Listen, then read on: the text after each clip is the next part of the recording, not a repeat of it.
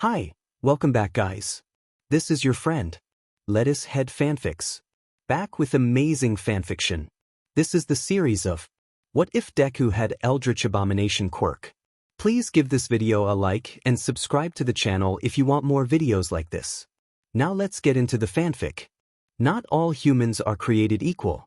Izuku learned that at the age of 4, when his mother finally told him what they were. See, he wasn't human. Not entirely, at least. A flurkin, she whispered, as if fearing someone would hear. The terrible beasts of legend that could devour entire cities and escape under an animal disguise. Izuku thought they sounded cool. His mother and father thought otherwise. His mother had a good reason for wanting to stay hidden. Izuku's father died when he was 3. The sole casualty of a villain attack. All because he was believed to be a villain too when he tried to use his powers to defend himself. The hero didn't bother saving him from the real attacker. Only focused on the bigger villain and arresting them. So from ages 4 to 12 he never used his other powers. He never tried to, knowing it would make his mother panic. He wanted to. So badly he wanted to see what he was capable of. His mother never used her powers to do anything but transform. With his father dead, and knowing of no other creatures like him, he had no one to show him what they could do. Logically, he knew he could eat big things from what all the stories said, but not how. Not how much or how big or just how. Was his mouth like a shrink ray?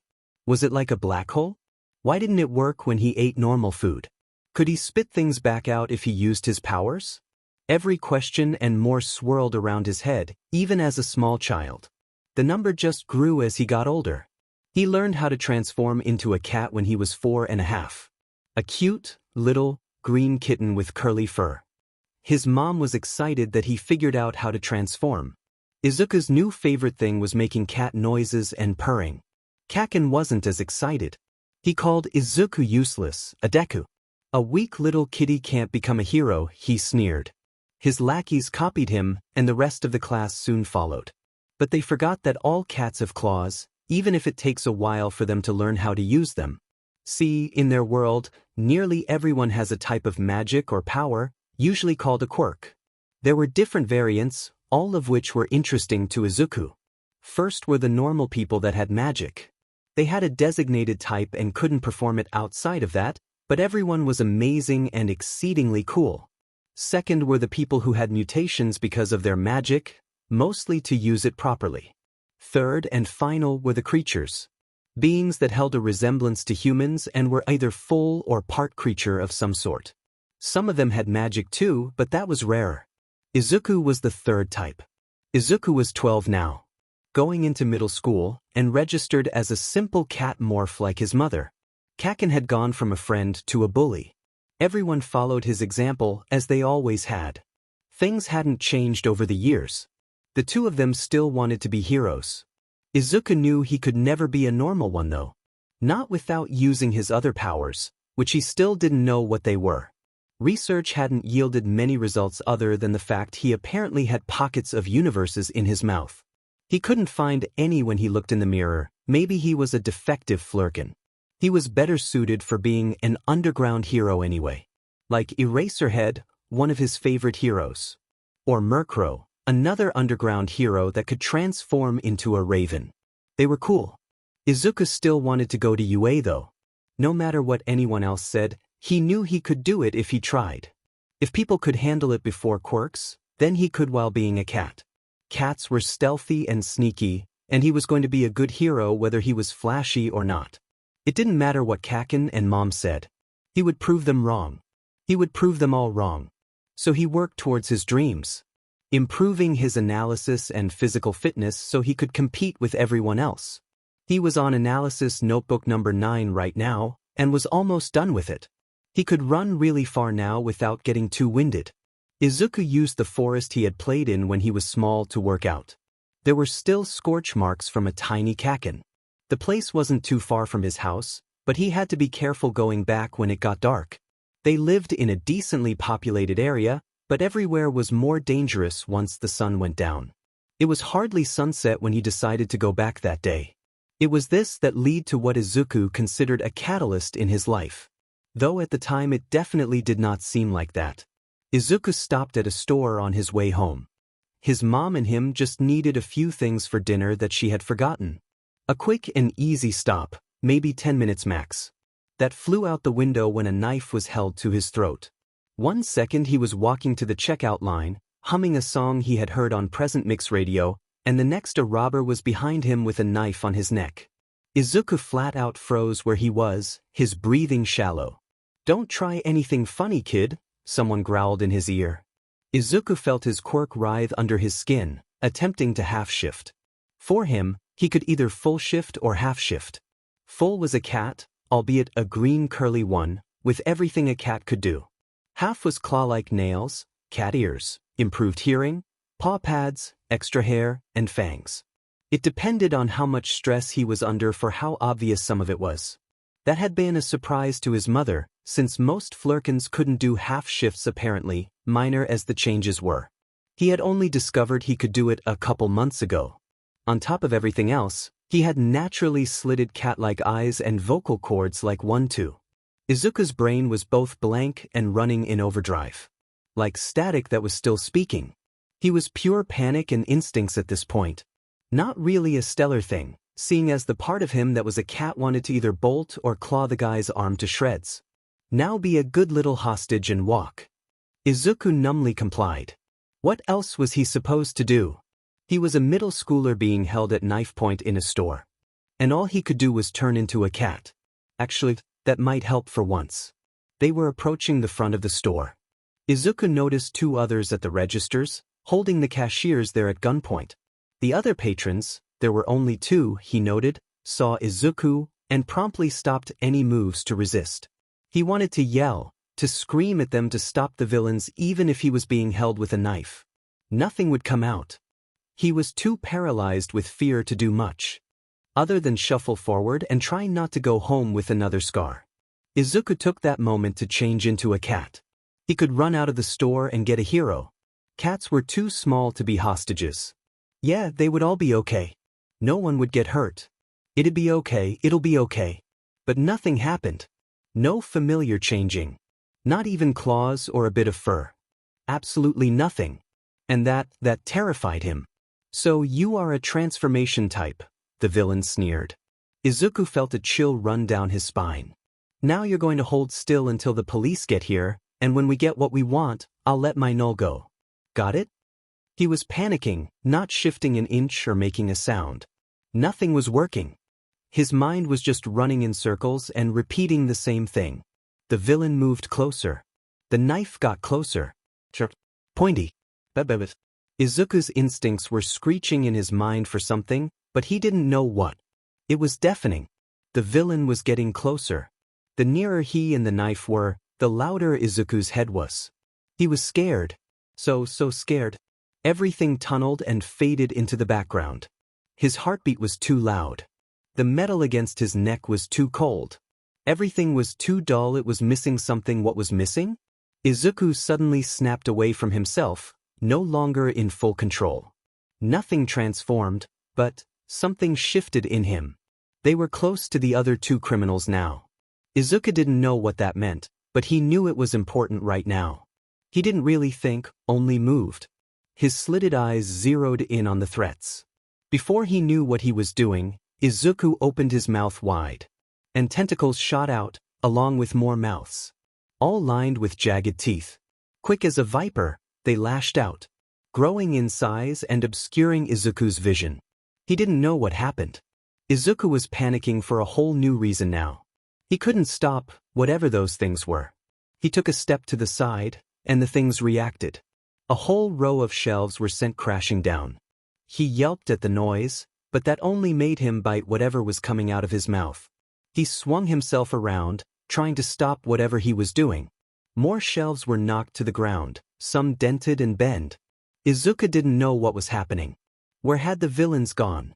What were those things? Why was no one doing anything? A chunk of the wall was gone when he turned back around. And he tasted it. Plaster was disgusting, he decided. People were screaming. They were running out of the store now. Where had the villains gone? Izuku felt exhaustion start to pull at him. Like using a muscle he hadn't before. He felt heavy. There was a tingling at the back of his head. He was still scared. A sound finally broke through the din. A voice. Izuku didn't recognize it, but it calmed him. Enough to hear the words at least. Kid, can you hear me? Izuku stopped moving around, listening. He couldn't talk, so he nodded. The things followed his movement. Hey, so you can hear me now. Kid, you need to stop these. Izuku let out a high-pitched whine. He wanted to listen. He wanted to stop and go home, but he didn't know how. It's okay, kid. Just try breathing. Calm down a bit. Count with me, okay? 1, 2, 3. Izuku closed his eyes and counted along with the voice. His breathing evened out after a few minutes. The things coming out of his mouth didn't lash out or destroy anything else. The pull of gravity seemed to increase and drag on his bones. Okay, kid, can you try, sking them back in? Izuku kept his eyes closed, but hummed to let the person know he heard. All he had to do was get the things to go away. Maybe it was like another tongue or something. Yeah, he'd just have to go with that for now. The jaws and tentacles retracted back into his mouth without much trouble. Izuku opened his eyes, though his eyelids felt heavy. The store was a wreck. Half the shelves were knocked over with their contents on the ground. There was a massive chunk taken out of a side wall, though it didn't go all the way through. Plaster dust sprinkled the ground around it like snow. And the villains were gone. All 3 of them. One of their guns was on the ground. There was no blood, no scraps of clothing. Nothing left to even suggest they had been there. Everyone else had already evacuated the store. Had he done this? Something made a noise off to his left, where the store entrance was. He whipped around, a snarl already on his face with sharpened fangs. Whatever that was, had worn off now. He felt his power, Cat Morph 1 this time, come out without him trying.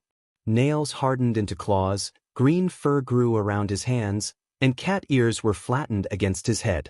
Sounds were louder now, but it let him hear whoever it was approach. The expression melted like wax when he saw who it was. He recognized them, the pro hero Eraserhead. Capture weapon on his neck and goggles over his eyes. If he wasn't so panicked and out of it, he would be fanboying. As it was, he was more cat than human right now. Or, Flurkin? Was that what that had been? Hey kid, you alright now? Eraserhead asked softly, edging closer. Tried to hurt me, Izuku growled, eyeing the approaching man. It wasn't him speaking, not really. I saw what happened. Was that your quirk? Don't know. Never tried. Only turn into cat, not more. Mom said not more. Listen to Mom. Okay then, questions for later. You sound out of it, kid. Do you need to calm down for a minute? Izuku closed his mouth and nodded. Eraserhead came closer, and his ear flicked to listen to the hero. But Izuku trusted him. Eraserhead was his second favorite hero for a reason. He was a good person. It took a few minutes, but Izuku eventually regained his bearings. The instincts screeching in his head stopped, and he turned back to full human. Eraserhead finally came within arm's reach of him. Up close, Izuku could see just how cool his capture weapon was. Though it was funny the man wore it during the day. He was an underground hero, they worked at night, so why was he here? You good now, kid? I'm okay now. Good. Now, can you tell me what that was? I don't know, sir, Izuku whispered, shrinking in on himself. I didn't mean to destroy the S-store. I know you didn't, kid. No one expects you to keep your head when a weapon's pointed at you. Come on now, let's get out of the rubble. Izuku nodded and followed Eraserhead out of the ruined store. Once out on the street, he saw that there were police cars parked nearby. Oh no. They were going to arrest him. He too young to go to jail. He stayed close behind Eraserhead as they neared the cluster of police. There were a few other heroes there too, Izuku noticed. If he didn't think he was in danger of getting arrested, he would ask for their autograph. Eraserhead seemed to relax when one of the cops came over. He was dressed in a tan trench coat and a fedora, which Izuku found funny for someone in the police force. The man walked over, obviously familiar with Eraserhead. Eraserhead, nice to see you, the man greeted. Do you know what happened here? 3 villains, 2 with guns, 1 with a knife. Took a hostage in a robbery. Come here, kid. Izuku cautiously edged closer, coming to stand beside Eraserhead. A new part of his quirk emerged, causing the damage. He didn't know it existed. Okay then, and the villains? That's where it gets complicated. His new powers ate them. Tsukachi blinked at the two of them. He ate them. I didn't mean to. Izuku blurted. He was holding a knife to my neck and I thought I was going to die and I didn't want to die. I don't know what happened, but then things came out of my mouth and the villains were gone and the store was a mess and I'm so sorry. Hey kid, it's okay. We know you didn't mean to, Eraserhead said quietly, putting a hand on Izuku's shoulder. What's your name? Tsukachi asked. Izuku Midoriya. Ah, that explains it. Izuku looked up and saw the detective looking at him in understanding. You're a flurkin, aren't you? Izuku reeled backwards and away from the detective. Hardly anyone knew what flurkins were anymore. If they did, they either knew one personally or they thought they were monsters. He had no way of telling which one this man was. What? Kid, it's okay. Calm down. Eraserhead sounded worried. Why was he worried? The detective put his hands up in surrender. Izuku was tense, ready to run. He couldn't outrace police cars, but a man with no visible quirk was feasible. Maybe not Eraserhead though. It's okay, Midoriya. I was familiar, your father. Izuku froze, staring at the man who had his hat in his hands. His dad. This man knew his dad. His dad who died before Izuku could even transform. His flurkin dad. You knew him? I knew him from where he worked, and the villain attack when he died. I was the one who dealt with the hero's punishment. Oh, was all Izuku said. Mind filling me in? Eraserhead asked, looking a bit confused. Sorry, Eraserhead. Midoriya's father was a man I knew who died in a villain attack due to creature discrimination. The man looked to Izuku for a moment, asking a silent question. Izuku nodded, staring at the floor. They're flurkins. They're flurkins. Izuku flinched but stayed where he was, tensely waiting for what Eraserhead thought of him. There was a reason his mother insisted he acted as a cat morph and nothing more. That explains a lot. Izuku's head shot up at the complete lack of malice in Eraserhead's voice. Just understanding. Don't look so shocked, kid. I deal with black markets. I'm also a hero. It's our duty to know about these things. Eraserhead shrugged, like he hadn't just splintered Izuku's worldview. For most of his life, Izuku believed that telling anyone he was a flurkin was essentially a death sentence. That anyone who heard would chase him away, or at the very least pretend he didn't exist. It had happened a few times when he was little, before he knew any better, and the memories weren't pleasant. One woman had literally whacked him with a broom to make him leave her store. He had been 7, and that was the last time he told anyone what he was. Now Eraserhead, one of his favorite heroes, was telling him it was okay. That he wasn't going to hurt him for being a flurkin. He had even seen others apparently. Midoriya, Detective Tsukachi's voice brought Izuku back to the present. Eraserhead said you ate the criminals, correct? Izuku nodded. Do you think you can spit them back out? Izuku stared at the man blankly. Spit them out? How was he even supposed to do that? Didn't he just say he ate them? But you don't know much about your powers, do you? No. Mom said to never use them. I didn't even know I could do that. All right then, Tsukachi sighed. Do you have, I don't know, a metaphor or something that could help you visualize it? Izuku blinked, his mind kicking back on. He dissolved into muttering, missing the curious looks the two adults sent him. Eventually, he looked back up at them with an idea, and a smile to match. It's like a hairball. Izuku watched as Eraserhead choked on air and Detective Tsukachi covered his mouth with a hand. He tilted his head curiously. Sorry Midoriya. You were saying? Tsukachi said. Why? It's sort of like a hairball. I can almost feel what I ate, I guess. It's there, but I don't know where or how to get to it. So I kinda just have to cough it up. Odd metaphor, but it's worth a shot, Eraserhead commented, shrugging. Go ahead, kid. Izuku nodded and took a few steps back. He had seen what the aftermath of the store looked like, and he really didn't want to unleash that near people again.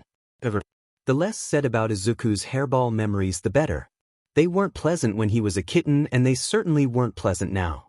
After some coughing and hacking, Izuku was surprised when the things came out of his mouth again. Not explosively like last time either. They spat out the 3 soggy criminals out on the floor, and then disappeared just as fast. Izuku stood there coughing for another few minutes before he could properly breathe again. When he looked up, the 3 villains were in HNCFS and Eraserhead was standing nearby. "You good, kid?" I'm fine now," he answered, eyes trailing back to the villains. The very much alive and in one piece villains. "They're okay, right? You don't know about your own powers," Eraserhead sighed. "Flurkins can either eat things like normal, or hold them in pocket spaces. As long as you don't bite things in half, then they'll be fine. Might come out covered in spit, but otherwise unharmed. Goes for humans too, apparently." Izuku nodded along. He was learning more about his Flurkin powers in these few minutes than he had in 8 years. From one of his favorite heroes of all things. It was then that one of the villains, being locked in a police car, spotted Izuku.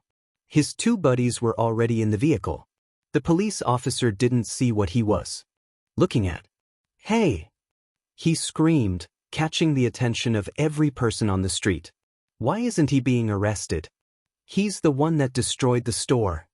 In an instant, Izuku's hopes sunk to the crust of the earth. Dozens, if not hundreds, of eyes turned to him. Some more hostile than others. He felt so small, so exposed in the open street. He had to get away. Had to get to safety. Without really realizing it, Izuku had stumbled away from Eraserhead, who was trying to talk to him again. It didn't reach his ears. There were so many people. So many glares. Izuku shifted into a cat and sprinted away, weaving between the legs of people before they could even react. Shouts followed him, but he didn't hear the words.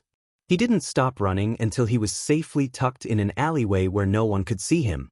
The noisy streets were muffled there. Izuku didn't know how far he had run, but he was tired now. Maybe a small nap wouldn't hurt. Then he could return home and pretend this never happened. Except he couldn't. Even after he got home and reassured his mom he was alright, he told her about the villains, of course he did, it just might not have been the full truth, he couldn't stop thinking about it. He hadn't even been meaning to, but he had caused a lot of destruction. What if it happened again? He had no idea how to control his newfound powers. At least now he knew what they were. Another part of him whispered about how good it could be for hero work. A hero who could transport criminals without anyone being even remotely in danger. A hero that could get rid of rubble easily, if only temporarily. A hero that could do both stealth and power. A hero that could save people with a smile and make them feel safe. It wouldn't leave him alone, and he knew he couldn't go and practice. Even Quirk-based gyms wouldn't allow him in. Not if he was trying to wrangle power that had destroyed a store and eaten people.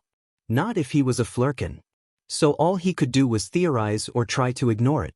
The latter wasn't working whatsoever, so the former it was. He filled half a notebook on theory and questions alone. That notebook was one he kept hidden from Mom. Maybe if he got into UA they could help him. It was still years away, but better late than never. His new powers could still be used to be a hero. All he had to do was pass the exam and tell a teacher he was a Flurkin. Problem. Big problem. Problem so big it could squish him. Just because 2 people, one of which was the Eraserhead, knew he was a Flurkin didn't mean everyone would be okay with it. The constant questions, theories, and trying to work around his problem battered his mind for a week. A week that ended with a knock on their door. Izuku paused what he was doing when he heard the knock on their door. He knew Mom wasn't planning on having anyone over this weekend, and solicitors hardly ever went into apartment buildings. For a moment he panicked, thinking it was a police officer or someone finally coming to arrest him for what he did to the store. They never charged him for it or anything. Then he heard the person speak, and immediately panicked for a whole new reason. Izuku tripped over his chair trying to get out of his room. He burst into the hall and stared out their open door. Because standing in the hall was Eraserhead. The Eraserhead. He didn't have his yellow goggles on, but Izuku saw them tucked in his capture weapon. The hero looked past his mom to him. Izuku would later deny that he squeaked. Izuku, do you know who this man is? Mom asked politely. Izuku saw the underlying nervousness in her words. Why yeah, it's okay Mom. He's Eraserhead. Oh, Tage then come in. You said you had something to speak to us about? Mom held open the door for their guest. Izuku led the way to the living room, trying not to show how scared he was. That seemed to be happening a lot lately. Eraserhead followed him almost silently. The three of them sat around the coffee table. Two way more nervous than the other one. First, I would like to tell you that the store is not pressing charges for the destruction caused, Eraserhead started. Izuku felt himself relax a bit, but then tensed again when he realized Mom had no idea what he had done. The damage was covered under their insurance for newly discovered quirk, but that's not why I'm here. Izuku, what's he talking about? Crap. Mission abort. Mission abort. Oh no. Why did he think this was going to turn out okay? Oh, maybe because he didn't think Eraserhead would track down his house.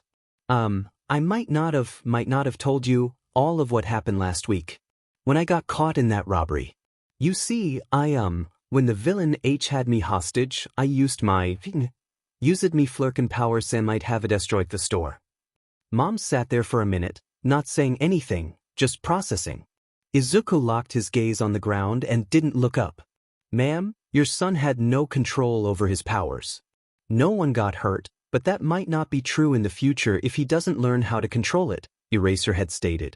Izuku still didn't look up. Which is why I came with an offer. Izuku's head shot up at that. He saw his mother do the same. Eraserhead was carefully blank at their incredulous stares. Let me explain. Having someone with a powerful quirk out of control is extremely dangerous, especially considering what his powers are. I mentioned it to my boss, and he, Eraserhead sighed, looking at the ceiling for a moment. He offered to train Izuku. Izuku glanced over at his mom. She was blank, just staring at her hands that rested in her lap. Suddenly, Izuku wanted to go and hide under something. Izuku, we've talked about this. I didn't mean to use it, Mom. But I still want to be a hero, and that means I need to use my quirk. All of my quirk. Izuku was determined. He had worked towards his goal for years. Now that he actually knew what the other half of his quirk did, he wasn't about to let this opportunity slip through the cracks. It didn't matter who Eraserhead's boss was. If they could train him, then he wanted to do it. He needed to do it. So he set his jaw and prepared to tell his mom why. You know how dangerous it is, Mom said quietly. You know what happened to your father.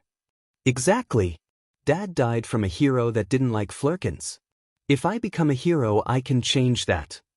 And what happens when that doesn't work? People aren't kind, Izuku. They'll never see you as a hero. I don't care. He cried, flying out of his chair. I don't care what people say about us. I want to save people, and doing this can help. I know people don't like flurkins. I know they see us as villains, but Mom, I just want to save people. I don't care if I'm underground or not. If I can save more people by using my full quirk, then I'll do it. The room was quiet, Mom not saying a thing. Izuku knew he shouldn't have yelled. What he said was the truth though. He didn't care if he was in the hero rankings or not, he just wanted to save people. You want to be an underground hero, kid? Eraserhead asked, finally breaking the silence. If it's what lets me be a hero. I don't really care about the rankings as long as I can do something good. Huh, that's the first time I've heard that from a kid your age. It is? Mom questioned, sounding a bit skeptical. Yes, most children his age only care about being a popular hero. You're in what, middle school? Izuku nodded, pointedly avoiding Mom's stare. With thinking like that, you have the potential to be a great hero, kid. Izuku beamed at the hero. It took him a second, but he realized this was the first time he had heard that. His hero believed in him. He actually believed he could be a good hero. That just left one person to convince. Please, Mom, at least listen to what he has to say? Mom held his gaze for a second, then sighed. Fine. Izuku sat back down again, watching Eraserhead intently. The man shifted in his seat, but took the as his cue to talk again. As I said, my boss offered to train your son, Mrs. Midoriya. His quirk is dangerous if left untouched, even if he didn't intend to be a hero. If another situation like the one last week happened, then it's very likely people would get injured. And just who is your boss? Nedzu. Izuku almost fell out of his chair. Nedzu. The Nedzu. The smartest creature on the planet. And he wanted to teach him. Wait, Nedzu was the principal of UA. He was Eraserhead's boss. Did that mean you teach at UA? Izuku exclaimed. Yes, I do, Eraserhead sighed again. While I would offer to teach you myself, my quirk doesn't work against mutations. When I tried to erase your tentacles, nothing happened, so I can only assume they're not transformation-type magic.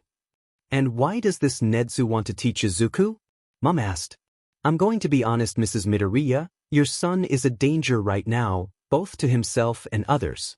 Flurkin's powers have the potential for a lot of destruction if it can't be controlled, but he also has a lot of potential to be a hero. Both Nedzu and I saw that, and we made the logical conclusion. Even if he gets into a hero school, your son would have maybe 2 years compared to their 10.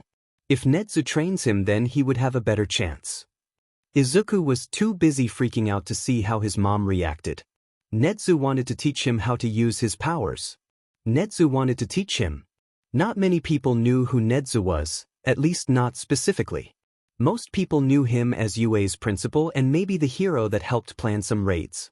Izuku, however, knew a bit more.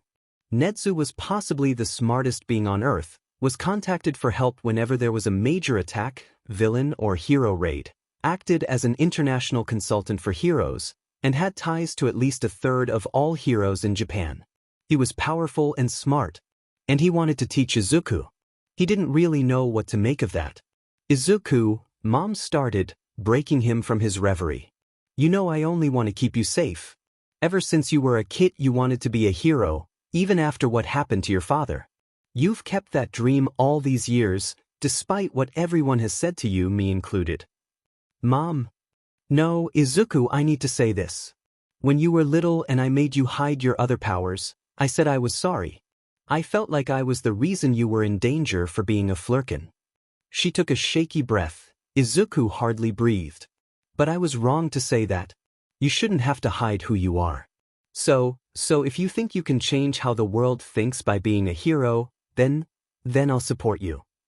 Izuku didn't really register he was crying until he tried to talk, and all that came out was a sob. That had been what he wanted Mom to say all those years ago. Just that she would support him in what he did. It didn't matter if she approved of him being a hero. He dove forward to give her a hug through the tears. The tears eventually stopped. Izuku backed up again. Only then did he remember Eraserhead was still there. The man looked extremely unsure of what to do. Sorry, Mr. Eraserhead, sir, Izuku stuttered. You were saying? I was saying the decision to accept is up to you, but either way you need training, kid. Uncontrollable quirks as powerful as yours are dangerous. If I agree, then what exactly would he be doing? Mom questioned. Izuku was mentally buzzing at the implication she would say yes.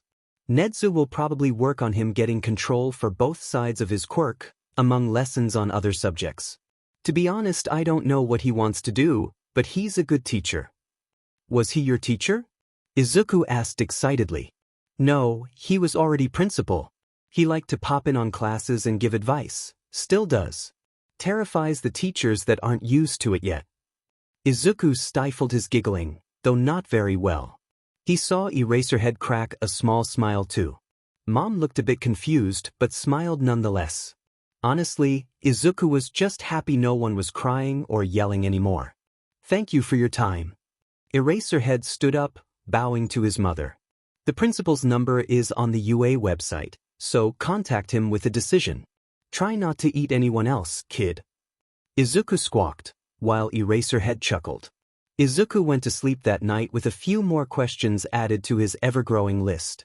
Despite that, he slept well. Maybe his dream was finally coming true. Izuku might have only gotten 4 total hours of sleep last night, but that wasn't about to stop him from being on time. Mom had agreed to at least let him go meet with Nedzu, which involved him going to UA.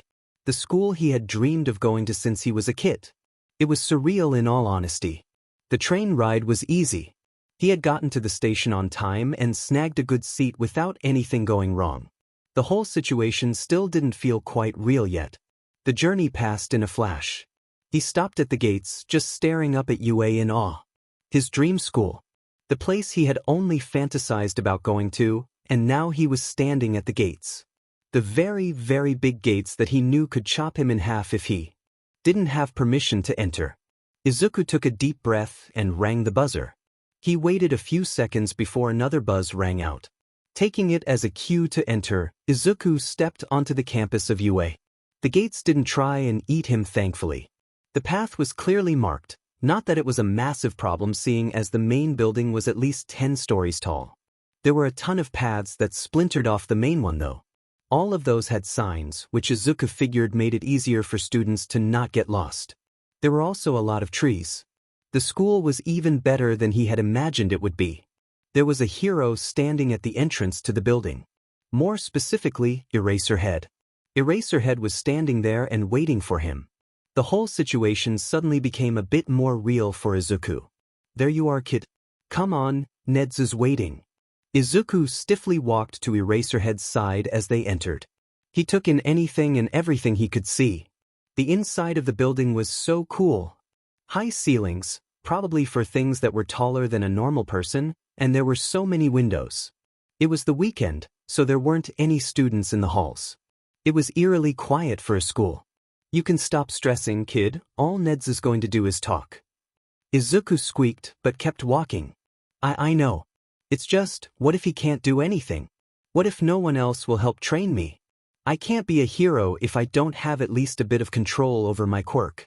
Especially since it eats people. Kid, you're fine. Nedzu wouldn't have called you here if he didn't think he could do anything. So take a deep breath and get through it, you'll be fine. Thank Mr. Eraserhead, sir. You're good at this. I'm a teacher, I have to be. No, you don't, Izuku whispered, mostly to himself. He didn't look up from the floor to see if Eraserhead had heard. The rest of the walk to the principal's office was quiet. Izuku would say silent, if not for the screaming and banging they heard around the 5th floor. Eraserhead just sighed and rubbed his temples. Izuku was confused, but went with it. Probably better to not ask if that had indeed been present. Mike, he had heard screeching, "That's my bagel, you overcooked piece of tofu." Eraserhead knocked on Nedzu's door and waited. A cheery voice told them to come in. The door was pushed open to reveal a relatively normal-looking office. Izuku more or less hid behind the hero as they entered. Nedzu was sitting on one of the couches in his office, pouring a cup of tea. He looked up with a smile, one Izuku didn't know if he should believe or not. Hello. What am I? A mouse, a dog, a bear? Who knows? I'm the principal of UA. You must be Izuku Midoriya. Take a seat, the principal said, beckoning them over. I heard a bit about you, Mr. Midoriya.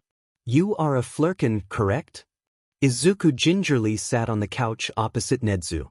He nodded in response, accepting the offered tea. Eraserhead sat beside him. And you have no control over your quirk? I can shift easily. It's the tentacles that I can't control. When I used them it felt like I wasn't the one controlling them. Ah, I see. You did not know about the second part before then, yes? Why, sir? Nedzu hummed and sipped his tea. Izuku followed his example, having nothing else to do. It was good tea. I have been granted access to your school transcript and have looked it over, Mr. Midoriya. You have high grades in all classes, though you are registered as a cat morph. Care to explain that? And my dad died when I was really little because he was a flurkin. My mom wanted to protect me, so we were registered as cat morphs in instead. Ah, I see. That is also the reason she did not tell you about the second part of your quirk? Yes. Yeah. And you have no family members to teach you? Eraserhead asked. Oh, but she lives far away, and is really busy. I think her powers are weaker too. I never heard of her being able to wreck anything. Nedzu took another sip of his tea. Eraserhead nodded, looking like he was thinking about something. Izuku more or less just wanted to sink into the floor right now. Midoriya, would you mind if I gave you a test? Nedzu asked cheerfully. Izuku blinked. I'm sure. On what subject? All of them. Izuku blanched. A test on all subjects? Did Nedzu mean the ones in school or ones for adults too? Did it include physical fitness tests? He was so confused and his stress spiked. Don't terrify the child, Nedzu. He means school subjects with a bit more added in, kid, not every subject he knows. Izuku let out a sigh of relief, nodding. He could handle school subjects. Studying and notes were what he was good at. With no friends and bullies living nearby, he didn't exactly have many options. Hero forums only had so many posts and napping only worked if he was tired. The result was high grades and going on searching tangents when he had nothing else to do. On a related note, he now knows Tasmanian devils scream when they find food and that bats fly through the power of jazz hands. Nedzu left to get something, probably the test. Izuku took the time to finish his tea and mentally go over what they had learned that year in class. He also recalled some of what he had learned in his own time, just in case. Honestly, he was a bit confused on why he was taking a test. It was written by Nedzu though, so it would undoubtedly have high standards. A thick stack of paper was dropped onto the table. Izuku managed to swallow his tea before he spit it out. Nedzu gleefully handed him a pencil. You have as long as you need to answer as many as you believe yourself capable. Eraser and myself will leave you to the test. With that, the two heroes left. Izuku glanced between the packet and the door for a second. He steeled himself and got to work. Surprisingly, most of the questions were up for interpretation. A lot of them had him explain his answer or thought process. A good portion of them were actual multiple-choice questions on subjects he knew though. Even if most of those were things Izuku only knew because he was curious and not from learning them in class. He finished the test, or at least most of it, in a little under 2 hours. Another 10 minutes for skimming over his answers too.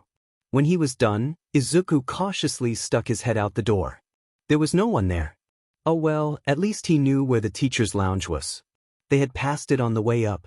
Izuku made his way down the hall and to the elevators, going down to the 5th floor. Once there, he just followed the sounds of people. In an empty school, it wasn't exactly hard. The door was propped open, so Izuku pushed it in. There were only a few people inside, none of which noticed him enter. He stood there for a second, just taking all the people. Eraserhead and Nedzu were there. He expected that. What he had not been expecting were Present Mike, Midnight, Cementos, Snipe, and Vlad King to be somewhere around the room, either sitting calmly or yelling. If you think pancakes are better than waffles, you can fight me, Nemuri. Present Mike screeched. Bring it on, you oversized cockatoo. Midnight fired back. Can I please get a waffle? Cementos said, surprisingly calm despite the chaos surrounding him. Izuku was mildly impressed. No, you cannot. Kitty boy. Present Mike exclaimed. Izuku jumped. All of the attention was suddenly on him. The heroes, teachers, looked curious. Ah, Midoriya, did you have a question on your test? No sir, I finished.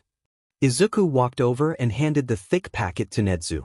The principal didn't say anything, but eagerly took it and began reading it over. Izuku suddenly became aware the room was silent. Kid, how long did that test take you? Eraserhead asked from one of the couches. Around an hour and a half, maybe closer to 2 hours? Why? Holy s crap. Present Mike yelled, staring at Izuku. You finished Nedzu's hell test in nearly 2 hours? Yes. Wait, as in the hell test we had to take? Midnight asked. Altered for a middle schooler, but in essence, yes, Nedzu answered, not looking up from the papers. Various astonished curses were echoed around the room. Present Mike apparently the only one not shocked enough to censor his expletives. Izuku still had no idea what was going on. Holy crap, kid, what quirk do you have? Some sort of superintelligence. Present Mike asked, more like yelled, but all the same. Aizawa and Nedzu had matching smiles. The rest of UA's teachers felt a sudden wave of suffocating fear. Nedzu's teeth were too sharp to be human, and Aizawa just reminded them of Totoro. I don't have a superintelligence, Izuku stuttered out. I have transformation magic and a mutation type. So you're saying you're just that smart by yourself? Snipe questioned. Izuku did his best to tamp down on his fanboying. Why, I like to study? Holy shit, he's adorable too, he heard Midnight whisper. Izuku's face started to heat up. Wait, Cementos spoke up. Isn't this the kid you decided to teach how to use his quirk? Why yes he is, Netsu answered. So then why did he have to take the hell test? Oh, that's simple. I needed a benchmark for his knowledge, and also to see if he was worth taking on as my personal student.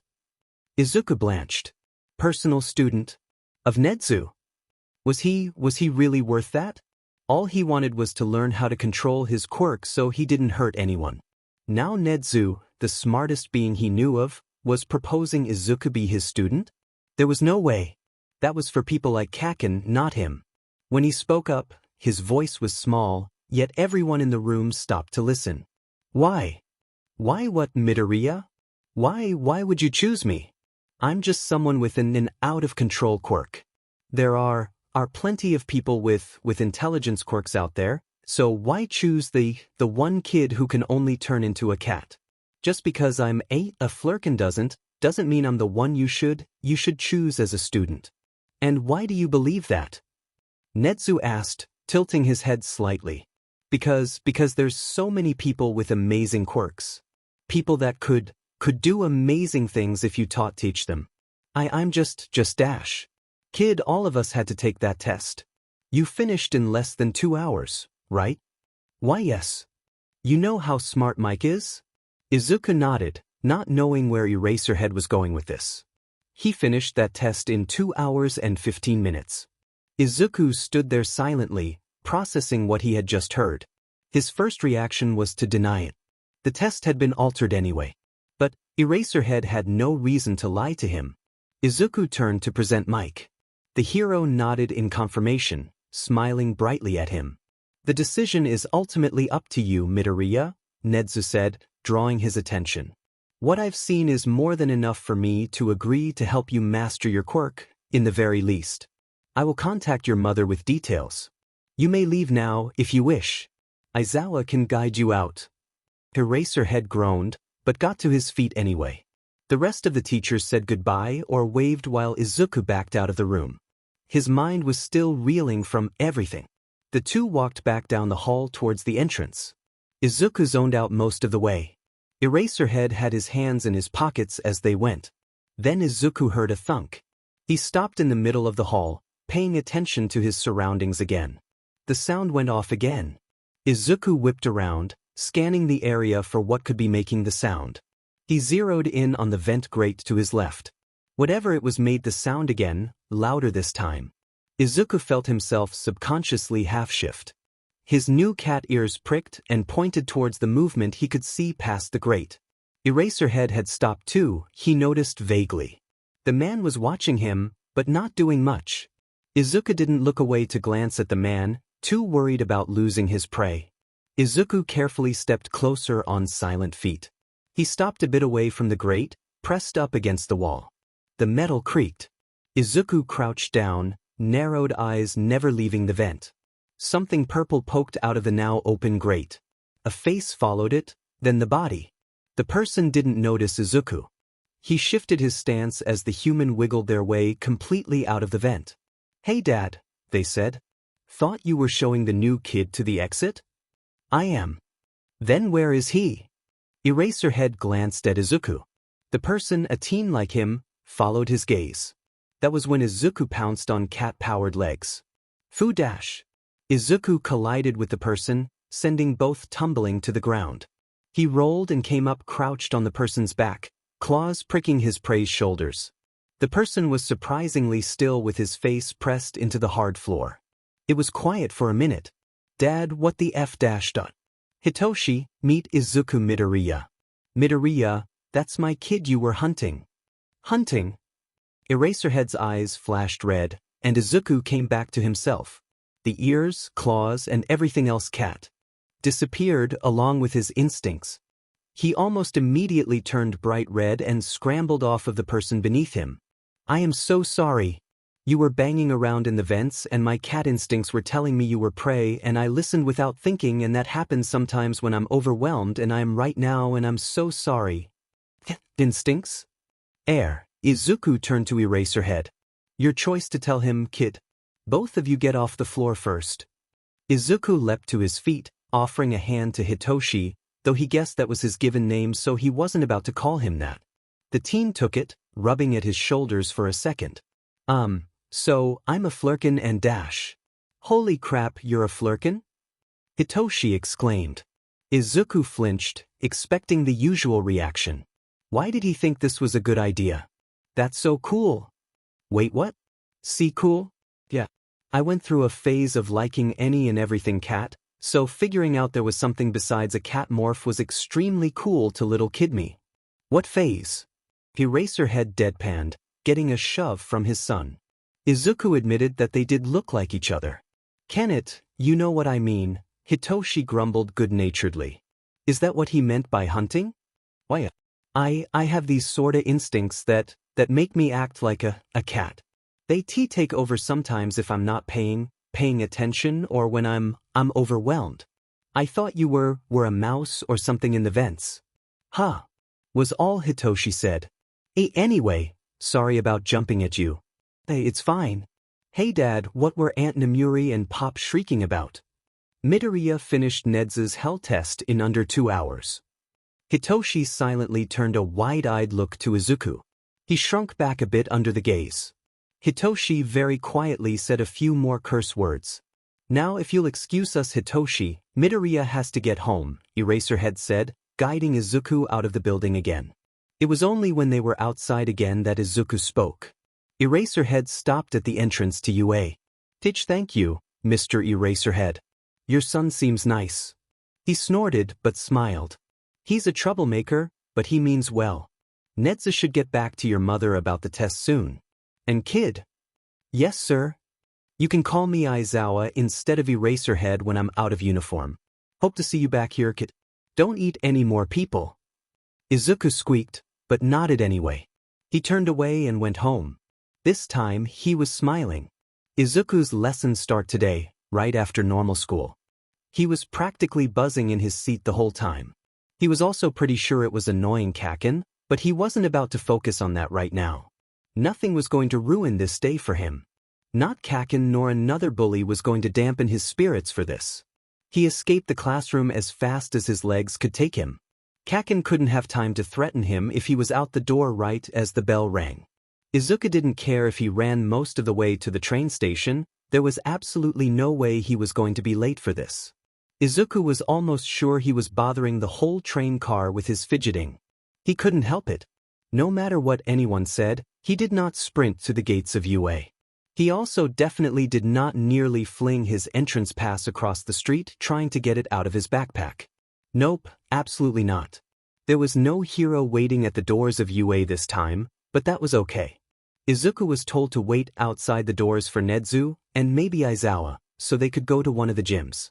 It was nerve-wracking though, since there were still UA students hanging around. Most of them gave him an odd look, but none of them did anything. He was led to a gym made of concrete once his teachers showed up. It was absolutely massive, and Cementos was there too. Izuku didn't care if he had already seen the hero before, he was still really cool. Now Midoriya, I was told you successfully spit out the criminals you ate, but do you know how to summon the tentacles in the first place? Nedzu questioned once they were at the gym. No, sir. It was easier spitting them out. I sort of felt them, I guess. There's nothing there and now. Izuku paused, thinking for a moment. Actually, there is something, but I don't know what it is. It's like, I know one of my muscles is there, but I don't know how to use it. Good analysis, Midoriya, Nedzu hummed. Could you possibly think of anything that could help you use this muscle? Izuku started muttering, looking at the floor. Nedzu watched with interest. Aizawa, having heard Izuku on a muttering spree before, flopped against the gym wall in his sleeping bag. It took a few minutes, but Izuku eventually stopped muttering. He smiled brightly at his two teachers, before going to explain. If spitting things out of like a hairball, then maybe the tentacles by themselves is just like another tongue? Not my normal one, obviously, but sort of like a frog tongue. And can you use that to harness your quirk? See, can I test it? Nedzu nodded, retreating to the other end of the room. Aizawa relocated his napping spot, ready to intervene if he needed to. Cementos joined him in diligently watching. Once everyone was a safe distance away, Izuku closed his eyes. He hoped his analogy could help him at least summon the tentacle things. It did.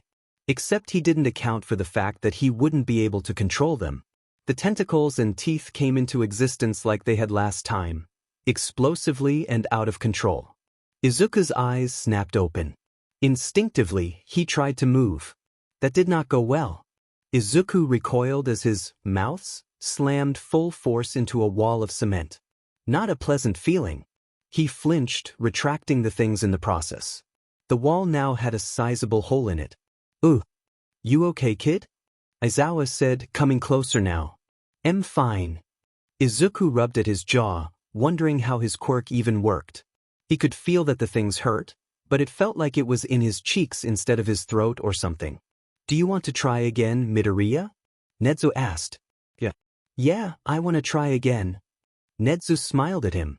Aizawa moved back, and Izuku tried again. He wasn't going to give up. He still had something to prove. Training went through. It didn't go bad, necessarily. Izuku was just hoping for more progress to be made. He could reliably summon the things but not control them. His mouth was sore and probably bruised now. Cement hurt. He came back a few days later for lesson number 2. It yielded the same results. He was getting better at making the tentacles go away, at the very least. As he got used to using the things, he realized something. It sort of acted like another limb, which was weird since it came from his mouth. But the more he used it, the more familiar he becomes with how it worked. Maybe he could use that. It was 2 weeks later that he finally did it. When he summoned the things, they didn't lash out. They stayed in place for a moment. Izuku didn't really know what to do. He wanted to jump around and celebrate and yell about his success, which was sort of impossible with his current predicament. Cementos created a small, thin pillar a few yards in front of him. Izuku made a mental note to thank the hero again after this lesson. Izuku focused and moved the tentacles and extra mouths towards the cement pillar. It felt like he was physically fighting for control. They moved slowly, but listened to him nonetheless. The pillar was promptly pulled from the ground and eaten. Izuku coughed as the things disappeared again. Cement did not taste good, he decided. Like Play-Doh mixed with rocks. "Midoriya, are you all right?" Nedzu asked, coming up beside him. Izuku looked at his teacher and grinned. "Other than eating concrete, I'm okay." "I finally did it, Nedzu-sensei." "That you did, Midoriya. Do you want to try spitting the cement out?" Izuku nodded hastily. The cement felt weird wherever it was being held. Another thing to add to his "how does my quirk even work" list. It came back up relatively easily. Covered in spit, but otherwise unharmed. The things went away again, hurting more than ever this time. Looks like control won't be painless, Izuku thought. The training and lessons continued. Slowly, Izuku gained more and more control over his quirk. It was still tenuous at best, but it was progress. His classmates seemed to notice too. Izuku never showed off anything in class. Ever. That was a rule of his that wasn't going to change anytime soon. Especially in 7th grade, where gossip ran wild either way. It was better they believe he was just a catmorph. But his class seemed to notice that he was gaining more confidence. Not just because of getting better, but because he finally had people that believed in him. Kaken wasn't happy about that. Izuku felt his glare on the back of his head for nearly the whole day. It was a lesson day. All he had to do was get through middle school classes and then he could go to UA. He could keep improving without Kaken breathing down his neck. It didn't go like that. Of course it didn't. The school day ended, Izuku packed up quickly, just like he always did. He didn't make it far. A sparking hand slammed itself onto his desk, making Izuku jump. He looked up and saw Kaken standing there with a sneer on his face. He had Izuku's analysis journal in his hand. Kaken. "Deku," he growled, reminding Izuku of a feral dog. "Want to explain where you've been disappearing to?" Hope it's not to fill your stupid if-analysis books. Maybe Izuku had gained more confidence, or maybe knowing what he could possibly do was delaying his fear. Either way, what he did next was extremely stupid. Give it back, Kaken. It's none of your business. Kaken raised an eyebrow. Izuku realized that while he had stood up to Kaken for other people, he had never done it for himself. Until now, that is. Or what, Deku? A single spark lit Kaken's hand, and Izuku hesitated. Kaken's smirk returned. Not so brave now. You better not still be trying to be a hero with your weak but quirk, cat. Izuku felt something break. Not snap or shatter, more like something held together by tape finally giving way. All at once it was just gone. I'm not weak. What was that, cat? Weak? Izuku hissed, standing to his full height, even if it wasn't much. And you can't stop me. Kaken did not like that. His smirk twisted into a snarl. Izuku took that as his cue to grab his notebook and leave. If only he was so lucky. Izuku dove for his notebook, managing to grab it before Kaken exploded it. His arm wasn't so lucky. Izuku reeled backwards, one hand holding the notebook and the other covering his new burn. Another scar to the tapestry. Kaken was smiling. How could you ever think you're strong when one little burn makes you cower? Izuku backed up a step, going over his options. Those were either fight Kaken, nope, or try and run. Considering he already had a hurt arm, fighting was definitely not an option. Not unless Izuku wanted to risk eating Kaken, which he wasn't. Escape then. He had to escape. The door was open, but Kaken was blocking it. It looked like no one else was in the halls now, so no one to intervene. His backpack was still open too. If he could put his journal in there, then he'd have a few less problems. There was no way Kaken would let him get to the door though. Not without more burns. Izuku was already going to have to explain the one he had to Nezu and Aizawa-sensei. He didn't need more. Then he saw the open window, and his adrenaline-addled mind gave him an idea. An idea that could very well fail extremely badly, but an idea nonetheless. All he had to do was put his notebook in the bag and dodge to the side before Kaken could get him. Simple. Probably. Hopefully. God, this was going to go so bad. Izuku slowly edged backwards, towards his bag. His notebook was held behind him. Kaken didn't move, but watched him sharply, waiting for quick movement. Sort of like an animal. Ironic, considering he was the one with normal magic and Izuku was part cat. His notebook slipped into his bag with hardly a sound. Kaken's eyes didn't leave Izuku's. He hoped Kaken didn't notice what he did. Now, the hard part. Izuku grabbed one strap of his bag and tensed to run. In one motion he half-zipped his bag and darted to his left. Kaken screamed something incomprehensible. Izuku didn't dare look to see if Kaken was aiming an explosion for him. He needed his eyes, thank you very much. Izuku half-shifted, focusing on his claws. Nezu and him had been working on his shifting abilities a bit. It hadn't been too long since he discovered he could half-shift, after all. His fingertips lengthened and hardened into sharp points. Heat hit Izuku's back. Izuku dove over Kaken's outstretched hand, and out the window. His claws caught the wall once he twisted around, slowing his fall. His shoes helped slow it even more. It nearly pulled his arms out of their sockets, but it worked. Kaken wasn't following him. His bag was safe. Izuku would have turned into a cat, since they almost always land on their feet. If not for the fact that his backpack would have either been left to fall with him or get left behind. Neither were an option. Kaken would have destroyed anything in his bag if he left it, and falling with a bag in his teeth would have unbalanced him. Not to mention the koi pond was almost directly under the window. Sliding down the wall like the vigilante crawler was by far the best option. It took all of a minute for Izuku to fully zip his bag and sprint off. Kaken would be storming down the halls right now, and Izuku didn't want to be there when the tempest exploded.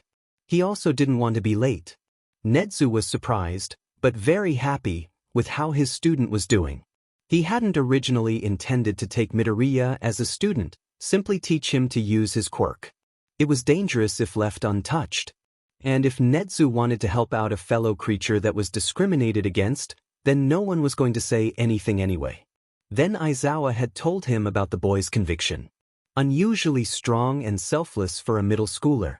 The boy appeared smart too. Nedzu just had to test him, so he took the approval test for UA teachers and altered it slightly. Nothing big, just taking out some of the more mature questions and ones only a licensed pro would know. Overall, it was still an extremely hard test. After Midoriya finished the test faster than present Mike, Nedzu made a decision. He would offer to take on Midoriya as a personal student alongside helping him with his quirk. 2 to 3 times a week the boy would come to UA to practice and be taught lessons on various subjects. Nedzu knew the boy's middle school would teach him the basic subjects, but Midoriya needed something more. Perhaps it would help him become a better hero too.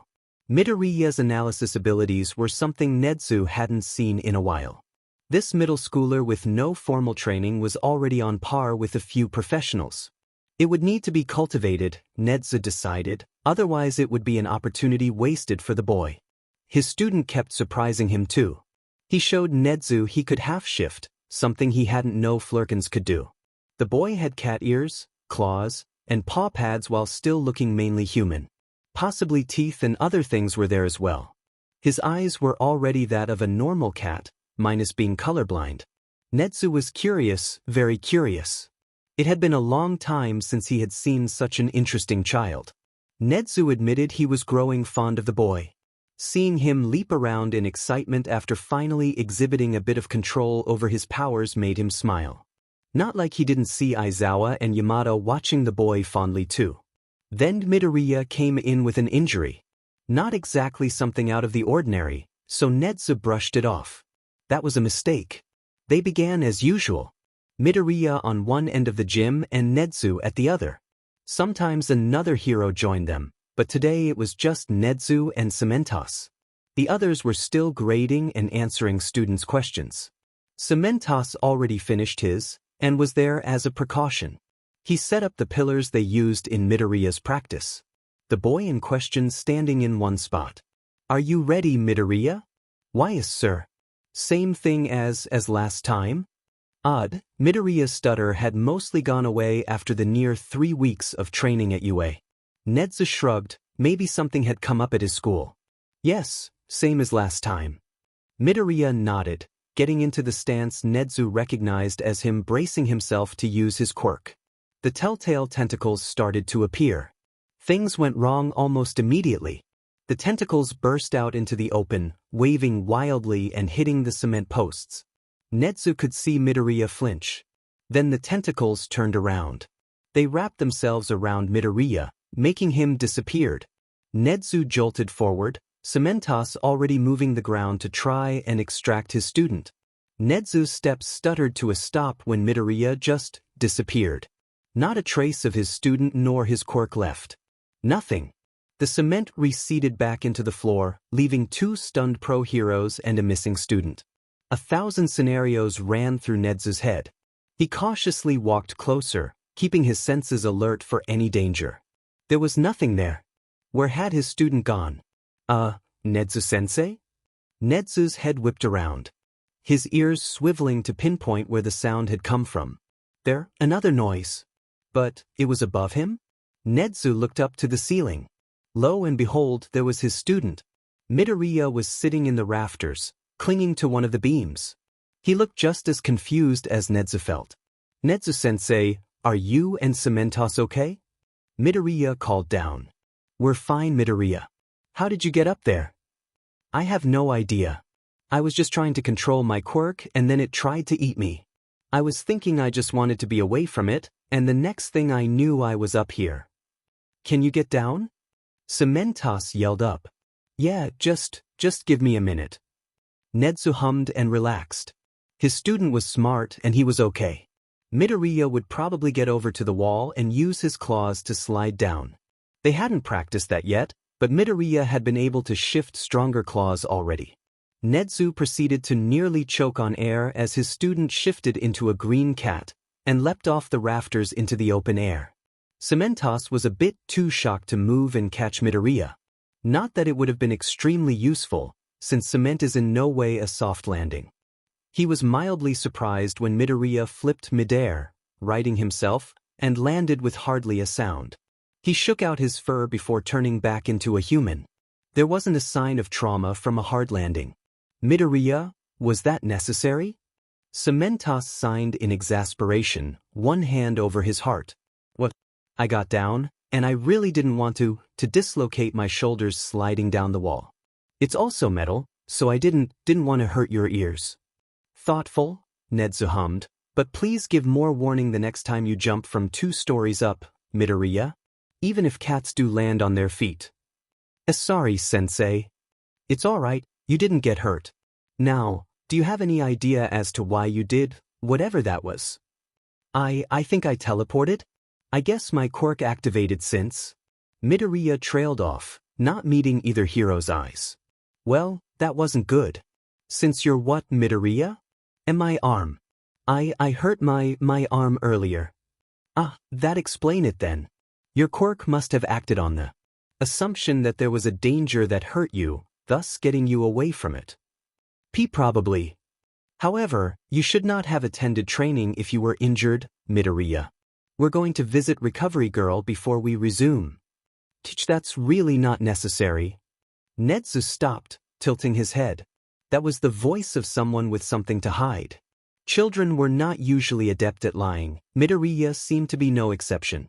He wondered what he had to lie about though. An injury was an injury that needed to be healed, simple as that. I don't want to bother her, Midoriya said, quieter this time. I'm not even a real student here. I can keep going, Nezu-sensei, it's okay. I insist, Midoriya, Recovery Girl has been wanting to meet you anyway. I wouldn't be a very good teacher if I made you continue while injured, now would I? Midoriya hesitated, but nodded. He shuffled towards the doors alongside Nezu without further protesting. The principal found it odd that he tried to cover himself with the lie, but brushed it off. His student hadn't showed he was in any danger before. It would be fine.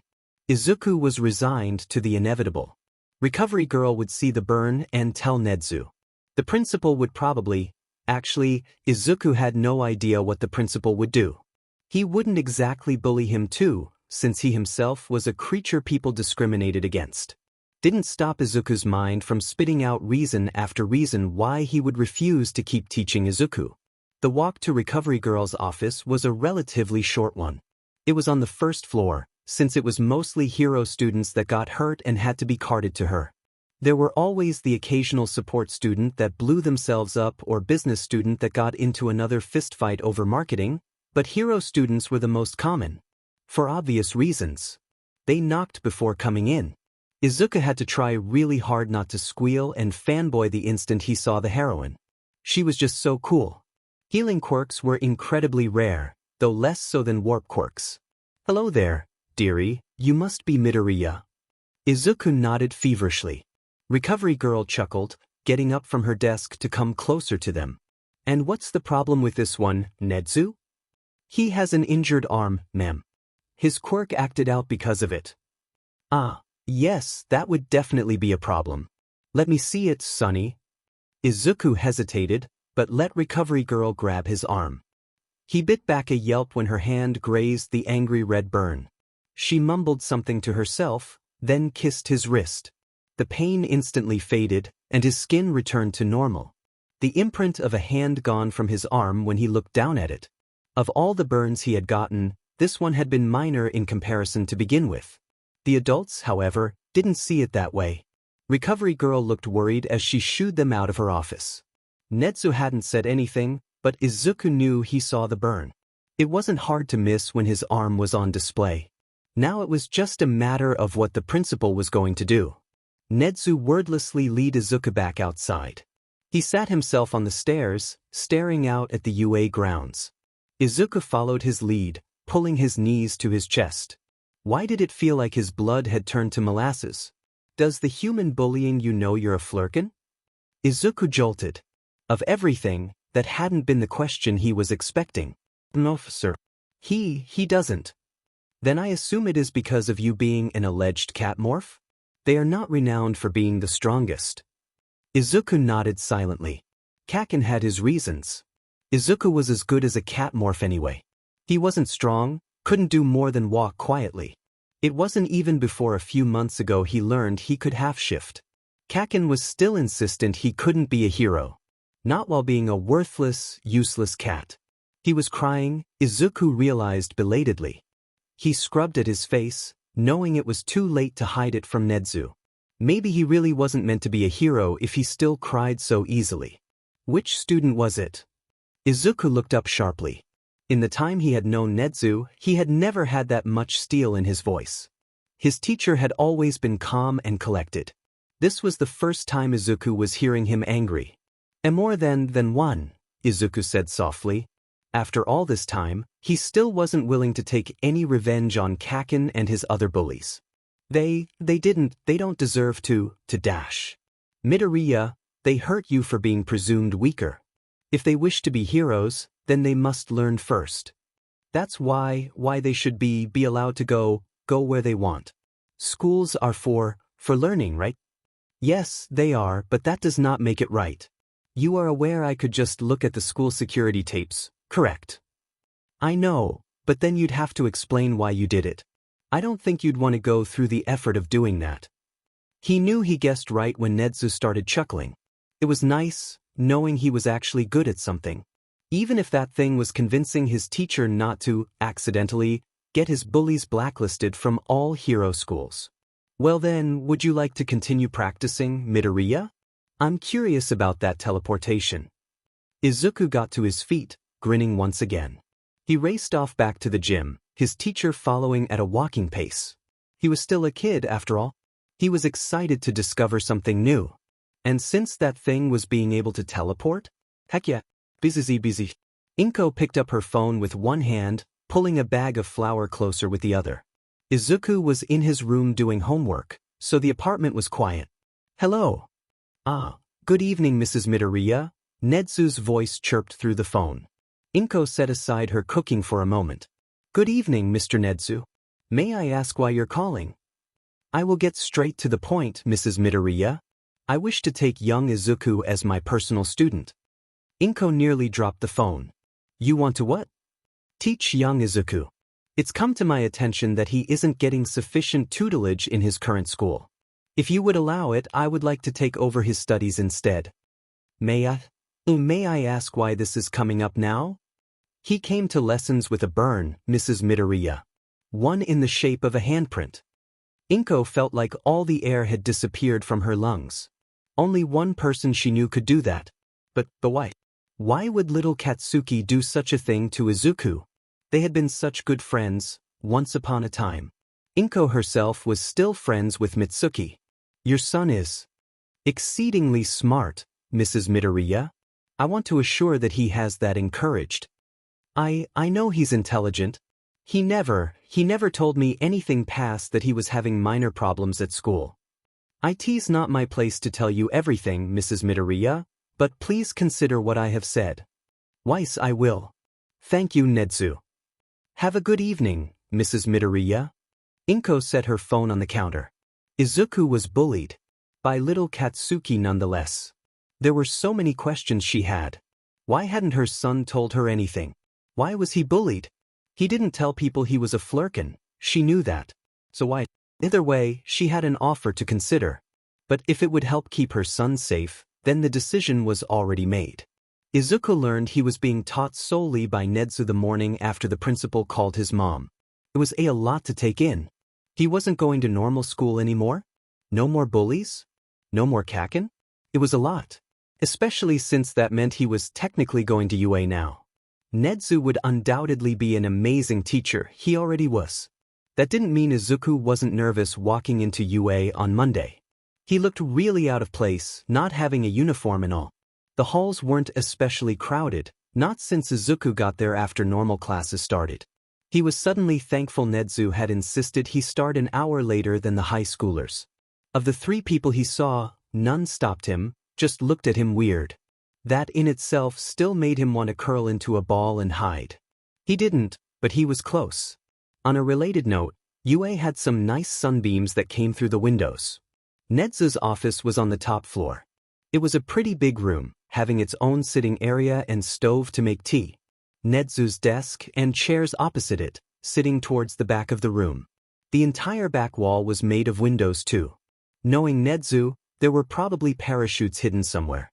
Being on the top floor made a good vantage point as well as an escape route. Along with another reason, but Izuku didn't want to dive down that rabbit hole. The principal himself was sitting at his desk. Papers scattered with no obvious rhyme or reason. Izuku figured the principal would be the only one to know if there was a pattern or not. There you are, Midoriya. Right on time. Are you ready for our first lesson? Yes, Nezu-sensei. Have you read this book before, Midoriya? No, sir. All right then, reading it will be your homework for this week. We will discuss what you read next Monday.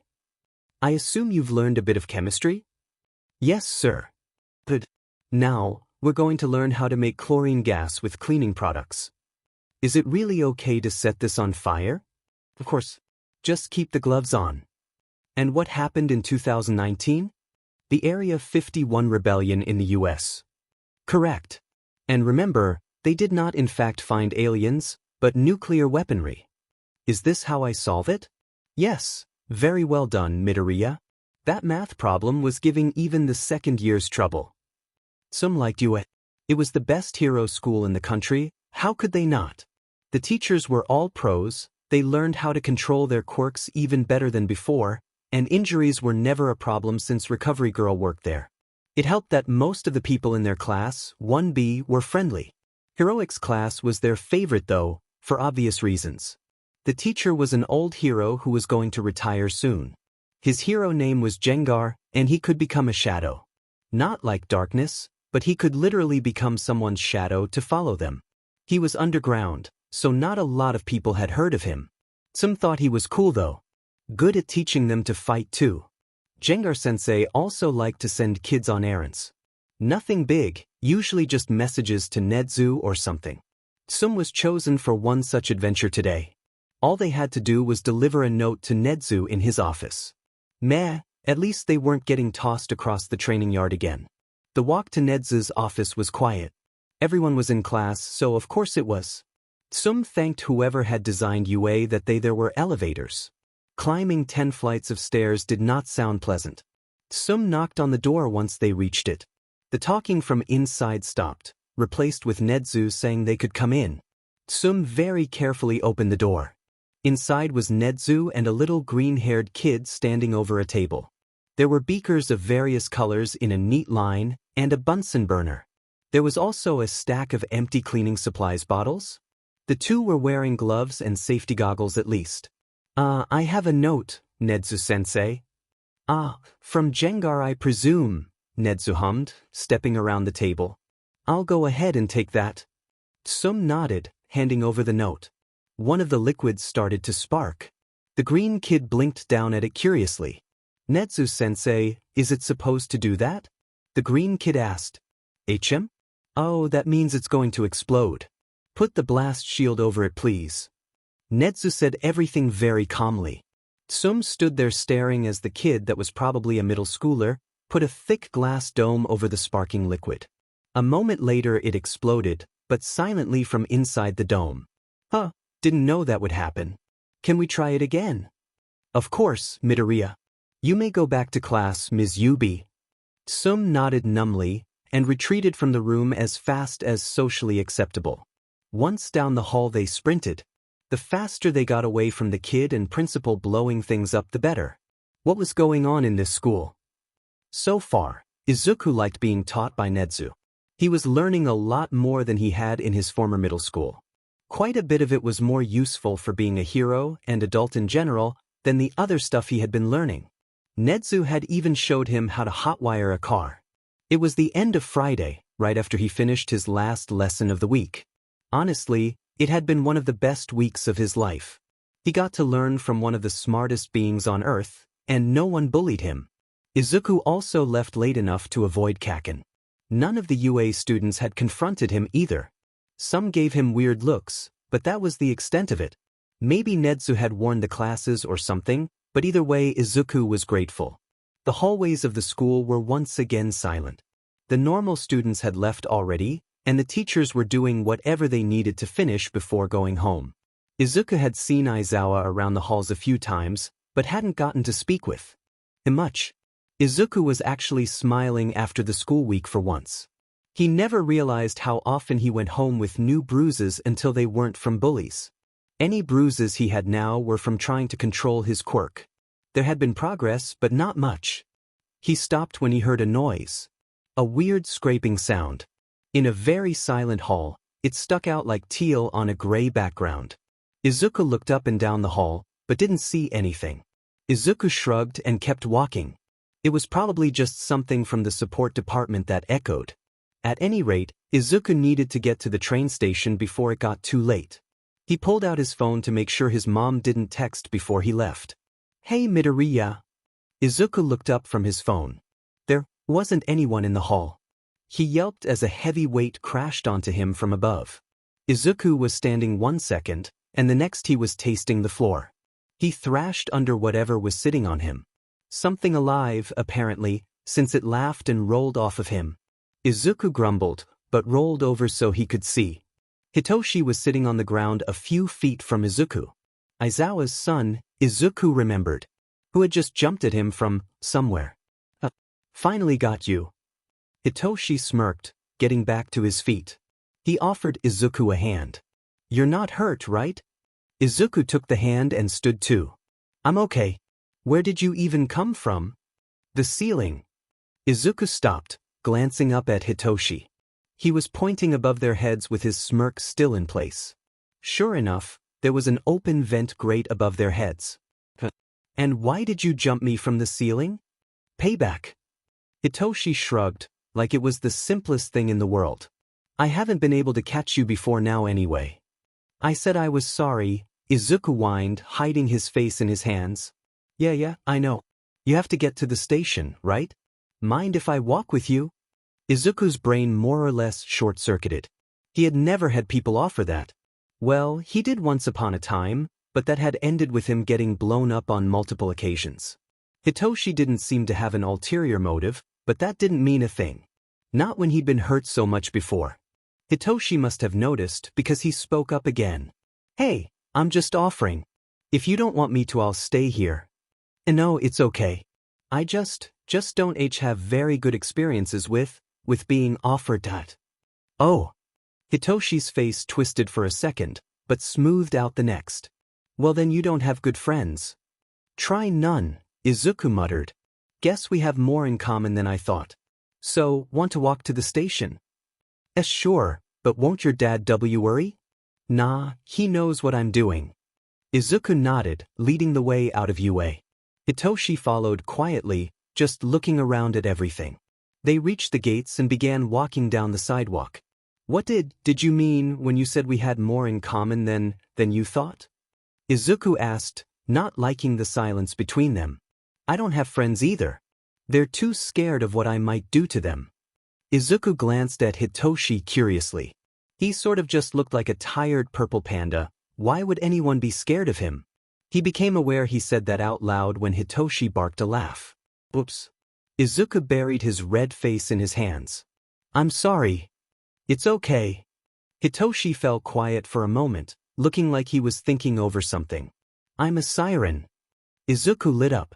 Hitoshi almost stumbled when he turned to look at him. "Really? That's so cool. What type of siren? Is that why your eyes are purple? What can you do?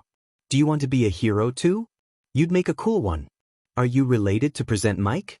Can you sing really good? Can dash?" Hitoshi covered Izuku's mouth with his hand, effectively stopping his rambling. Izuku glanced over, and his face was red. Good, they were even now. He uncovered Izuku's mouth after a second. You think I could be a hero?" "Yeah, why wouldn't you be? Definitely a better one than me, anyway." "I will cover your mouth again, don't tempt me. You'll be an amazing hero, and if you bad-mouth yourself again, I will drag my pop over here to lecture you about self-worth." They held eye contact for a moment, before bursting into laughter on the sidewalk. Izuku was smiling so much more lately. It was nice. "Seriously though, what can you do? Sirens have a big range of quirks. I can control people if they respond to a question." Izuku clapped a hand over his mouth before he went on another muttering spree. There were so many questions he wanted to ask, but not enough time. He could already see the station up ahead. Hitoshi's expression dropped. Izuku very quickly realized his mistake, and might have gone a bit overboard trying to fix it. "I'm not scared of your quirk, don't worry. I just have so many questions and I don't want to annoy you and there isn't enough time and your quirk just sounds so cool, and oh no, I'm rambling again." Izuku took a deep breath, not missing the shocked expression on Hitoshi's face. "Sorry. Why, already know I'm a flirkin, so if anyone's going to be scared of your quirk, it's not me." "Oh, okay. Anyway, I have to go. Do you want to exchange numbers so we can talk?" Hitoshi handed over his phone without saying anything. Izuku put in his number before cheerfully waving goodbye. He watched his new friend wave back, then turn back to Yue. It wasn't until halfway home that Izuku realized he just made a friend, and that he still didn't know Hitoshi's actual name. The end of the school year was approaching quickly, and Izuku had improved so much in that time. He still didn't have as much control over his quirk like normal kids his age, but it was a far cry from where he had started. They had a few mishaps in that time, mostly when people had decided scaring Izuku was a good idea. That either ended in them having to hit the deck to avoid claws, or they got eaten. Izuku always spit them out quickly and apologized. The most memorable was when Midnight snuck up on him. She had apparently wanted to give him a hug, but Izuku hadn't known that. The instant she touched him, he spun around and accidentally ate the hero. When he spit her back out, a cloud of her quirk came with her. It tasted weird. Not that he had very long to think that, since he was knocked out a second later. Hitoshi and him were good friends now too. He did in fact learn his name.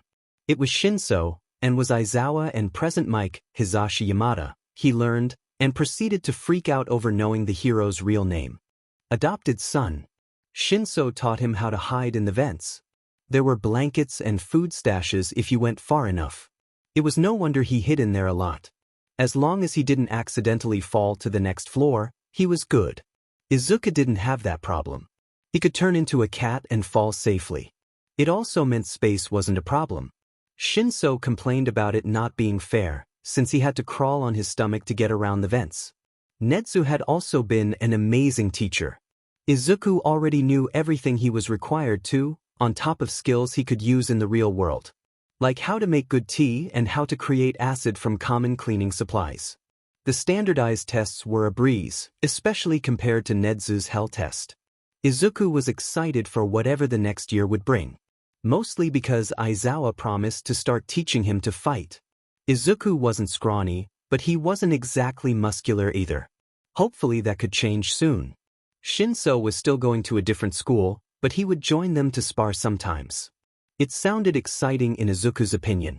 For now, he was still trying to get full control of his quirk. It didn't usually lash out anymore, which was really good. Sometimes it listened and other times Izuku's quirk seemed to have a mind of its own. Netsu proposed that it was because of the circumstances it appeared and how long he repressed it. Both entirely plausible. Unfortunately, they couldn't exactly ask the quirk. His shifting has gotten even better too. Izuku could focus on certain aspects and improve them even further. He could hear even better than Netsu if he enhanced his ears. That had resulted in him accidentally hunting Shinso again, but they both laughed it off this time. Aizawa-sensei got yet another video of it. Izuku would be embarrassed if he didn't know his mom had a dozen videos just like that. At least they hadn't used a laser pointer like Mom did when he was a kid. Either way, in another week, he would be done with his first year of middle school. Over the break, he would dedicate time to controlling his quirk more. His goal was complete control, or at least close, by the time of Yue's entrance exam. Izuku was curious how that was even going to work. He knew it was robots, so would he just eat them? Would the points count if he just spat them out again once the exam was done? It sounded ridiculously easy for physical quirks in his opinion. If he hadn't learned the other half of his quirk, then he would have been going in there with only shifting. As good as his claws were, they couldn't destroy metal robots. Netsu had given him homework for the weekend. It wasn't especially hard stuff, but Mom probably wouldn't appreciate him hijacking their dish soap for an experiment. A stop to the store before going home then, he decided. Not the same one he had gotten held at knife point. It was in the opposite direction and one he'd been to a lot in elementary school. Izuku popped in his headphones along the way, turning on present mix radio. It was a bit weird knowing the man and being friends with his son, but the station was still his favorite.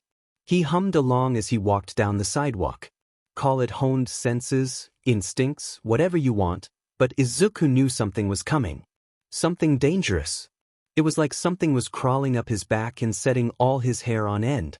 Izuku didn't even know what was setting him off, but everything looked normal. All he was doing was walking towards the store that was hardly 50 feet away. There weren't even many other people on the street. He did his best to shake the feeling off. It might mean something, but he needed supplies. That was it. Nothing much could go wrong in the 5 minutes it would take in that store. Izuku pushed through it and got what he needed. Nothing out of the ordinary happened inside. There was an old lady shopping and another teenager working the register. No villains, no knives, and certainly no destruction. It was normal. So why did he feel like bolting home? Izuku took his bags and headed towards home once he finished. There still weren't many people on the streets, but that wasn't unusual. Especially since it had been maybe 10 minutes since he was last out. Bag in hand, he speed-walked down the street. Even if it really was nothing, that didn't stop his adrenaline from thinking it was a threat.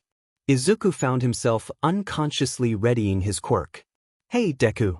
Izuku froze, his slitted eyes widening in fear. The bag in his hand crinkled with how tight he was suddenly gripping it. He hardly dared to breathe as footsteps echoed from the alley at his back, coming closer. "Thought you could hide from me, huh?" Izuku remembered the last time they had talked. He had thrown himself out a window, then never came back to school. Kaken hadn't been able to find him until now. Izuku had foolishly hoped he never would. He finally figured out to make his mouth move again. I wasn't hiding." "Then where've you been, Cat?" Kaken spat. "That's none of your business, Kaken." Izuku flinched as Kaken's palms crackled. He finally turned around, facing his bully. That's what he was. He wasn't a hero, not really. Not yet. "Do we need to have a talk, Deku?" "There's other people here, Kaken. They'll call the police." Izuku met Kaken's eyes, seeing how they burned with hatred. It was so much like his quirk, crackling and fiery. He didn't flinch away though. Izuku stood his ground, hoping he wouldn't get another burn scar today. "And what'll they do?" "I'm just a concerned hero to be making sure a civilian stays safe," Kaken said, but it sounded more like a threat to Izuku. He didn't believe it for a moment. "Leave me alone, Kaken." "Then tell me where the F you've been, Cat, or I won't hesitate to remind you where your place is." Izuku didn't like this. He wanted to go home and talk with Shinso and eat dinner with his mom. Not try and defuse the bomb that was Katsuki Bakugo. He just wanted to do his homework and wonder what Nedzu and Aizawa-sensei had planned for him next year. Why did he have to be stuck here? He remembered that last day at his old school. It almost felt like something in him crumbled. Not shattered, not suddenly broken, just crumbled away. Something a long time coming finally disappearing. Only now did he realize it was his respect for Kaken. Well, no, he still respected him, to an extent. It was more his idolization of his former friend that was gone. Kaken was a bully. Plain and simple. Izuku didn't like bullies, but he had following Kaken for so long. Too long. "Why do you want to be a hero?" Izuku's voice was barely there. Small and quiet, but enough to be heard on the silent street. "What kind of stupid question is that?" Izuku sighed, loosening his grip on the bag in his hand. "Why do you want to be a hero if all you've ever done is act like a villain?"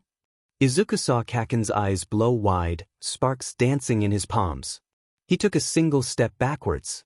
Sparks meant fire and fire meant pain, so Izuku got farther away from it.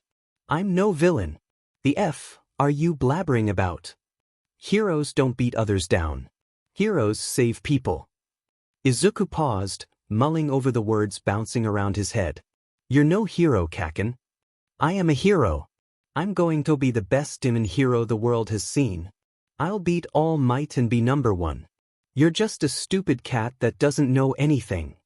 Then why are you trying too hard to justify yourself?" "I'm not. I should dash." "Should what, Kaken? Blow me up?" Make me bloody and bruised like you've done for years? Bully me like you have since we were 5? I'm Dash. Before you're a hero, try being a better person, Kakin. What I do is none of your business, it never was. Deku Dash. Izuku turned away. He still had to get home, after all. Izuku paused. He was going to say, goodbye, Kakin, but this wasn't really his Kakin anymore, not really. His Kakin had been the little kid that played in the park with him before they got their quirks. He was the hero that Izuku had idolized most of his life. This was the person that had bullied Izuku for almost 10 years. The person who had given him starburst scars on his skin and more bruises than he could count. This wasn't his friend. When he spoke again, it was with a note of finality. Goodbye, Katsuki. Izuku walked away and didn't look back. Izuku didn't see Katsuki again after that day. Neither wanted to see the other anyway. Not even they knew what would happen if they crossed paths again. Probably a lot of explosions and possibly someone getting eaten. He dedicated himself to his training. Not that he hadn't before, but now he wasn't worried about what Kakin Katsuki would do at school. Izuku was finally realizing how strong he was, and not just physically. True to his word, Aizawa-sensei began teaching him to fight in his 2nd year of middle school. Shinso joined them sometimes, and those sparring matches could go either way. Aizawa was a good teacher though. He told them what they did wrong and helped them do it correctly without sounding nitpicky or degrading. Izuku loved having him as a teacher. Izuku was already pretty strong, but learning to fight improved his strength even farther. He watched as his friend bulked up too, though both of them could still fit in the vents. Shinso and him found it fun to scare some of the normal students if they were both there during a school day. More than once, Izuku had been in the middle of a lesson with Nezu when a student ran in to ask if the school was haunted. He thought he did a good job of hiding his giggling. Luckily, Nezu found it funny too. He even gave them advice on what to do. Izuku and Shinso just shrugged and went with it. Almost no one could tell why the principal did what he did anyway. It was during that year that he finally gained control over his quirk. It had gotten easier and easier for him to make it not lash out, and he could move it where he wanted to now. There was still so much to work on, but he wasn't a danger anymore. Izuku wasn't going to hurt anyone now. Although tentacles still tried to escape when someone scared him. That usually just resulted in it looking like he ate an octopus though. Nezu-sensei said he was proud of him. Izuku thought he might combust on the spot. Instead he ended up teleporting to the gym roof. Over the rest of the day, every hero that worked there popped into Nezu's office to congratulate him. Izuku swore his face was never going to be its normal color again. Especially when Aizawa came in, patted him on the head, and told him he did a good job. He teleported to Yue's roof on accident, again, when he did that. Teleporting had to be worked on, evidently. Izuku still wanted to test his storing limits too. Could he carry a certain weight in his pocket dimension thing before he had to stop? Theoretically, could he eat an entire building if it was skinny enough? Also, what happened to people he ate? They were obviously still conscious, but was there air? Midnight said she had been a bit too freaked out to check last time, and Izuku wasn't too keen on eating any more people on purpose. They still had so much to work on, but Izuku was happy. He focused on honing his skills and adding new ones, hand-to-hand combat being one of those. Aizawa-sensei and Shinso were more than happy to help him with it. Although Shinso probably just liked tackling him onto the mats. Last round of today, Aizawa-sensei's voice rang out over the gym. 3, 2, 1 begin. Izuku darted forward, using his small height as an advantage. Shinso braced where he was, guard up. They mostly knew how the other worked by now. Izuku feinted to the side, scoring a punch. Shinso hissed, but swung his own arm out. Izuku ducked, trying for a kick at his friend's legs.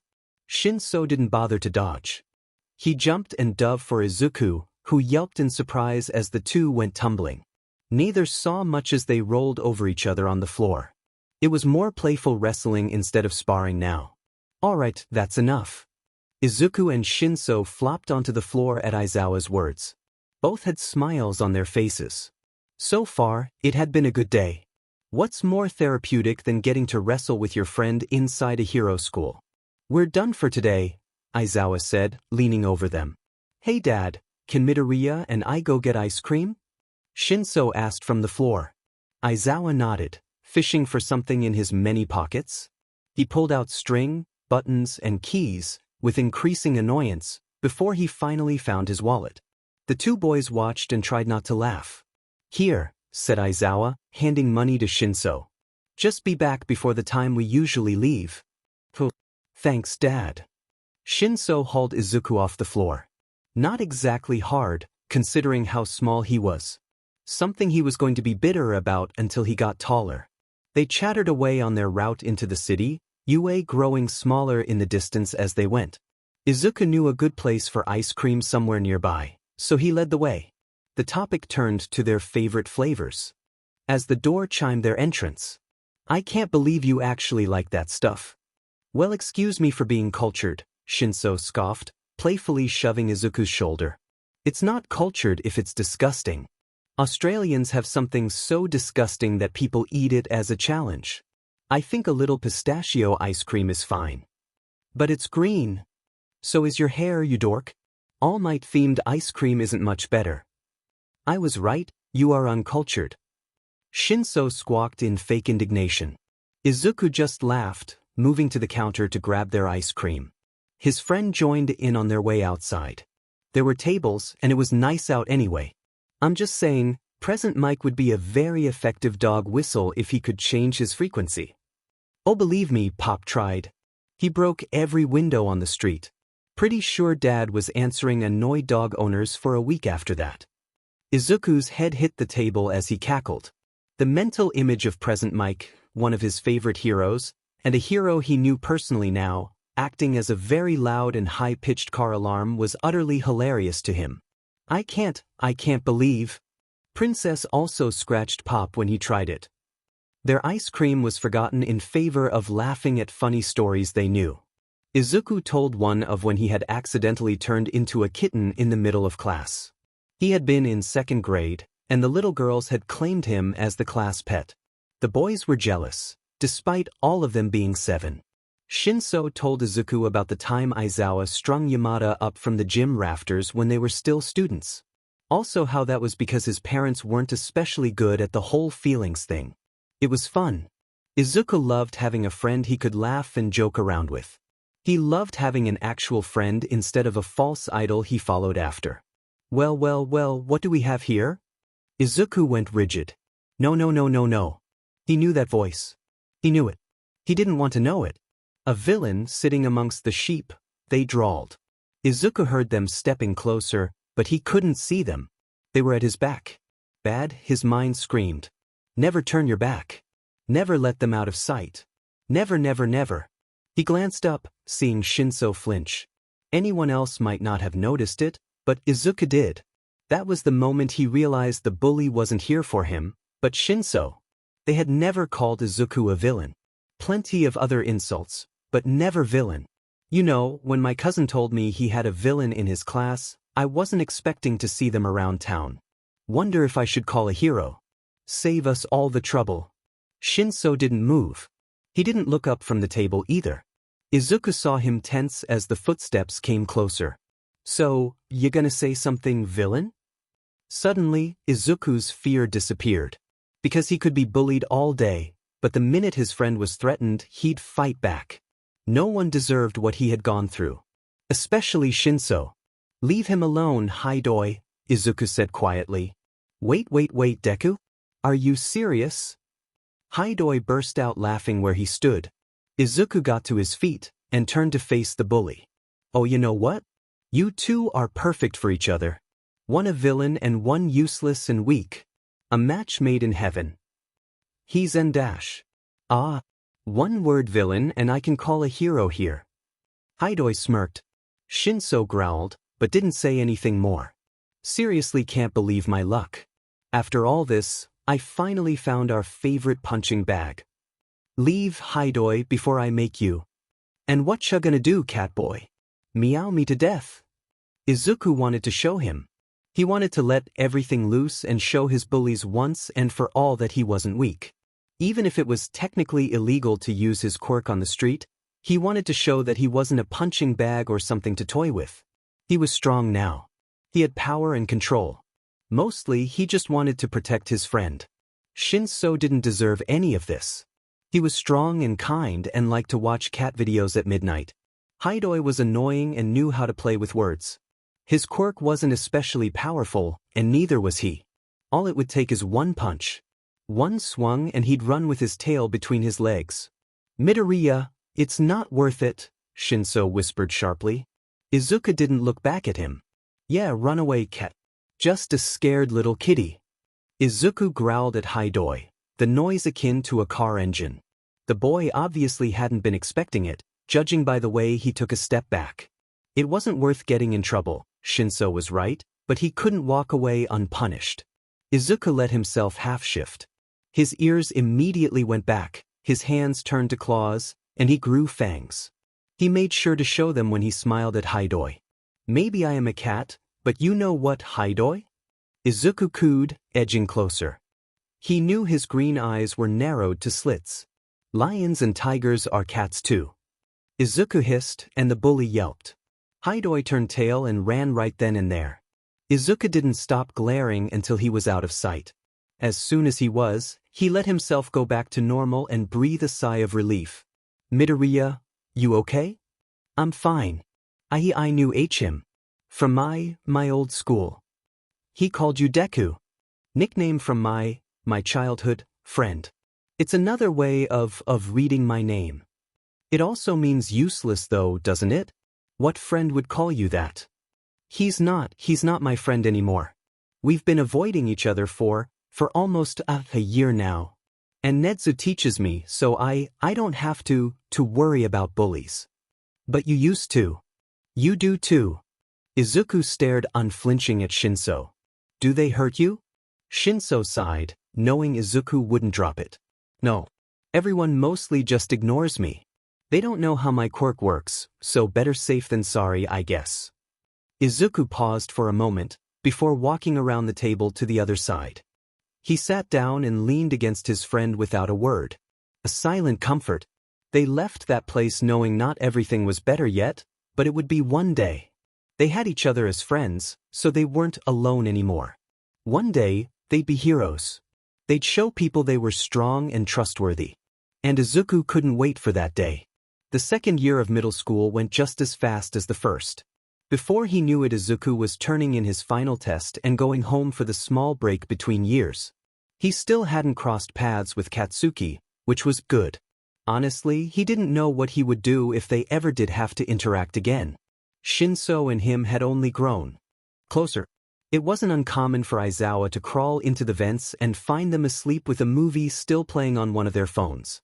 A blanket was usually wrapped around them too. Aizawa had always been confused on why Nedzu insisted on such big vents, and vent junctions that looked like a mini-room inside the ceiling. Still didn't, if anything, but at least the boys were having fun. The teachers at UA had more or less adopted Izuku. Midnight gave him snacks between classes, Cementos helped him with readings Nedzu assigned, and Present Mike gave him tips on English. If he ever looked sad, he had at least half a dozen adopted aunts and uncles asking what was wrong. Izuku never would have thought this would be his life. Even now it was hard for him to believe. UA exams would be taking place this year. Izuku knew he'd do okay in it, but he was still worried. What if he got scared and hurt someone on accident? What if he teleported into a wall? There were so many variables that could make everything go wrong really quickly. Especially considering what he could do. The recommended and support exams would be held earlier though. Izuku was interested to see who would be taking them. One was supposed to be Endeavor's son apparently. That would be cool to watch. He didn't quite know what he was going to do himself, so he brought it up to Nedzu on his first lesson back. I'm recommending you, of course. Izuku choked on his tea. Of all the responses, that was not one he was expecting. You're what? Recommending you. You are my student, Midoriya, and have been for almost 3 years. Not many can keep up with me, so that is a feat in and of itself. Why, but me? Go up against the other recommendation students? Sir, I don't think I can do that. Oh, but I never said you would take the recommendation exam. You are my personal student, Midoriya. That comes with certain advantages, such as taking a different exam to get into the school. And you're wasting it on me? Wasting? No, I am giving my personal student a way into the school while still letting others in. Netsu's black eyes gleamed for a second. After all, none of the other examinees would stand a chance against you. Sir, I don't dash. Midoriya. Netsu set down his teacup. You could very well win both categories of the exams. Academically, you are well above the average student. In the physical, you could eat all the robots before another person can touch them, thus rendering the test useless. The normal recommendation exam would be easily won by eating the other competitors. Another test is the only way to truly test the skills you have. Izuku, thoroughly scolded and blushing at the praise, nodded. The principal had a point. It wasn't like the thoughts had never crossed Izuku's mind either. He knew how powerful he was, how dangerous he could be, and testing him with the normal exam would be too easy. Eating all the competition wasn't a viable option, seeing as he still wanted other people to get into UA. His physical skills were nothing to scoff at either. What exam will I have then? Netsu smiled, and Izuku suddenly felt like he shouldn't have asked. Every teacher is allowed to choose a student they wish to give a different exam. Though only one per person, and they must have taught at UA for a certain amount of time. Just so happens I qualify for that. The test will be created by the UA teachers, so even I don't know what it will look like. Perhaps something to do with rescue, as that is where you lack some skills. Izuku nodded again. It made sense actually. Fighting, even quirkless, was natural to him. Netsu had called it part of his instincts as a flurkin, which was cool. Thank you, Netsu-sensei. It's no trouble, Midoriya. Now back to our lesson. This month we will be focusing on crafting bombs from kitchen appliances. Izuku brought it up to Shinso the next day.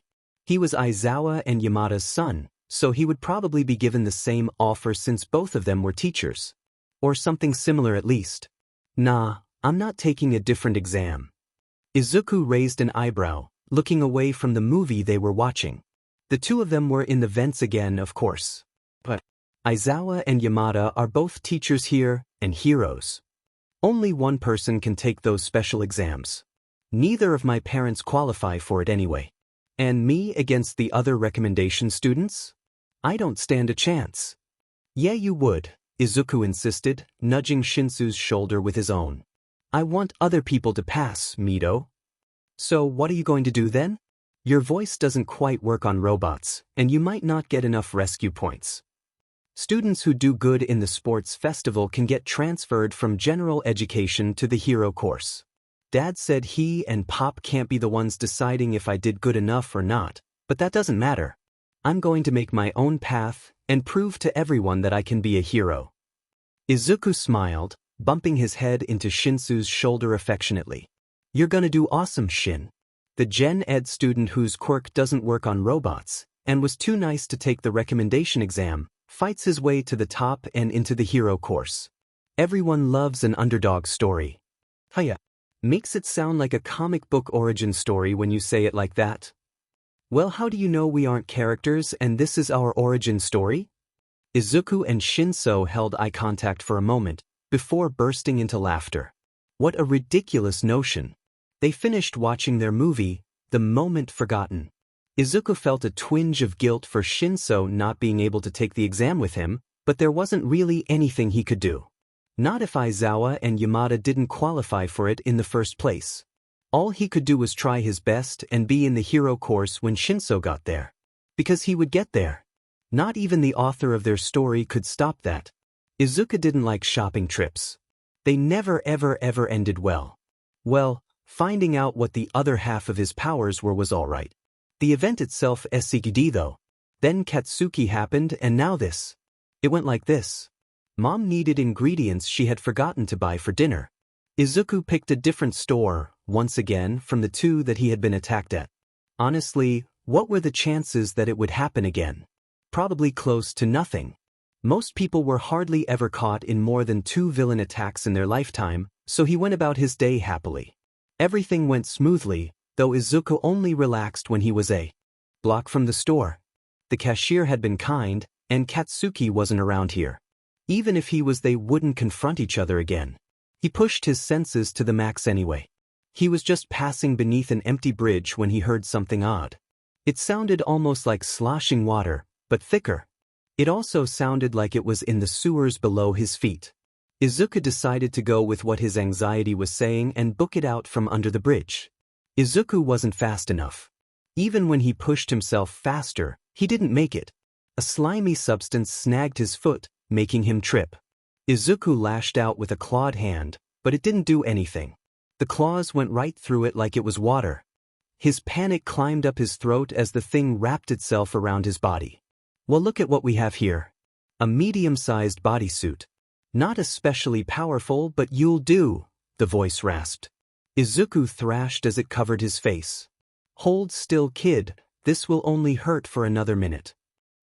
No. He couldn't die. He couldn't die. He couldn't leave Mom and Nedza-sensei and Shinso and Aizawa and Yamada. Maybe a few years ago he'd go limp, but not now. Not when he finally had something to live for. Not when he finally had people that believed in him. Izuku thrashed and struggled for all he was worth.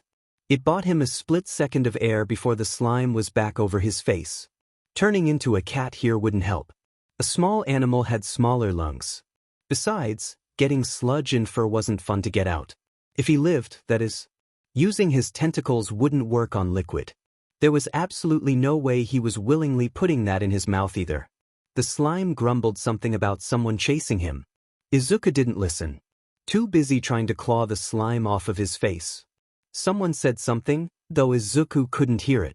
The sludge covering his ears muffled everything that wasn't his own heartbeat and lack of breathing. Wind tore down the tunnel, blowing the sentient slime to smithereens, and leaving Izuku to cough up the rest of it. He managed to stay conscious, but it was a close thing. When he finally looked up from the ground, his eyes widened almost comically large. Because standing there was All Might, his favorite hero, gathering the slime into soda bottles. Izuku thought he was going to faint. "Are you all right, my boy?" All Might asked, suddenly standing over Izuku. And oh god, he was even bigger than he looked on TV. Izuku only realized he said that out loud when All Might laughed. It was a sound that shook his chest like a bass drum. "I have been told I appear shorter on the television." All Might boomed. Izuku had to crane his head back to see his face. "Now if you excuse me, I must me off." Wait, what? He was leaving? Just like that? Wait, I need to ask you something. All questions can be directed to my website. Good day, citizen. No, he couldn't go. Izuku had to know. He had to ask All Might something. He had to know. If anyone could know if he'd be a good hero, it was the number one. So Izuku did something that, looking back, was extremely stupid. Like backsassing Katsuki-level bad idea. He leapt forward and clung into All Might's leg. Small claws dug into his suit, though they didn't hit any skin.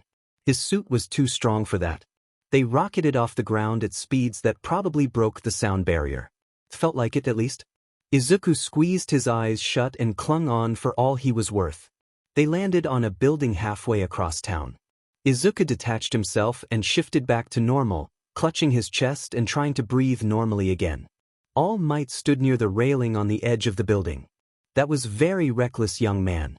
I must be off, but that door is likely unlocked."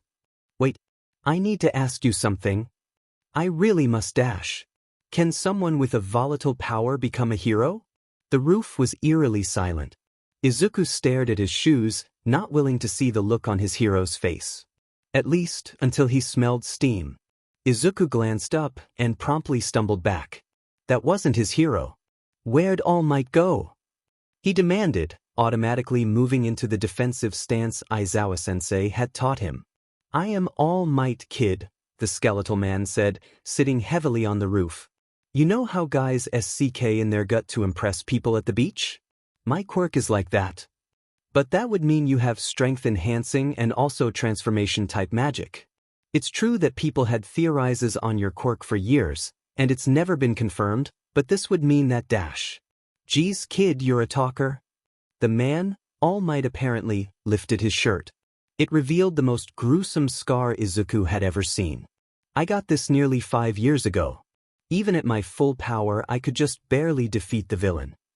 But Toxic Chainsaw couldn't have done that. True, the man chuckled. It held no mirth. This was a fight kept away from the public. Now, I can't have you go telling the media about this, understand? Weiss, All Might. All Might got up, moving to the door that was unlocked. He opened it but didn't walk down the stairs yet. And as for your question, I'm one of the strongest heroes out there, kid. I need precision to make sure civilians don't get hurt. So no, with a volatile quirk you shouldn't be a hero. There's just too much danger in not having full control. Maybe look into being a doctor or police officer. They don't need to use quirks as much, but save people all the same. With that, All Might left, closing more than one door behind him. Izuku sunk to his knees. His dreams were crushed and laying on the floor in shards that cut his hands when he tried to pick them up. If All Might believed he couldn't be a hero, then it must be true. He was dangerous, after all. He could hurt someone instead of save them. Flurkins weren't meant to be heroes. Everyone already said that, whether they knew he was one or not. His powers could do more harm than good. Maybe he really was worthless, just like Kaken always said. He would be better off just fading into the background, unseen and unheard. No one should have to waste time on him. Not Nedzu, not Aizawa, nor Shinso. He didn't deserve them. They were all amazing, while he was just someone trying to not kill people. The roof suddenly felt like the perfect place for him to be. An explosion went off somewhere in the distance. Izuku's mind was dragged forcibly from the fog it was in. He recognized that noise. It was like knowing the footsteps of a family member walking up the stairs, or knowing a friend's mood by how they spoke. Not something specific he could pinpoint, but more an ingrained instinct. Those explosions were Katsuki's. Katsuki was in trouble. The door slammed behind Izuku as he raced back down to the ground on his own 2 feet. The street was chaos. People pushing and shoving to see or get farther away. Empty Lady was blocking one end of the alley, opposite Izuku thankfully. There were heroes here. They were here and they weren't doing anything. Why weren't they doing anything? Katsuki was here. The sentient slime thing was too. It was trying to drown Katsuki like he'd done to Izuku not an hour before. He was blowing things up left and right. He'd been in there for longer than Izuku had been. Why weren't the heroes moving? Izuku searched frantically for someone that could help. Someone, anyone, that could get his childhood friend to safety. Even if they hadn't spoken in forever, that didn't mean Izuku wanted him to die. No one. No one was helping. Nothing was being done to help the drowning child because they weren't a good matchup. Izuku growled out loud, pacing the border set by the heroes. No, he couldn't just stand here. Not when Katsuki was dying. Izuku caught a glimpse of Katsuki's eyes. Red as they had always been, but filled with an emotion Izuku hadn't seen on his face in years. Katsuki was scared. Katsuki was never scared. No one deserved this. Not even a bully. Izuku's feet were moving before he knew what was happening. The eyes, he realized. They were the only part that wasn't a liquid in the blob. They were also hovering near Katsuki's face. He didn't have anything to throw, but he had something to stab with. Izuku half-shifted, focusing on his hands. He leapt over the flames, aiming for the villain's eyes. His claws sunk into whatever the thing was made of. Eyeballs felt weird, he decided. They were disgusting, and Izuku was pretty sure the only reason he wasn't puking was his overpowering urge to save Katsuki. This was not an experience he wished to ever repeat. Never in his life or anyone's that came next. The villain screeched, recoiling as far from Izuku as it could get.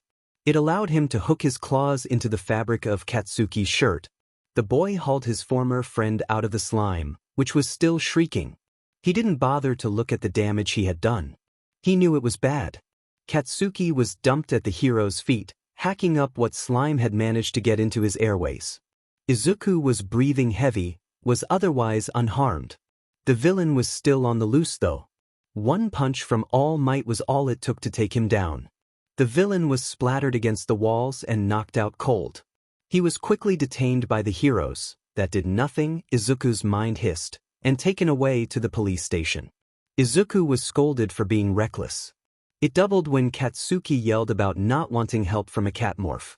His dream were already in ruins, why not stomp on the shreds? Izuku just wanted to go home and sleep. He was dismissed, escaped, a while later. Katsuki had been carted off by his parents after the medics deemed him alright. If he caught any diseases from whatever that thing had been made of, then they were told to immediately go to the hospital. Izuku almost snorted out loud. Katsuki would rather die than admit he needed help with something like a cold. Literally. Izuku only remembered the groceries when he turned onto his street. The slime villain had been on the news, so Mom would already know. What she didn't know is that it targeted him first, and then he decided to be an idiot and cling to All Might's leg for a free flight across the city. Rats had probably gotten to the bags by now anyway. He was in so much trouble. Good thing he was decent at lying. All thoughts screeched to a halt when a massive figure appeared in front of Izuku. He was staring at the sidewalk in front of his feet, so all he saw was a giant shadow suddenly materialize. A villain, his mind immediately told him. Despite how wrong said mind had been all day, Izuku listened to it. In an instant, the figure was gone in a flash of pink and red. Izuku got a split second to see who it was he was eating. Oh no. He just ate All Might. Not a problem Izuku thought he'd be having in the middle of existential crisis day, as he had mentally dubbed it. But what's one more cherry to the fruit salad of horribleness that is today? Oh God, he was so dead. Or at least arrested. Very much arrested for eating the number one hero. Izuku realized he had been standing there for a solid 30 seconds, just staring into space with eyes the size of saucers. Right, he needed to split out All Might. The thought alone made him sick to his stomach anyway. All Might appeared again, thankfully not covered in spit. He was in his deflated form this time. Izuku shrunk in on himself, tensing to run. Not that it would do anything, but it was instinct at this point. The hero could easily catch him anyway. One move and he was dead. Ah, that was interesting. And just like that, the floodgates were opened. All Might, I'm so sorry you scared me and I thought you were a villain and I didn't want to get hurt again so I acted without thinking and I'm sorry I didn't meant to do that. Are you okay? That was a lot, my boy. I am alright though. What was that? Am I Quirk? Or at least P part of it. Quite powerful.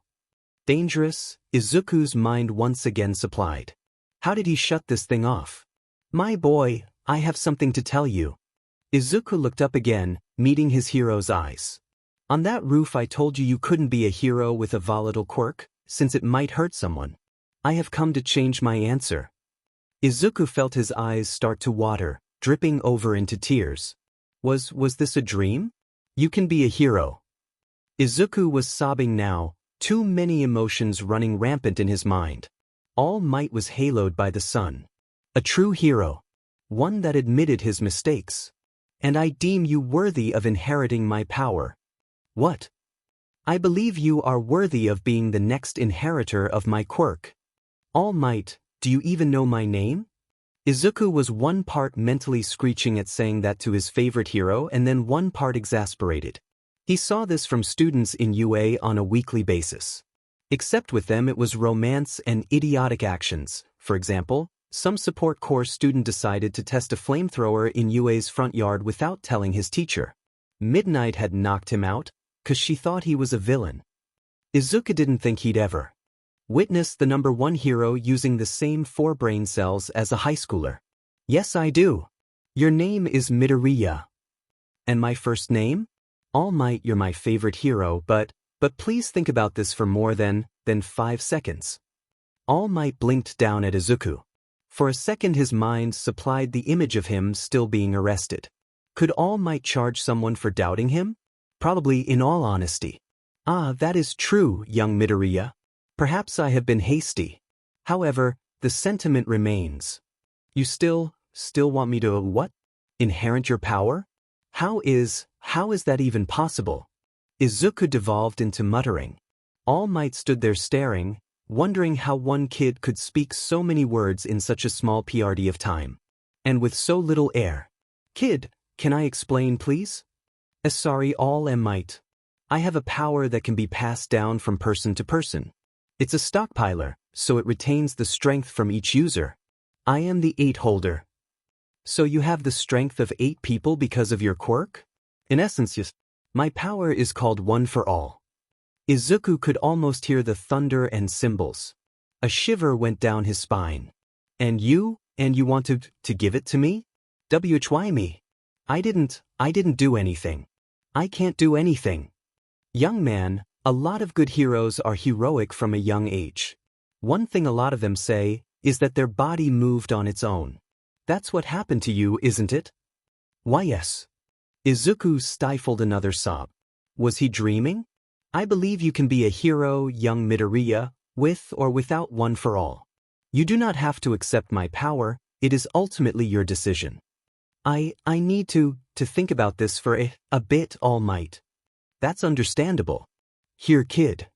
All Might took a card out of his pocket. It had a number on it. This is my phone number. Tell me your answer when you're ready, alright? I will. Thank you, All Might. No, kid, thank you. You reminded me what it meant to be a real hero. Izuku watched All Might blast off again. The tears were still streaming down his face, despite his attempts to wipe them away. Everything felt like it was a dream right now. So he walked home feeling like his mind was floating behind him. Until he remembered the groceries. And his teachers. He was in for a lot of scolding. Izuku was asked to meet All Might at Dagoba Beach. At 6 in the morning, to be specific. But he did it anyway. Not because of the time, but because he had to go straight from there to UA.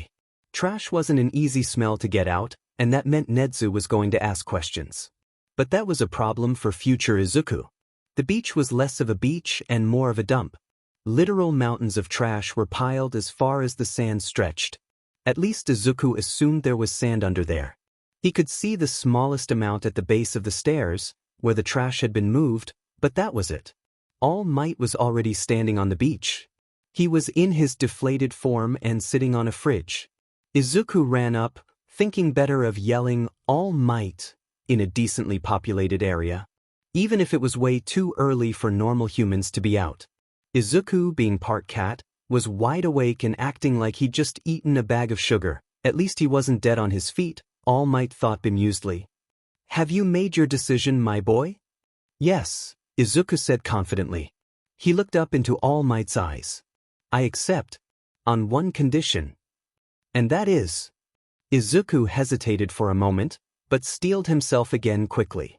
I want to tell my mother and teachers. All Might poofed into his hero form out of surprise. He quickly reverted back, coughing harshly. Izuku quickly backtracked. I don't have normal teachers.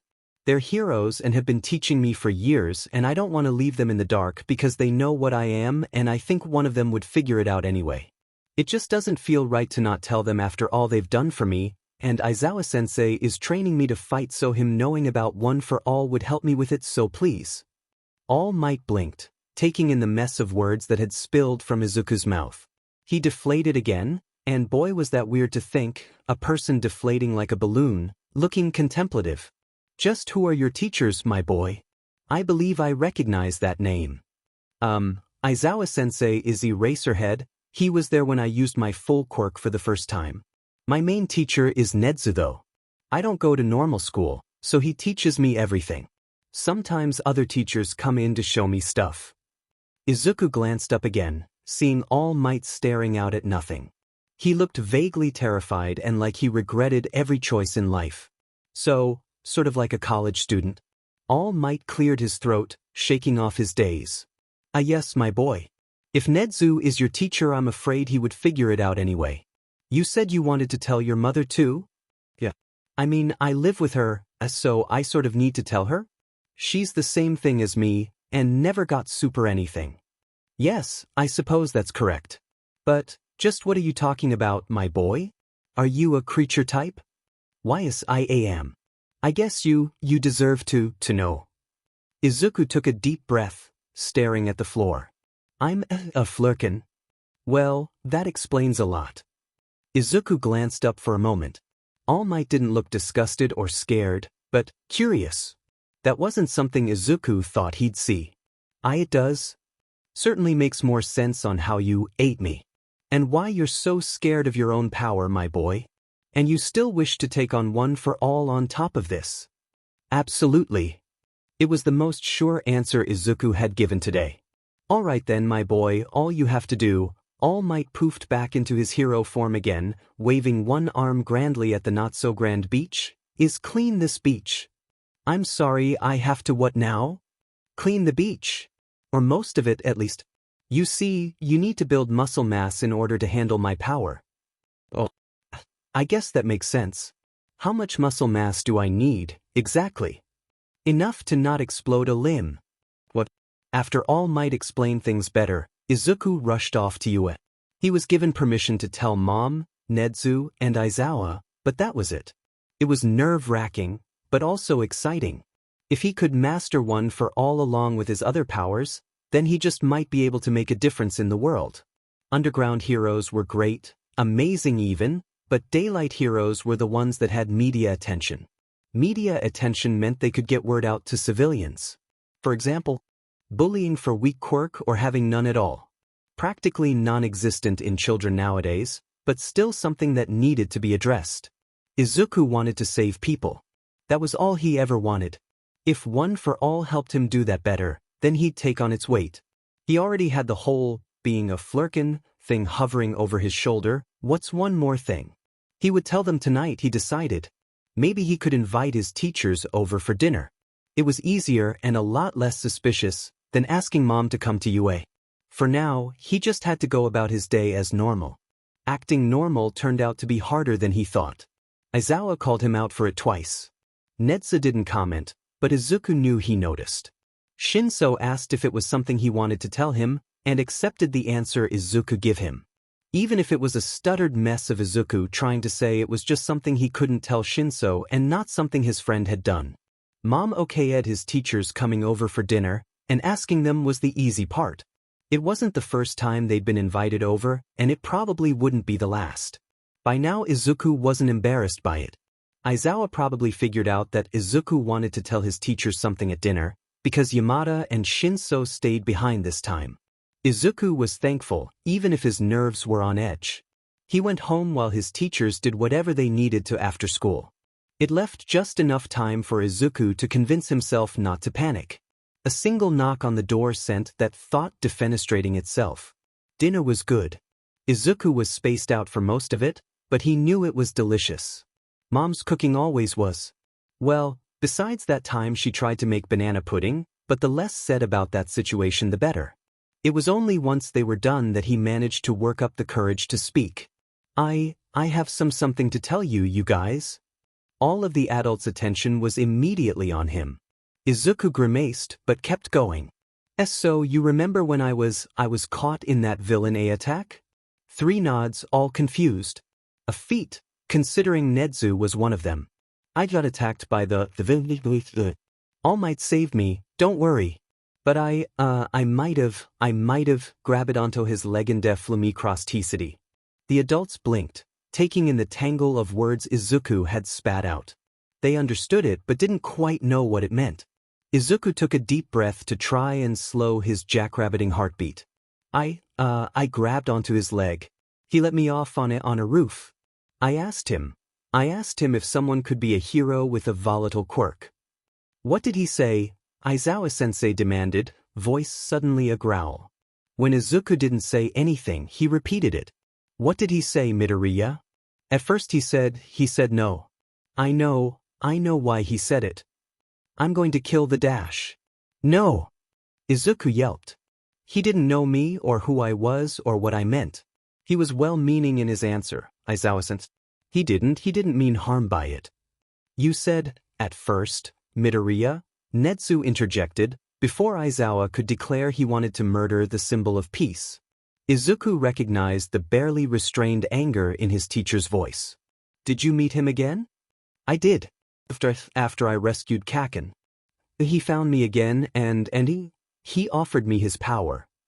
Nedzu blinked slowly, one ear flicking to the side. I'm sorry, he what now, Midoriya? He offered me his power, Nedzu-sensei. I told him I needed time to think about it, and that he should probably know someone a bit better before offering something like that. Aizawa snorted. He tried to cover it up with his hand, but it didn't work. Izuku knew his teacher's dislike for the man. Having his student scold the #1 hero would no doubt be priceless to him. And then what? Mom asked. I met him at Dagoba Beach this morning. I accepted. He paused, but quickly added, but only on the condition I got to tell you guys. I don't think I'd be able to keep it a secret from you anyway. You deserve to know too. The room was quiet. Izuku glanced at each person in turn, hoping they didn't react too badly. Aizawa-sensei looked like he wanted to march up to the symbol of peace and punch him. He had the glare that usually meant a lesson. A painful one. His hands were already gripping his capture weapon tightly. Izuku really hoped his teacher wouldn't actually try to fight All Might. Nezu-sensei looked contemplative. To a normal person, that is. Izuku saw the way his eyes moved over an equation only the principal could see. That either meant All Might was going to have some bad luck sometime soon, or Nezu was planning around the new obstacle. Knowing his teacher, it was probably both. Mom's expression hadn't really changed. She was the one who Izuku felt he needed approval from. If she said no, then he wouldn't go through with it. She was his mom, his only family. Of all people, she would be the one to understand what having the weight of a legacy was like. They were both flirkins after all. But then, all right, she said. When would you be getting this power and how? All Might said I'd be ready in a few months probably. He didn't say how though. Then you'll have time before the entrance exam. That's good. She smiled warmly, and Izuku felt his eyes mist over. So, it's okay? Izuku walked forward, leaning down to hug his mother. When had he gotten that tall? He felt the first tears fall. Oh sweetie, I don't think I could stop you if I tried, she laughed, heavy with emotion. You've always been that way. If you want to take on All Might's power to be a better hero, then you can do it. No one will be able to stop you, Izuku. They never have. He was weeping on his mother's shoulder now. So much had changed. Izuku wasn't the same person he was before, and neither was Mom. Izuku couldn't help but be so grateful that it was for the better. Izuku raced down the sidewalk at probably too early a clock.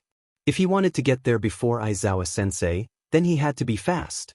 His teacher had decided to join them on Dagoba Beach. All Izuku got was a text telling him that his teacher was on his way. Cue scrambling to get dressed and sprinting down the street while most people were still asleep since they were meeting at 6 again. He briefly wondered if Shinso would be there, but the thought was gone pretty quickly. His friend already got too little sleep as it was. That wasn't including the fact Shinso didn't and couldn't know about All Might's smaller form. Not yet, at least. Izuku wouldn't put it past him to figure it out before the school year started. Izuku got there before either adult. He stood with his hands on his knees, trying to breathe normally again. At least Aizawa wasn't already here trying to murder Izuku's new mentor. Midoriya. What are you doing here already, my boy? Izuku looked up, seeing All Might in skinny form walking towards him. He waved at his new teacher, lungs finally listening. Just wanted to be here early. That is admirable, my boy, though make sure you get enough rest, understood? Yes, All Might. Call me Toshinori Yagi when I look like this. No need to raise suspicions. Izuku nodded determinedly. Yagi-sensei it was then. He was still All Might to him and always would be though. You're both here. Good. Izuku felt his stomach sink just a little. Yagi-sensei obviously didn't feel the waves of dread from his student, as he turned towards Aizawa with a beaming smile. The man physically squinted. Izuku had a feeling he was trying not to hiss like a cat, or like Izuku when something startled him. You must be Aizawa. It's a pleasure to meet you. Yes, same. This the beach Midoriya has to clean. Yes it is. He doesn't need to clean the whole thing, since that would take far longer than we need or have time for. As soon as Izuku got the idea, hey, maybe I can go above and beyond by cleaning the entire beach, Aizawa-sensei turned towards him with a look. If you overwork yourself, then no more vent movies, problem child. And just like that, the idea was thrown away. Like all the trash he had to clean. Oh boy. So do I just start? Where do I put it? I have a truck coming, my boy. We will start by putting some of the trash in bags, then you can bring those up here. We can start on the bigger things tomorrow after I gauge how strong you are currently. Izuku shrugged, grabbing the bags from All Might and descending the stairs. The trash piles were a bit smaller here, but they were still taller than him. Most of it was stuff like bottles and normal trash. There was what looked like a bike too. It was rusty and bent, but still a bike. He was reaching for it, just to see if it was too buried to be pulled out, when he instinctively recoiled. A white cloth flew past his arm. Izuku turned to look at the top of the stairs, seeing Aizawa-sensei staring at him with an annoyed expression. Gloves, problem child. Pardon me, but why would he need those? It's just a bike. He needs gloves to not get cut by a rusty nail or something. The bike itself looks rusty from here. Did you not bring gloves? Aizawa growled, glaring at the skinny man that still towered over him. No. It slipped my mind. Of course it did. Midoriya, catch. Izuku automatically caught the thing being thrown at him. Well, two things. They were thick gloves, probably meant for gardening with roses at one point, judging by the thorns still stick in the wrist. He wondered if they were Mr. Yamada's. Now get to work, kid. There's a lot of beach to clean. Izuku smiled up at his teachers, and began his months of strength training. It had been a week, and Izuku had made a path from the stairs all the way to the water. It wasn't a very big path, but it worked. He could use it to branch off farther down the beach too. There was even an entire car he could see from the right angle. However, it did mean that things had been disturbed. Alive things. Rat.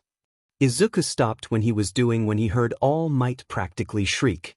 There was scuffling in the trash somewhere near him. His senses zeroed in on where it was, everything else becoming irrelevant. Distantly, he heard All Might asking what he was doing. Aizawa-sensei didn't say anything, but was probably already recording. Izuku was too focused on whatever was in the trash to really notice. He tilted his head as he edged closer, partially aware he had green ears and claws. His thoughts were mostly, thing. Rodent? Rodent. Small? Big? Rat. Get it, kill it, good present for carers. Izuku fully shifted into a cat. He crawled closer, finally spotting the rodent rifling around in the garbage. It was a decent-sized rat, but an easy kill for him. Izuku did not want to remember the times he had tried hunting birds from the balcony. A yowl and loud squeak later, Izuku had a dead rat in his jaws. He turned, showing it off proudly. All Might was standing stock still at the base of the stairs now. Aizawa was at the top, phone camera aimed at Izuku. The green cat strutted forward with his kill. What do you have there, my boy? All Might stuttered. Izuku trotted up and plopped the dead rat at All Might's feet. He was very proud of his present. Rat. That's nice. What, is the brave #1 hero afraid of a little dead rat? Aizawa asked from the top of the stairs, still recording. Midoriya giving you a dead thing is either a present or a threat. Given that he worships you, it's a present. That's a nice. What do I do with it? Wait until he turns back into a human. He'll understand if you throw it away then. Okay. All Might squeaked as Izuku nudged the dead rat closer. Very hesitantly, he used a gloved hand to pick it up. Thank you, my boy. Could you turn back in now? Izuku complied happily. He was beaming, seemingly unaware of All Might's hesitance in the face of his gift. I'm gonna go keep cleaning, he declared with a smile, racing off again. That left Aizawa and All Might at the stairs.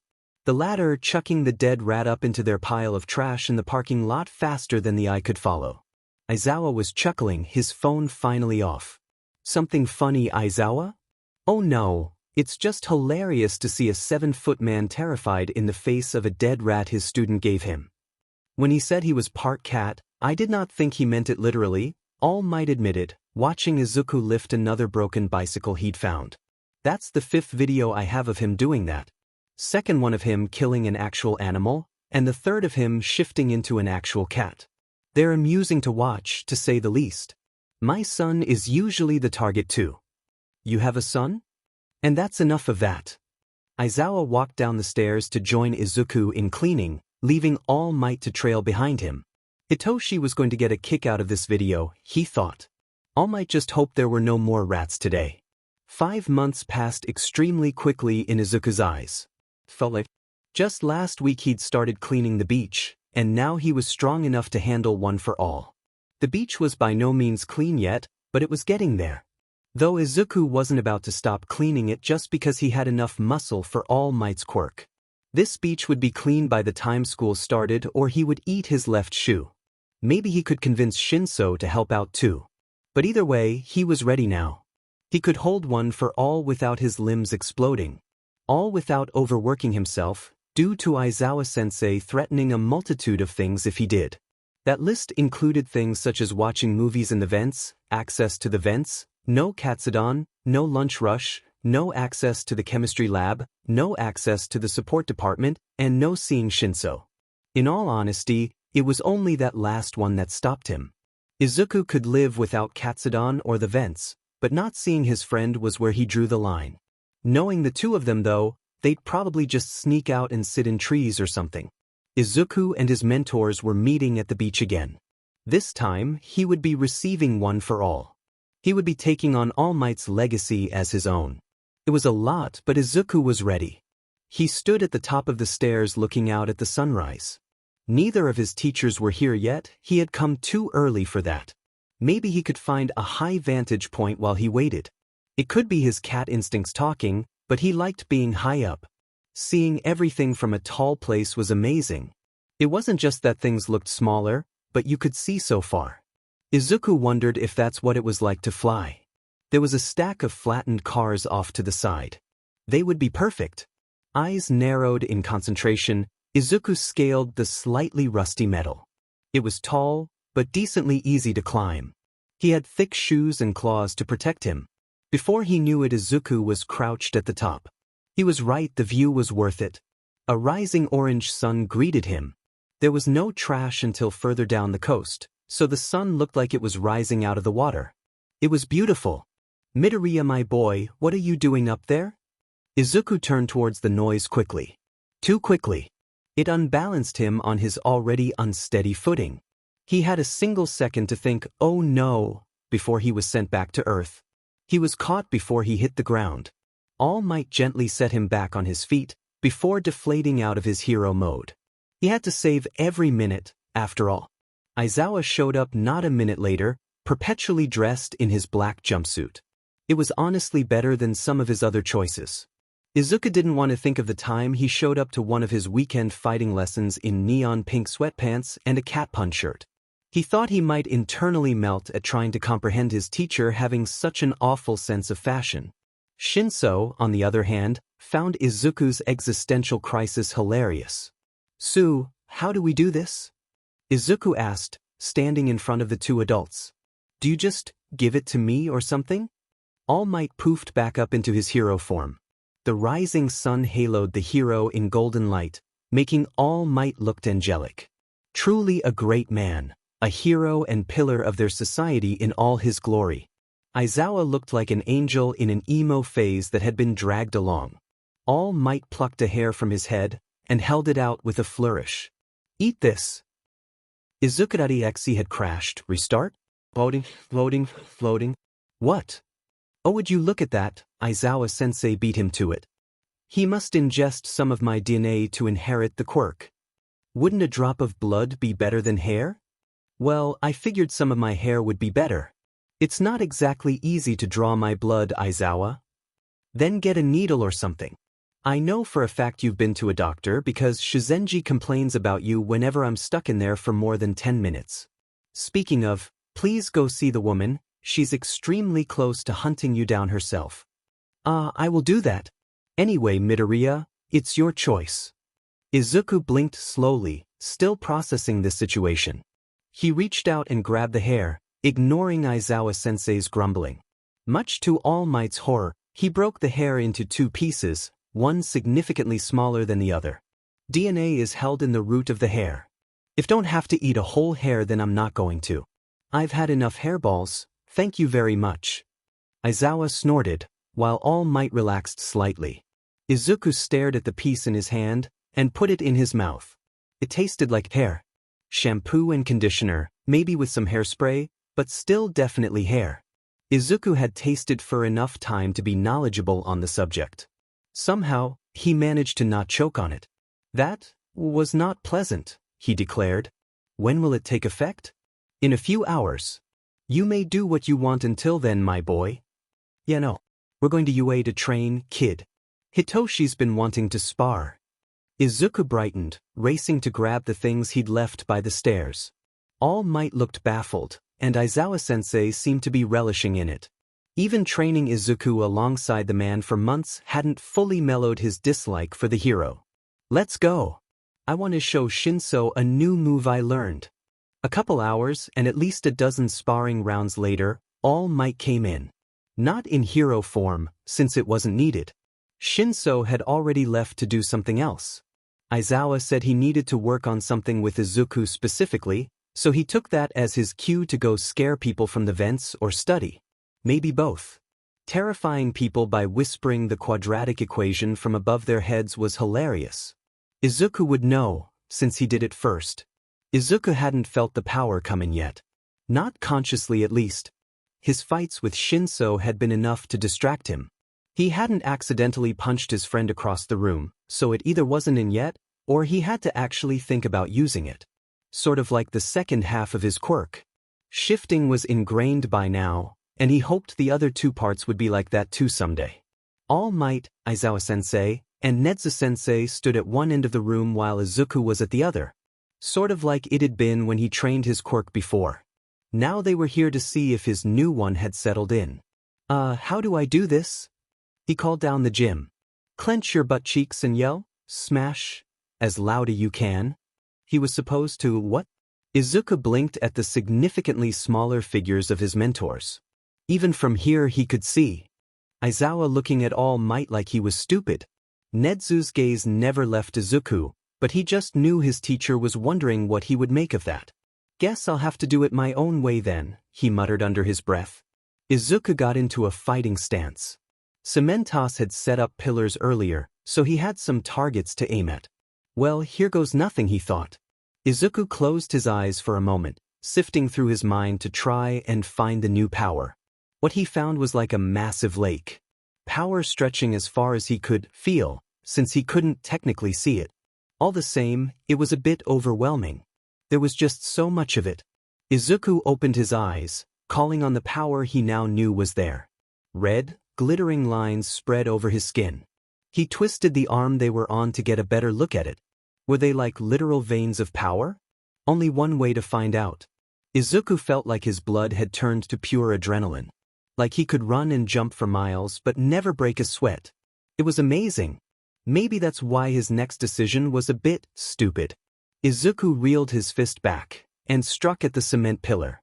He realized his mistake a moment too late. His arm felt like it was on fire now, and the red lines were gone. The first pillar was also gone, as well as the other 4 Cementos had set up. The pieces left were embedded in the wall as shrapnel. Even then, that might have only been the farthest two. The first was nothing but concrete dust. That was a lot of power. Midoriya. Izuku turned at Aizawa-sensei's call and footsteps. He was running over. Are you okay, kid? What was that? I think that was one for all. No is kidding, kid. Young Midoriya. All Might boomed, stopping next to Izuku. Is your arm okay, my boy? Oh. Izuku glanced down at it, but quickly looked away. It was purple. Arms aren't supposed to be purple nor bend that way. I'm pretty sure it's broken. Kid, are you kidding me? One trip to Recovery Girl later, and Izuku no longer had a broken arm. He did, however, have a bruise on his shin from her cane. All Might had a matching one. Multiple matching ones. Izuku never thought he'd see the #1 hero cowering in the face of a tiny doctor. Then again, Recovery Girl could be terrifying when she wanted to be. All Might was sulking in the corner while Aizawa and Nezu went over how to, make him not break his bones. Izuku sat there quietly, thinking a mile a minute to try and figure out his problem. It might have come out as muttering. It also might have mildly scared All Might, not as much as Recovery Girl though. Then a thought struck him. Not how to fix his situation, but another question he had. All Might, he said, grabbing his attention. You said one for all enhances a person's abilities as well as quirk, right? Well, yes, that's what my master told me. So, theoretically, does that mean my shifting and the tentacles things are more powerful now? I suppose so. Please do not test it indoors, my boy. Izuku nodded, before racing outside. All Might Squawk followed him, as well as Aizawa's Sai. Nedzu was probably following him out at the very least. Standing on the grassy lawn on UA, Izuku waited for his teachers before trying anything. Reckless as he was, he really didn't want to get in trouble again. He was practically buzzing as Aizawa finally got there. Okay, so I'm just going to try half-shifting for now. Izuku didn't really have to concentrate for this. All he had to do was think of half-shifting and he did it. This time was a little different though. His senses were not usually this sharp. His eyesight wasn't good enough to pick up the rustle of a leaf on the other side of the field. He couldn't normally smell exactly what a person smelled like and whatever else was around him. Some of it smelled really far away, so how? Either way it burned like he'd put something directly under his nose. And his hearing. It hurt. He could hear every breath his teachers were breathing and the sound of that mouse over there and a dog barking down the street, and it hurt. Izuku didn't even realize he had fully changed into a cat. His brain was too muddled. It didn't hurt anymore, but thinking was like moving through a pool of honey. He distantly registered that Aizawa was talking to him, and he heard it, but the words didn't make sense. You okay, kid? What happened? Izuku, as a green cat, looked at his teacher. The kind man dressed in black. He smelled like other cats and coffee. Izuku meowed, sniffing at the man from where he was. Kid, can you change back? Izuku tilted his head curiously. What did that mean? Midoriya? Another person. This one looked like a massive rat. No hunting that one. He wore human clothes. Izuku knew him, he was a friend, they all were, but why couldn't he remember why? He can't change back, can he? I don't think so, the rat man said quietly. Dark Man extended a hand, letting Izuku sniff it. He meowed again, rubbing his head against the hand. It was gentle and kind. A good human. What happened? The tall man said. He sounded scared. One for All has never done that before. Previous users has transformation magic, but nothing like this ever happened to them. Perhaps it had something to do with Midoriya being a flurkin, Ratman proposed. Izuku trotted up and wound himself around his ankles. Before he transformed, he appeared to be distressed. He covered his ears, Tall Man noted. Do you think his senses were enhanced even further? Tall Man knelt down, extending a hand for Izuku. Izuku liked the man. He didn't know why, but he did. He showed as much by purring and rubbing his cheek on the man's hand.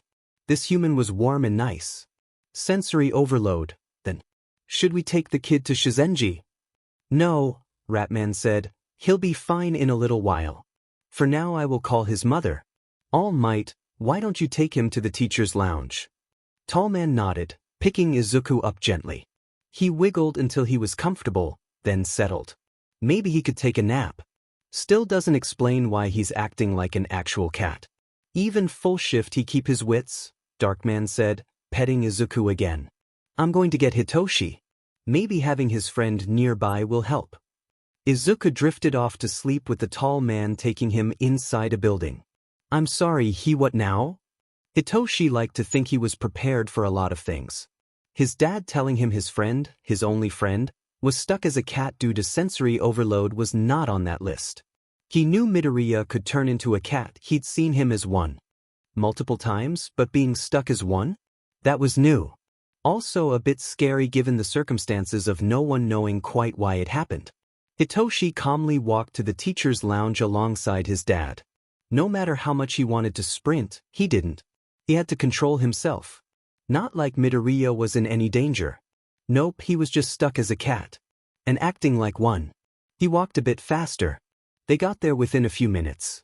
Upon opening the door, Hitoshi saw All Might sitting on one of the couches, holding a green cat. He looked nervous, which was weird to see on the #1 hero.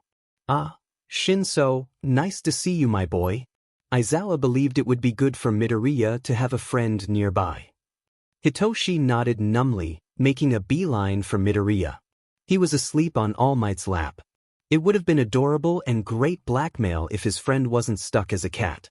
Can I take him? Of course, young Shinso. All Might handed Midoriya to him, who he could hold in one hand. Hitoshi took him gently. His fur was really soft. He'd pet Midoriya before, since he turned into a cat whenever he wanted to. More than once Hitoshi had found him asleep, as a cat, in a sunbeam that was shining through a window. Midoriya woke up as Hitoshi retreated to a corner of the room. Dad had a bunch of pillows back here for napping, so it was nice and comfy. He set his friend on his lap, who was looking up at him. The cat blinked at him slowly. A sign of trust. Hitoshi felt honored, and copied the blinking. That was how Pop walked into the teacher's lounge to see his son having a slow blinking contest with a green cat. He walked right back out. Midoriya eventually started purring and curled into a ball on Hitoshi's lap. He hesitated but lost his mental battle. Gently, he ran his fingers through Midoriya's fur. It was so soft. The cat started purring. It was soothing, and Hitoshi found himself struggling to stay awake. Maybe just a minute wouldn't hurt. Shoyuta walked into the teacher's lounge, probably half an hour after leaving Hitoshi there with Midoriya. Honestly, today had been one unexpected thing after another. Problem Child lived up to his nickname. His son had looked even more distressed than Shoyuta felt. Of course he did, the kids' only friends were each other. Anyway, he walked in and found them in his napping corner. More specifically, Hitoshi leaning against the wall with an asleep Midoriya in his lap. A very much human Midoriya who was using his son's legs as a pillow. Hitoshi had one hand on Midoriya's fluffy hair, like he'd been running a hand through it. Seeing as he'd been a cat not too long ago, he probably had been. It was sickeningly sweet. No matter what other people say, he did love his students. His son even more so. Midoriya alone had showed more promise than most of Class 1A this year. So seeing his son and favorite student, and he wasn't about to tell anyone but Hisashi that peacefully asleep together was one of the cutest things he'd seen this week. Second only to his husband lying on the floor, hair down and reading a book, with Princess curled in a ball on his back. Shoyuta very quietly got out his phone and took a picture. He would probably tease Hitoshi about this at home. Hisashi would too. With his job done, Shoyuta retreated from the room to find said husband. And Nedzu, since the principal would undoubtedly want to know that Midoriya was human again. They had all been worried. He maybe also wanted to show Namuri the picture. She'd find it cute, and he owed her for getting him coffee last week. He made a silent promise that he was going to show the picture at his kid's wedding. Izuku woke up feeling warm and content. His pillow was really soft and his bed was comfy. A purr escaped his throat unbidden. Then his pillow moved. Izuku immediately froze stiff. Memories came back to him, memories that weren't entirely his. Oh crap. His pillow was Shinso. He had fallen asleep on his best friend. All Might had carried him. Izuku had essentially turned into a real cat for a while. Slowly, Izuku tried to get up. Shinsu's hand was resting on his hair. He remembered he'd been petting him before he fell asleep again. Well, at least his friend was still asleep. Izuku couldn't get teased for looking like a strawberry if no one could see him. Izuku let out the breath he'd been holding when he finally stood up. Shinso stayed asleep thankfully. Now all he had to do was find one of the teachers. Maybe Nedzu had an explanation on why everything hurt when he half-shifted. He didn't even have to go looking, since All Might opened the door just as Izuku was moving towards it. He was in his small form.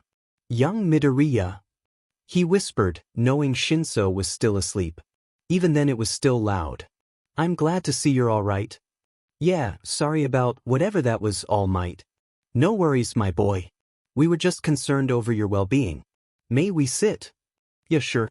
Do you want me to explain what happened from my view? All Might sat on one of the couches while Izuku sat on the one opposite it. He could see Shinso, still fast asleep, from where he was. So I guess you saw me half-shift, but it was different this time. It hurt. I think there was too much information that my senses were trying to take in. One for all definitely made them stronger. Maybe it overloaded my brain into turning into a cat for a while. It's certainly possible, my boy. Did you notice anything else? I don't know. I could see, hear, and smell a lot better, but everything hurt too much for me to notice much else. I figured as much. Perhaps that was another instance of your quirk trying to prevent damage to you. By turning me into a cat? Izuku raised an eyebrow. Then he thought about it some more. Well, I guess it would work. Cats are built for filtering those sort of senses. Maybe One for All just gave me normal cat senses but in a human body? It was too much, obviously, so maybe it was trying to protect me? Izuku stopped his muttering, looking back up at All Might again. That's certainly possible, my boy. One for All is a mysterious quirk. It manifests in different ways for each user. My master had normal enhancement magic, and One for All made that more powerful instead of the strength both of us have. I wonder why I have the super strength too. Maybe the quirk got so powerful it spilled into other facets. Izuku started muttering again, too quiet for All Might to hear more than the general sound. The man stayed quiet though. Even in snippets, he could hear his students' train of thought laying itself out. My boy, as interesting as that is, we still have the problem of your sensory overload. Oh right, sorry All Might. I guess I could just try and get used to it? I could try wearing earmuffs or something, since that would be the easiest to block out. Maybe sunglasses? Whatever you believe would work, my boy. Now I must be off. A hero's job is never done, after all. Izuku nodded, watching as his mentor bulked up again, which was also when he heard the strangled noise from behind All Might. In an instant his wide eyes were turned to his friend, who was now very much awake. Mido, he whispered loudly, what the F? Hitoshi took it surprisingly well. For his brain wanting to implode, that is. All Might was injured. Like, really badly should not be working as much as he is injured. His time was down to 3 hours. He was missing his stomach and a lung. His quirk had given him 2 forms somehow. And his power could be passed down. It already has been. To his best friend. They suspected it was why he'd been stuck as a cat from sensory overload. Hitoshi wanted to ask so many questions. Although all his brain wanted to make into a coherent sentence was a mantra of, what the F, what the F, what the F. He didn't say that though. Instead he listened as his only friend explained how all of this had happened. All Might had had to leave already, since he needed to go out and be a hero. Hitoshi swore he heard the man mutter something about paperwork before he left. He also couldn't tell anyone besides the UA staff, who already knew. If the secret of One for All or All Might got out, then there would be chaos. The number 1 hero getting weaker? A power that could be passed down? It all would have sounded ridiculous if Hitoshi hadn't seen it for himself. So yeah, that's how he found himself asking Pop to borrow his soundproof headphones. Midoriya wanted to try half-shifting again, but didn't want to get stuck as a cat. His mom was still at work and couldn't get off early, so she wasn't there yet. Hitoshi personally thought this was a horrible idea, but at least Dad would be there. They were in one of UA's indoor gyms. Less stimuli apparently. Thanks to it being UA, it didn't smell like dirty feet and sweat. Hitoshi stood off to the side as Midoriya put the headphones on top of his head and tied a bandana around his nose. Midoriya couldn't exactly wear the headphones on his normal ears, since those disappeared when the cat ones came out. They were really just guessing how this would go. The bandana was easier, at least. Remember, Midoriya, change back if you get overwhelmed. Don't hurt yourself, kid. I won't. Hitoshi very highly doubted that statement. If Midoriya felt he had a justifiable reason, he very well would hurt himself. He literally stood up to a former bully because he threatened Hitoshi. He didn't say any of that though. Instead he stood by his dad and watched. Midoriya closed his eyes and began to change. The ears looked bigger than before, but that could just be Hitoshi's mind playing tricks on him. Midoriya reached up and tried to adjust the headphones before the ears were fully formed. His eyes were still closed as he stopped changing. Hitoshi noticed a few key differences. First was that Midoriya's claws, usually more like slightly longer and sharper fingernails, now looked like talons. The whole top first segment of his fingers turned into pointed claws. Second was harder to see, but Hitoshi almost squealed. Because his friend had finger beans. Soft little pads on his fingers under the claws. He wondered if he had them on his feet too. Actually, did he have claws on his feet? Lastly, he had a tail now. Like a legitimate cat tail. It was green, fluffy, and looked really soft. He didn't have a tail before. Was this new quirk literally making him bones for that? He stayed still for a few seconds, not freaking out thankfully. So the headphones and bandana were probably working. The enhanced seeing problem was mostly fixed by Mido keeping his eyes closed. Hitoshi watched carefully as Midoriya cracked open his eyes. He didn't immediately close them or turn into a cat, so he figured that was a good sign. After another few minutes, Midoriya was taking off the bandana, and then the headphones. Hitoshi and Dad waited patiently. The last thing they needed was for Midoriya to get startled. "Are you okay, kid?" Dad said very softly once Midoriya finished getting used to everything. "Why yeah, I think so. Do I look different?" Hitoshi eyes the new tail and claws. "Yeah, just a bit." "Oh. How do?" Midoriya lifted one hand, marveling at the new claws he had. He squeaked when he noticed his finger pads. Hitoshi noticed Mido's bigger-than-before fangs when he smiled. "These are so cool. I'm just more like a cat, I guess." Then his own tail brushed his leg, and Mido jumped almost comically high. Hitoshi stifled a laugh, but it came out as a snort. Midoriya was spinning in circles now, trying to see his own tail. Sort of like an overexcited puppy, which described Mido perfectly despite him being a cat. Midoriya finally stopped, staring at Hitoshi and his dad with eyes blown wide. "I have a tail. Aizawa-sensei, I have a tail." "Why do I have a tail?" "I have a tail, Aizawa-sensei." "Shin, stop laughing, I have a tail, why do I have a tail?" Hitoshi was on the floor cackling at this point. Even Dad was burying his face in his capture weapon, which meant he was trying not to laugh. Midoriya was still trying to look between them and his new appendage. "You really are a PFF a cat now, huh?" Hitoshi giggled, trying to get control of his own lungs again. Midoriya froze, spine going rigid and tail stopping where it was. When he spoke, it was hardly above a whisper. At least it was at first. "I'm not a cat." Mido, you okay?" he asked. He didn't like this. His friend didn't usually act like this. It didn't even sound like him, like he was sleep-talking. "I'm not a cat," he mumbled, tail lashing now. "But, you're a flurkin? Aren't they like part cat?" "I'm not a cat," Midoriya growled. Hitoshi racked his brain for why his friend could be reacting like this. He was literally a cat, that was all Hitoshi meant by it. The only other time he'd acted like this had been with that bully. The bully that had called him Cat, with a capital C, as in a nickname. A nickname that obviously didn't have a good meaning behind it. Hitoshi edged closer, hands out to show he meant no harm. "I mean a literal cat, Mido, not anything that bully called you. You're like, a kitty?" The anger and fear on his friend's face melted away as snapped back to himself. He changed back into a full human too. Only now did Hitoshi realize his pupils had been thin slits. That hadn't been his friend, not fully at least.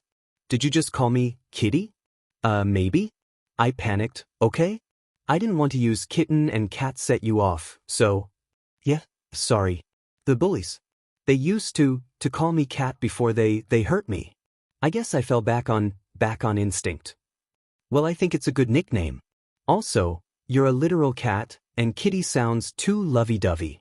They both made faces like they'd smelled something bad.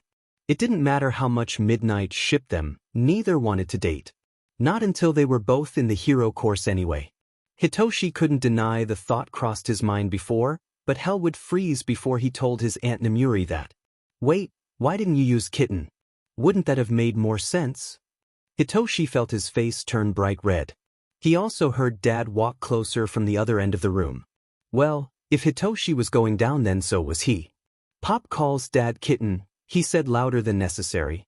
He didn't even wait to see what Mido's face was before sprinting out of the building as fast as his feet would carry him.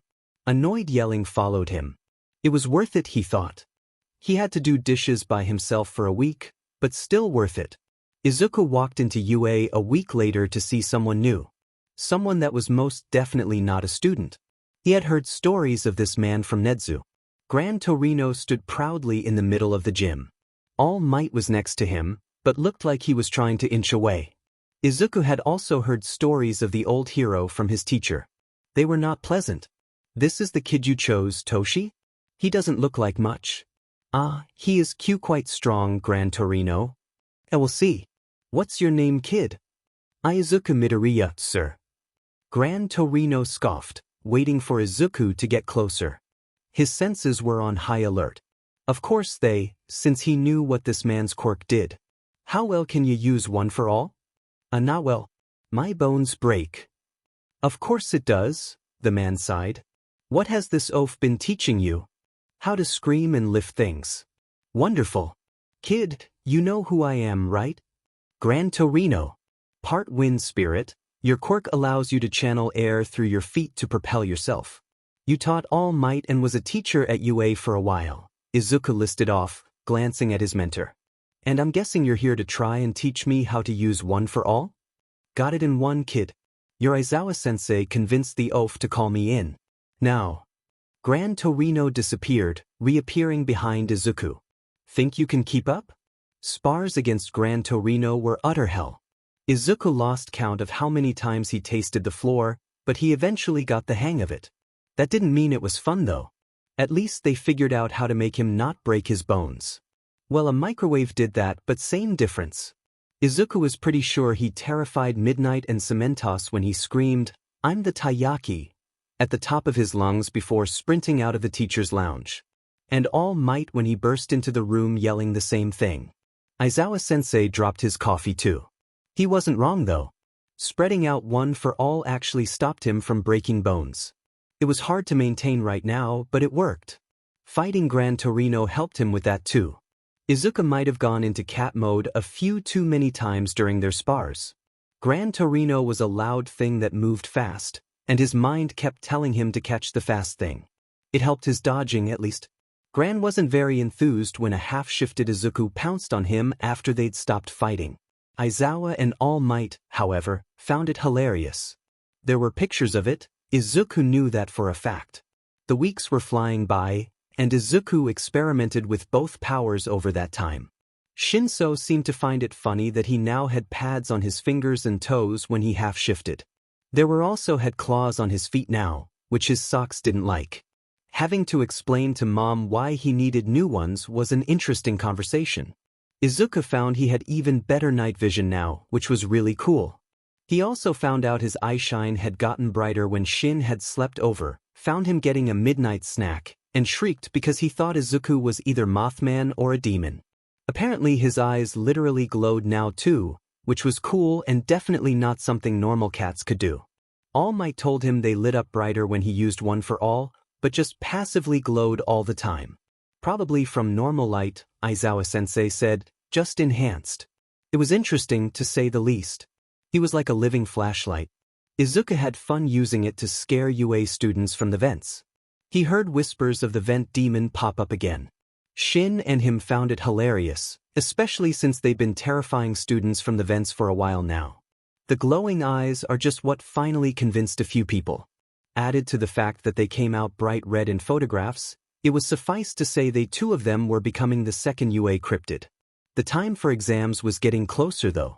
Izuku knew the teachers were putting together something for him, but didn't know what. None of them would spill a single word. Shinso, however, was happy to tell him that Yamada was helping plan something that involved rescue. That was all he knew though. Izuku prepared in any way he could. He might have slightly worried Mom by muttering chemical formulas during dinner.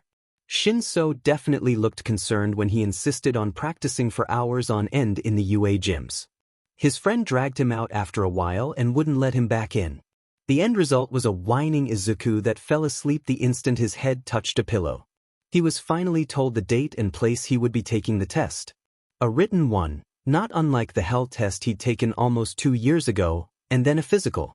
That one was going to take place at the USJ. Izuku was ecstatic. He had heard about the USJ, which was ran by the rescue hero, 13. They had an amazing quirk, which turned them into a partial black hole, so they had to wear special clothes to keep it contained. It would no doubt be a hard exam if they were going off campus for it though. Now all he had to do was wait and prepare. The day came all too soon. Izuku could only hope he was ready for it. The written test was first. It wasn't easy, but he managed to finish it. Judging by Nezu's impressed expression, he had done good. Time-wise at the very least.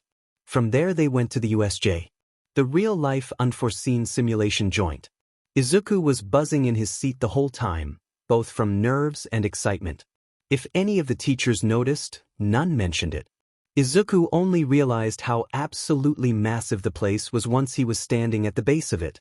The dome towered over everything else in the area, which was mostly just trees. He could only imagine what the inside looked like. Hopefully he wouldn't have to wait long to find out. And 13 was standing out front. Izuku caught the look Aizawa sent him, but promptly ignored it to ask the hero for an autograph. The notebook was stored safely back in the car before everyone else arrived. Izuku stood before most of the UA teachers. They had on serious faces, but waved happily to Izuku the moment Nezu and Aizawa turned their backs. He grinned, paying close attention to what Nezu was saying. "We are gathered here today to dash. I thought this was an exam, not a wedding." "Kiyama," Aizawa-sensei hissed. Izuku put a hand over his mouth to hide his smile. Leave it to Midnight to take away some of his stress by saying something funny. Nezu just picked up where he left off. "Test Izuku Midoriya. If he passes, he has a spot in UA. If he does not pass, then he will still have the opportunity to take the hero exam or general education one. Any questions?" There were none. Izuku knew better than to ask what he was doing for the exam, since Nezu would be explaining it in a second. Good. Now, the exam will consist of 2 portions. 1. Midoriya will be tasked with various rescue situations. Shall he pass, he will move on to the second part, which is combat. That will take place tomorrow. Last long enough in a fight against Aizawa, Midoriya, and you will officially have a place in the hero course. Izuku swallowed his fears and nodded. He could do this. He would do this.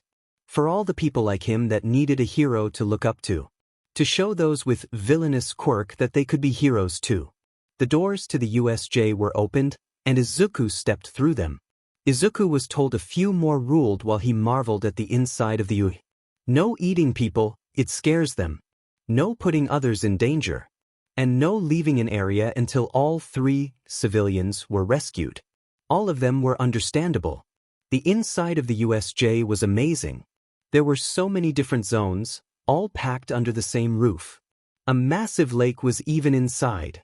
Mountains, a city on fire, heavy rain, the lake and a sinking boat, a mudslide, and a crumbling city were all there.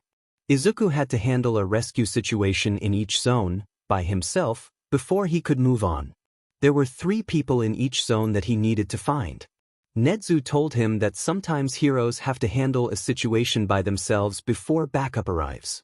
It was what would make or break them. If he could handle that, then he'd do just fine in UA. Given that was still a kid, he was allowed a few mistakes. No one was in any real danger anyway, since the people he needed to rescue were all trained actors. The shipwreck zone was Izuku's starting point. Once that was done, he had to make his own way to where he chose. But for now, all he focused on was the giant lake in front of him. Nezu gave him permission to begin, watching from the observation booth. Izuku didn't hesitate to run closer, getting stock of the situation.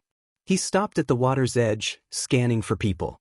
They weren't real civilians, he reminded himself, just hired actors. All 3 were on the ship, thank goodness. Izuku wasn't a strong swimmer. At all. He had been practicing with his abilities though. While his teleporting was dubious at best, he could still get within the general area he wanted. The ship was a big target. Hard to miss really. In a flurry of red and pink, Izuku found himself on one of the lower floors of the ship.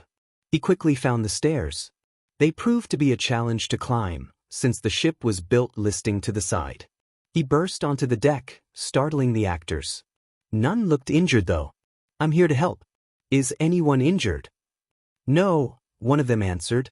"But the ship is sinking fast." "All right." Izuku racked his brain for a solution. This was one of the hardest zones for him. He didn't like water, and eating people to teleport them was generally frowned upon. Maybe he could use one for all? How far could he jump with that? Well, he knew he could hold up a person with his tentacles. As much as he hated using them on people, maybe if he jumped while holding them he could make it. To the shallows at least. Okay, can you all swim? Yes, all three answered. Okay, good. I'm going to need you three to hold still and stay calm, alright? Everything will be alright. None of them made a comment. They did, however, squeak loudly when the tentacles slithered out of his mouth and around their waists. Izuku really hated doing this, but at least it wasn't worse. With the three people feeling like feathers, he half-shifted.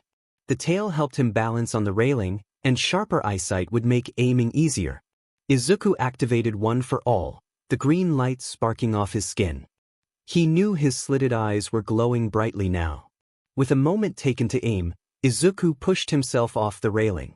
It was barely enough power to get them to the shallows, but it worked. Izuku paddled the four of them, the three civilians held above the water, to the shore. All three saved shipwreck past. He directed them to the medical station, since none were injured. Now he had to make his own way to the next zone.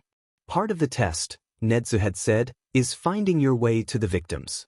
So Izuku made his way to the rain dome. Once inside the dome, Izuku realized rain wasn't an accurate term. It was more like he'd stepped into a hurricane.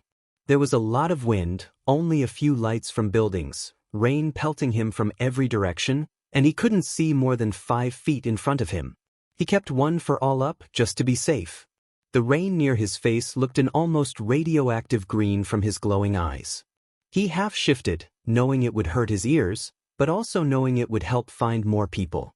The wind was too strong for him to go full shift here. The first civilian was easy to locate. Just a person huddled under an awning that needed to be escorted to the door. Izuku did just that, and asked if they'd seen any other people. When they told him yes, he immediately took off in the direction they pointed. People numbers 2 and 3 were near each other, thankfully.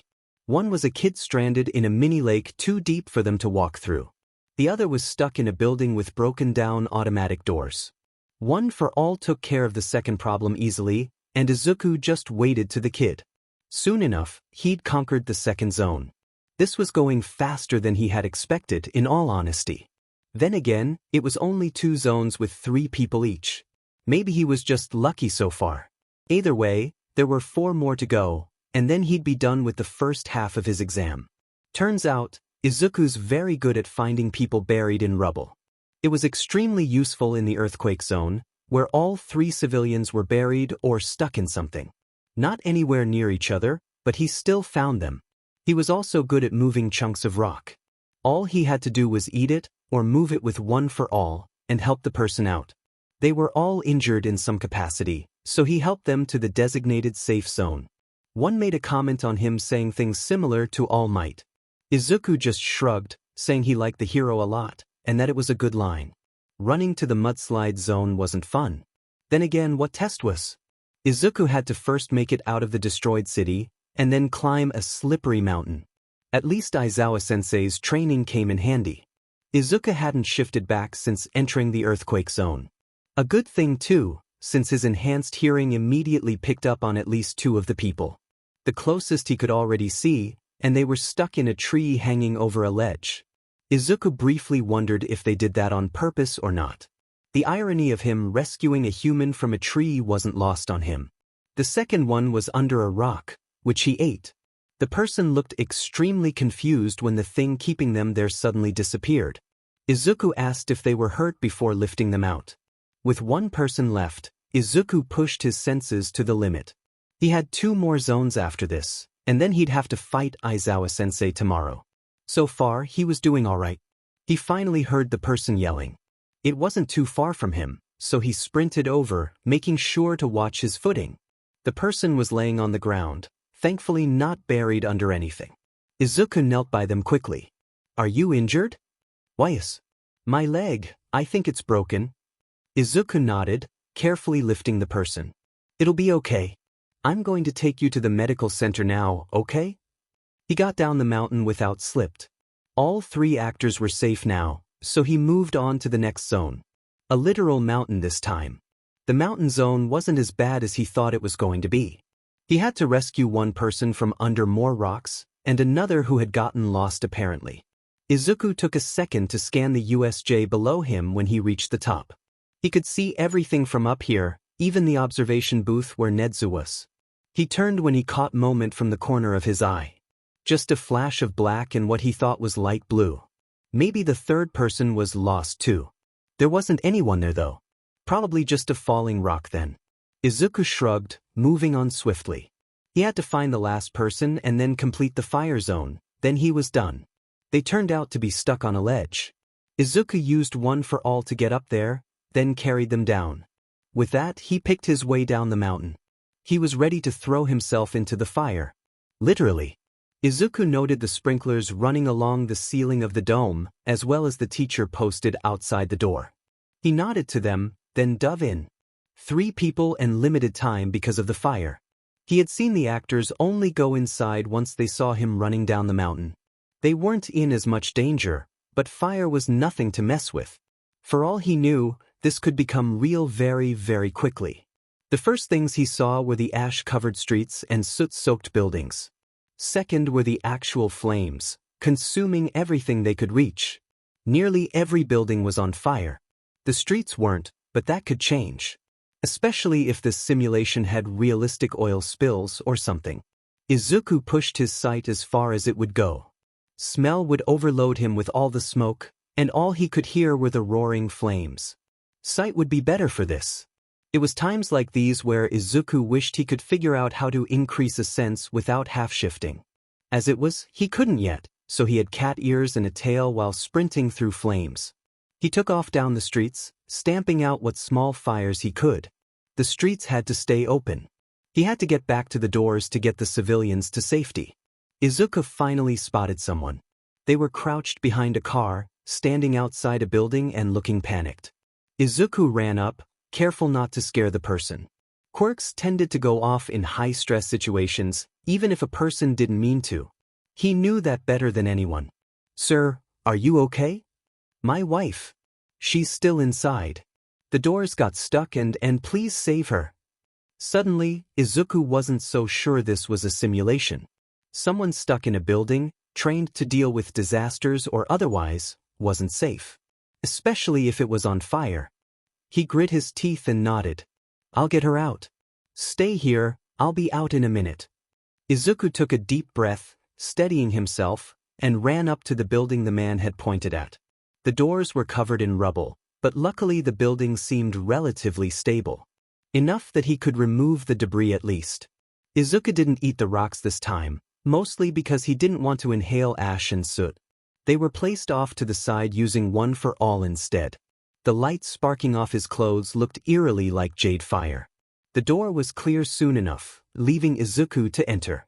It was smoky inside. He fell to his belly, army crawling on the floor. He shuffled to the next room over, hearing the person in there. "Ma'am, are you okay?" He called, careful to not let any of the pulsing fear into his voice. "Why are H here?" "Thank goodness." The door was BL blocked. "I know. Come on, we have to get out of here. Are you injured?" "No." Izuku guided the woman to the door and out of the building. The man was waiting there anxiously. "Thank you, hero." "It's no problem, sir. Do you happen to know if there's anyone else near here?" "Alright. I saw someone a bit farther. They were limping." "Thank you. Can you make it to the medical center?" "Yes, we'll be alright now." Izuku nodded to them, taking off at a one-for-all powered sprint again. One more person. One more and then he'd be done and everyone would be safe. One more and he had probably passed. It didn't take long to find the person. Izuku skidded to a stop beside them, kneeling down. It was a kid, well, an actor that looked like a kid, that had an injury. "Hey there, it's okay now. Is your leg hurt?" "Why yeah," they sniffled. "Okay then. I'm going to pick you up, alright? We're going to go to the med center." The kid nodded, letting Izuku pick him up. Once secure, Izuku fired up one for all and ran. The fires hadn't spread to the streets thankfully.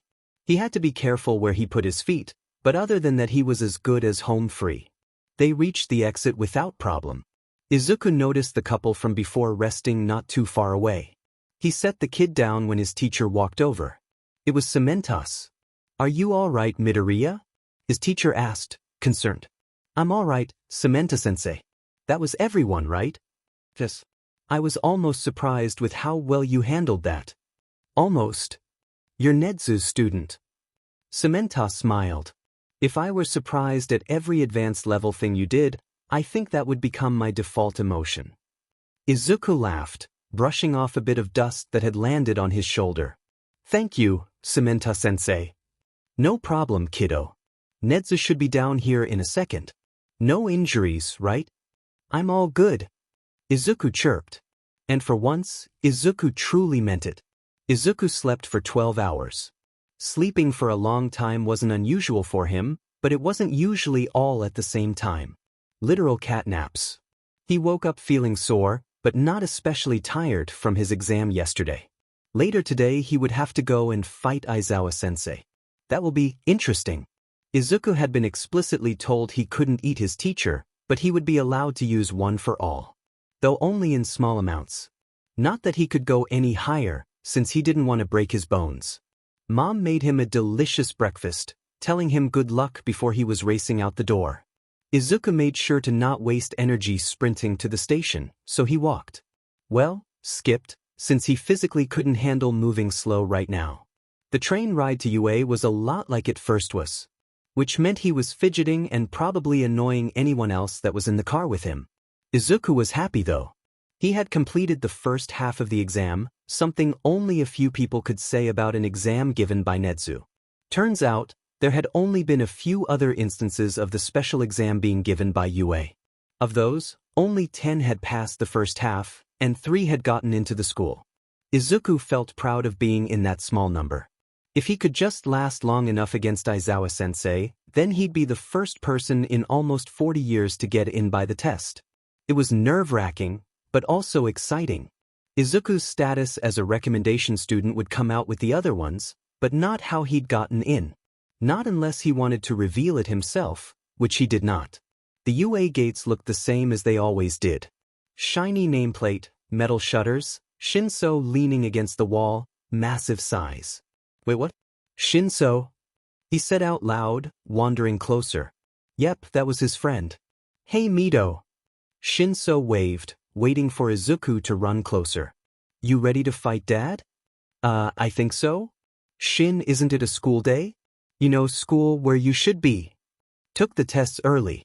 Wouldn't want to miss you and Dad fighting for anything." Izuku snorted, dodging a hand trying to ruffle his already messy hair. "I'll try not to disappoint."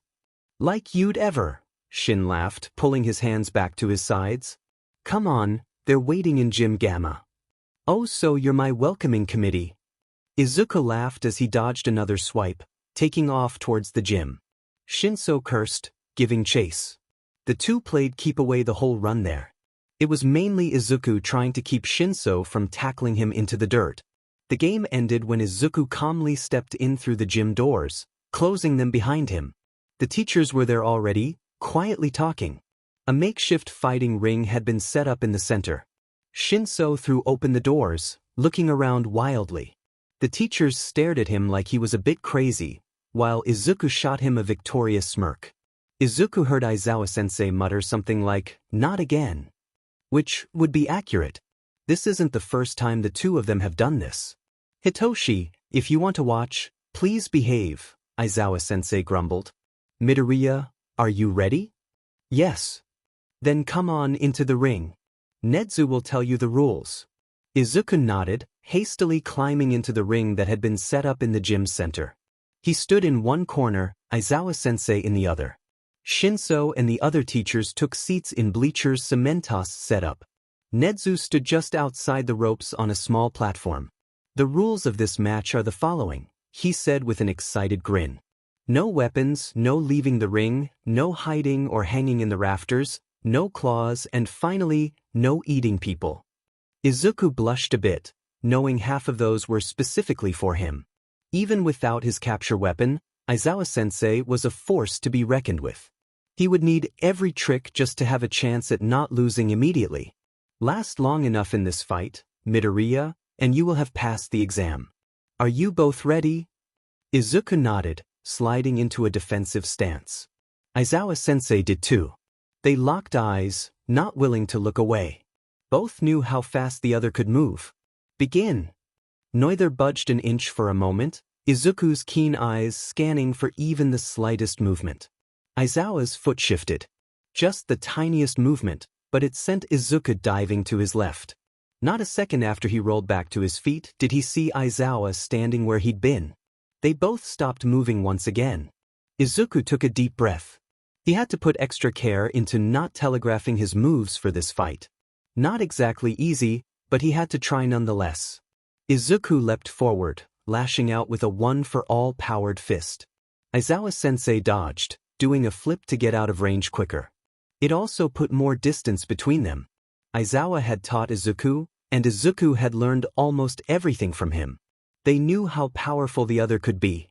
Their spectators could almost see when the two decided to really start. Almost because from that moment on they were blurs. It was a dance Izuku knew well, though maybe not this fast, or with so much riding on it. He knew he would lose, that was just a fact. It was only a matter of how long it took. And right now, Izuku knew he didn't have room to make mistakes. A single slip-up could lose him everything he'd been working towards. Izuku dove under Aizawa-sensei's swinging arms, leaving the man unbalanced. He spun around and kicked at the back of his teacher's knee. The leg gave out, and Izuku leapt away. Anyone on Izuku's skill level wouldn't been down in an instant, but he knew Aizawa. The teacher was already twisting to land on his back when he started going down. Izuku had fallen victim to that move more than once when they sparred.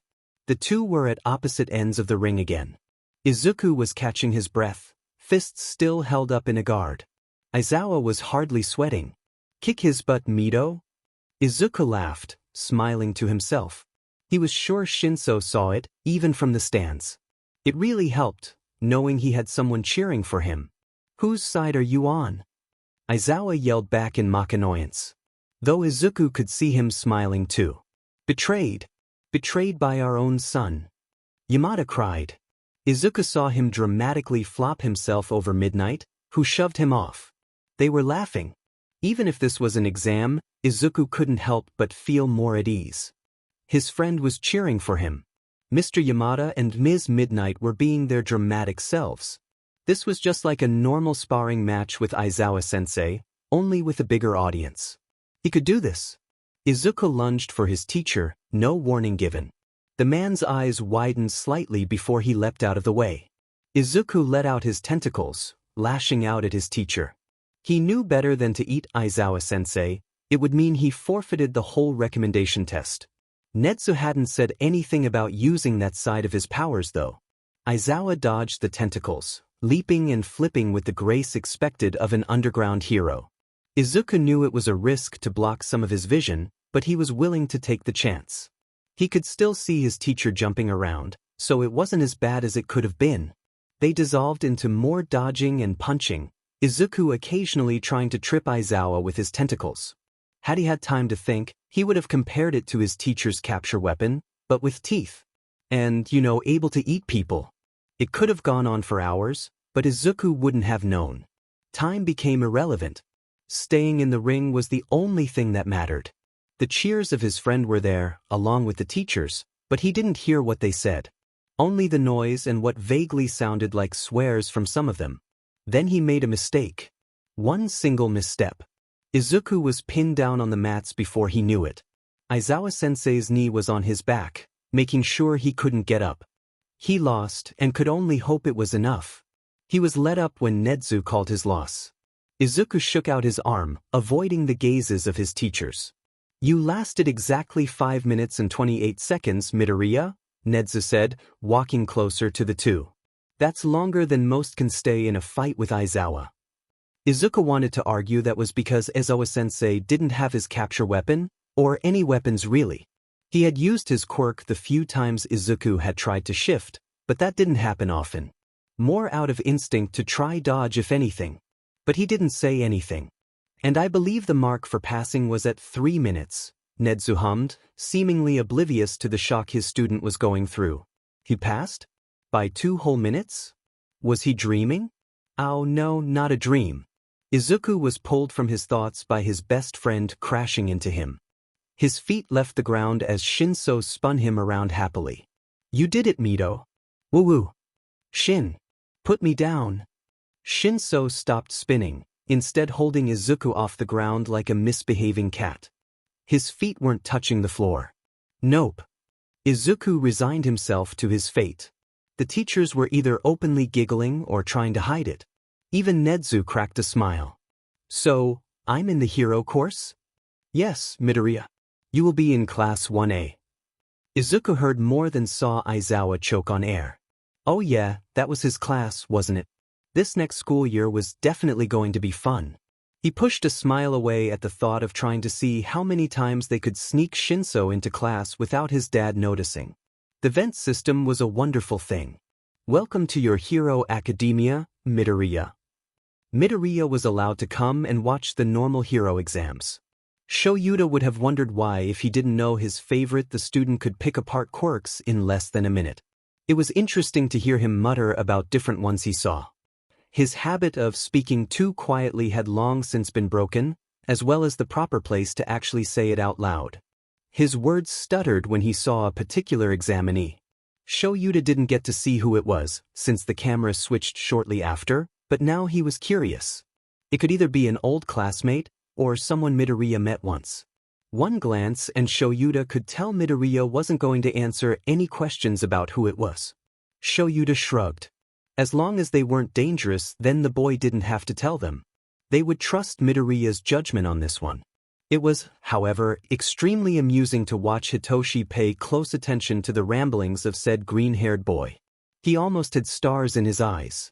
Shoyuta shook his head fondly, trying very hard not to remember that that's how he looked at Hisashi. Still does, if anything. Time to release the 0-pointer. Nedzu said gleefully. It was terrifying. The massive robots rumbled out of the ground and onto the different fields. Shoyuta had watched this for years now. There weren't many examinees that surprised him during this part anymore. In one area, a girl was stuck under rubble. Shoyuta saw Midoriya jolt from the corner of his vision. Right? He hadn't been told about the safeguards on the 0-pointer. She's trapped. Midoriya exclaimed, flailing his hands. Isn't someone going to save her? Don't worry, kid, the 0-pointer can't actually hurt her. Well, I figure that, but the students don't, they don't know she's not in danger. Shouldn't they try and save her? Not all people are as reckless as you, Mido, Hitoshi pointed out, earning a squawk from his friend. Besides, they don't know about the rescue points. It helps weed out some of the selfish ones, even. If the exam is rigged. Yeah, I guess so. Midoriya, Shoyuta called in a warning tone, knowing that look on his student's face. I'll just be a minute, Aizawa-sensei. And with that, the problem child was gone. Blipped out of existence in the room. Shoyuta sighed. Loudly. The kid couldn't teleport somewhere unless he knew the place, which he very much did in this case. Back on the screens, Shoyuta wanted to bang his head on the desk when Midoriya appeared beside the trapped girl. He shoved the rubble off of her, telltale green light flickering over his limbs. He got the girl out and away from the 0-pointer in almost record time. Hitoshi looked like he wanted to smack his friend over the head. At least none of them could say Midoriya wasn't heroic. Time was called and Recovery Girl was sent in. As soon as the girl was in safe hands, Midoriya disappeared from the screens. He reappeared in a flurry and Red standing next to Nemuri. They were still working on his accuracy. Midoriya, care to explain what that was? I, wanted to help? Problem child, I swear. Hey mom. What honey? Do you think I'll need the flash bombs? Izuku, why on earth would you need those at school? Because Nedzu's there and All Might's teaching us? Anyway, can I leave the tie at home? Sweetie, just let me tie it. How you managed this is beyond me. Mom, even I don't know. Inko smiled sadly. Maybe if Hisashi was still alive. No, she shook her head. Thinking things like that never go to good places. Her son was here, and safe, and going to hero school. She never would have thought the day would come where she allowed something like this. Yet here they were. Mom, you okay? Yes, I'm fine. You're just getting so big, my kid. Inko wiped away a tear, reaching up to try and tame her son's wild hair. Mom, I'll be all right, he said softly. I've been going to UA for years now, so it's not like I'll get lost. Inko laughed, wiping another tear. Go on then. Show the world you are here, my kid. I will, Mom, I promise. And just like that, he was out the door. Inko's one and only child off to become a hero. She knew he'd be okay though. If any person could save people and make change for the better, it was her son. He was going to be amazing. Izuku walked down the halls of UA, humming happily to himself. He was sure as ever of the way to his new classroom. He could probably walk it with his eyes closed if anything. This whole thing was terrifying, but at least Izuku knew he wouldn't get lost. Worst case scenario was that he took the vents instead. Who knows, maybe he'd find Shin hiding in there too. It was exciting being an actual student here now though, especially in 1A. He had watched the class plenty of times from the vents and security cameras, but Izuku had never actually been taught in one of the classrooms. It was a bit nerve-wracking, but he knew it would be fine. Aizawa-sensei was his teacher after all. Sooner than he felt was possible, Izuku found himself standing in front of the 1A door, which was much bigger than he was. Meant for creatures bigger than average humans, he knew. There had been quite a few students in the past that had needed the big doors. Well, here goes nothing, he thought. Izuku took a deep breath and slid open the door. Only to be greeted by two people yelling at each other. The door was promptly slammed shut. Nope. Too early to deal with explosions, screaming, and seeing Katsuki again. He recognized the other one too. Tenya Ida, younger brother to Ingenium, who had super speed. Izuku had seen him during the exam. He was the type of kid that was a stickler for rules and was overly loud without knowing it. Izuku knew he'd have to go in at some point.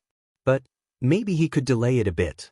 Perhaps Shinso was in the vents and they could hide from people together. Hello. A voice chirped from down the hall.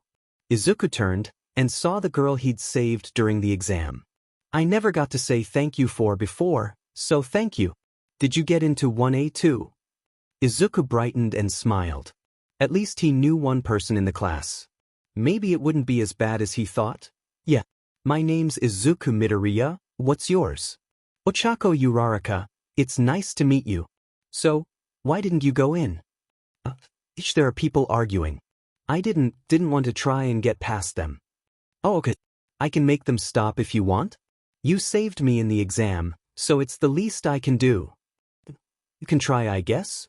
Uraraka nodded determinedly, sliding the door open again.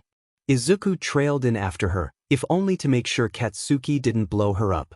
She looked nice, and he was usually right about that type of thing. He really didn't want to see her get hurt. Hey, knock it off. You're scaring my friend. Izuku's thoughts stuttered a bit at being called her friend, but ultimately moved past it.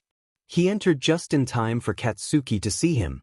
The blonde froze, explosions falling silent. Ida was still talking loudly, but neither heard him. Deku. Hello again, Katsuki. The blonde winced minutely, like he expected Izuku to still call him Kaken. Yeah, not happening. The two didn't move from where they were having a staring contest. Uraraka looked concerned, and Ida still hadn't noticed. Izuku heard someone open the door again. If you're here to socialize, you can leave, Aizawa-sensei droned, appearing in his sleeping bag, which Izuku, and the rest of the staff, had been calling the caterpillar cocoon for years now. Even All Might had started calling it that, nervous around Aizawa as he was. Most of the class squeaked or yelped in some way. All of them were taken aback at the man on the floor. Izuku blinked impassively, having seen this sight countless times. It was almost funny how he was the only one that wasn't fazed by Caterpillar Man. Aizawa-sensei rolled to the front of the classroom and stepped out of his sleeping bag. Izuku took his seat, wondering if anyone was going to get expelled this year. The answer was most likely yes. It was a little selfish, but Izuku was sorta hoping Shinso could get moved up sooner rather than later. The first thing their teacher did was pull a box out from behind his desk and set it where they could all see. I am your teacher. You lot can call me Aizawa-sensei. Put these on, we're having a test. With that elaborate explanation, Aizawa walked back out of the room. No one moved for a couple seconds. Izuku eventually sighed, walking up to grab his new P uniform since no one else was moving. The rest of the class scrambled to follow as he left the room. None of them knew the school, so if they didn't hurry then they'd get lost. Izuku just hoped they got the memo. His new classmates trailed after him like ducklings as he led the way to the lockers. Thankfully no one got lost, so Izuku considered it a victory. He slipped in and changed as fast as he could, ignoring the loud chatter around him. Katsuki being around was putting him on edge. Honestly, he wouldn't be surprised if his hair was puffed up more than normal. Once outside, they all lined up near Aizawa-sensei. He looked mildly impressed, but Izuku was probably the only one to see that. The others were all shifting nervously. Aizawa-sensei explained that they were doing fitness tests, but with quirks. Izuku was confident he'd do all right.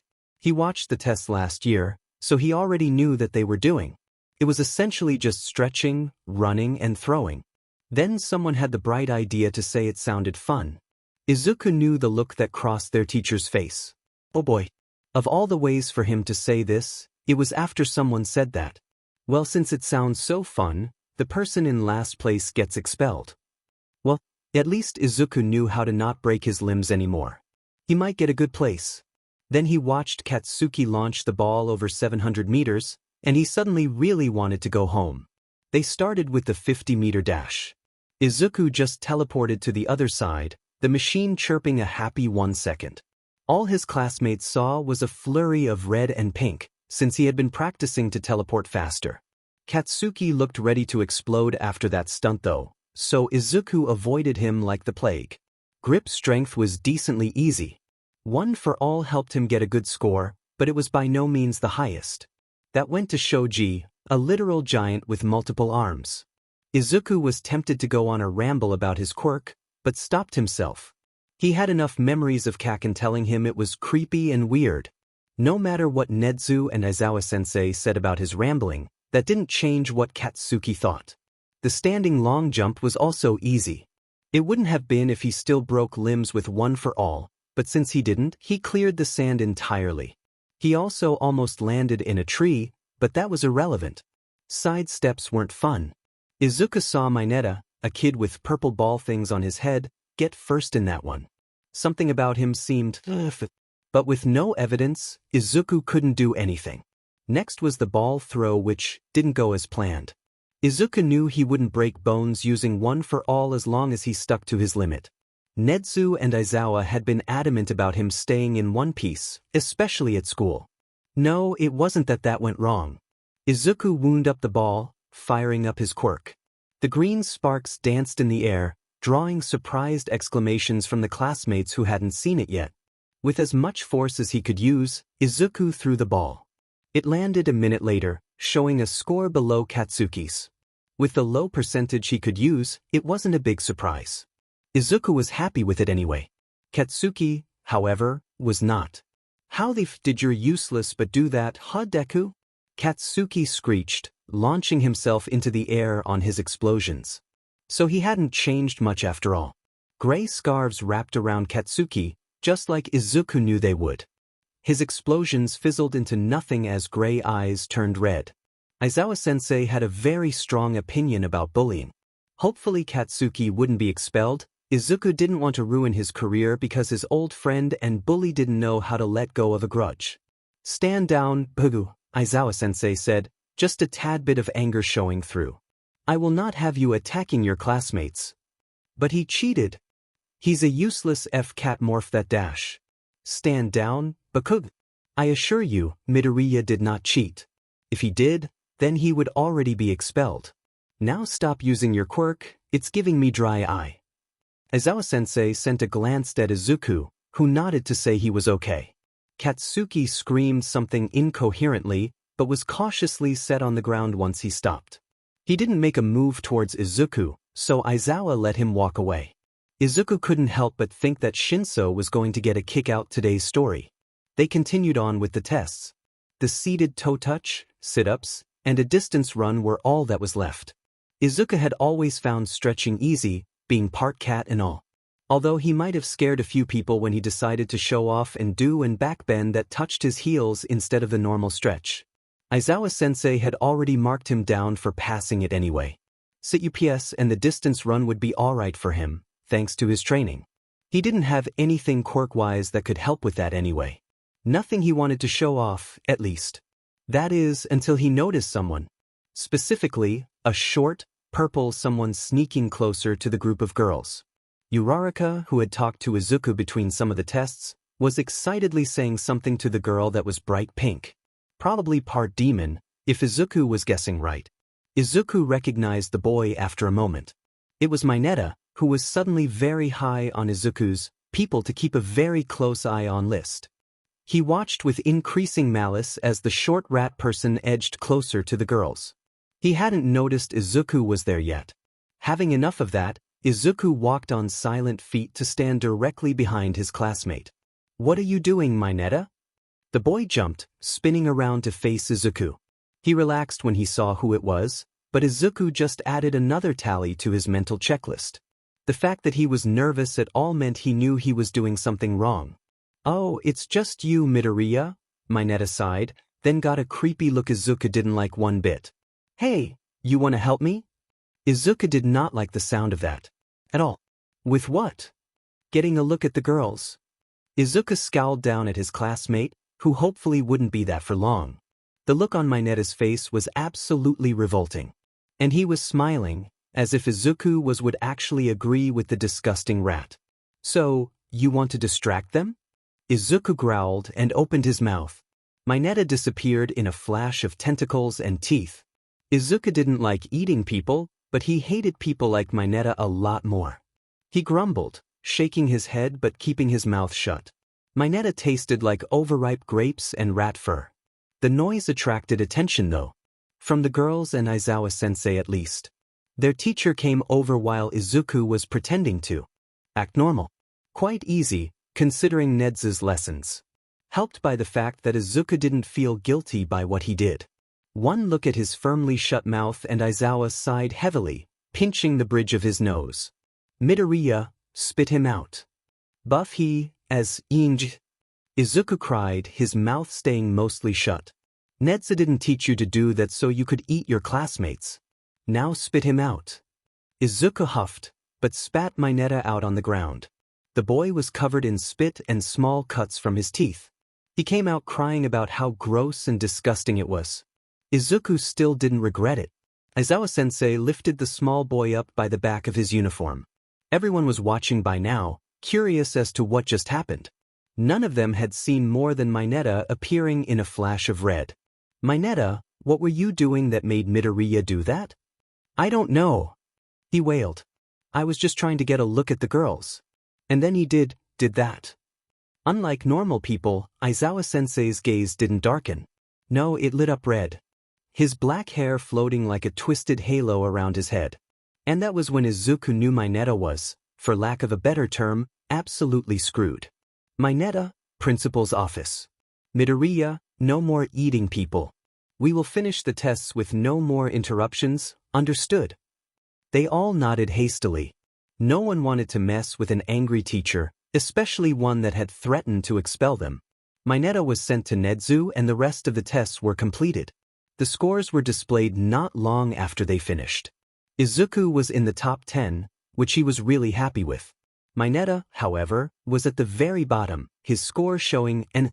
Aizawa stood in front of the board, watching as most of them breathed sighs of relief. "Mineta has been expelled." There were a few cries of surprise, none coming from the girls. "Take this as a lesson, I will not tolerate inappropriate behavior or assault to another student in any form. Go back to the classroom to grab a syllabus." "Dismissed." Izuku hummed as he walked back, the rest of his class trailing behind him again. They weren't wandering off to get lost in the halls, so he was fine with it. They were whispering though. Nothing he wasn't used to, but the topic had changed since middle school. Before it was how weak he was or how it was only a matter of time before Katsuki beat him up again. It was how a simple cat morph could teleport and make people disappear. It was a welcome change. Back in the classroom was when everyone really started chattering away. Izuku stayed far away from Katsuki. Instead, he talked with Uraraka and Ida. They were nice and both liked heroes.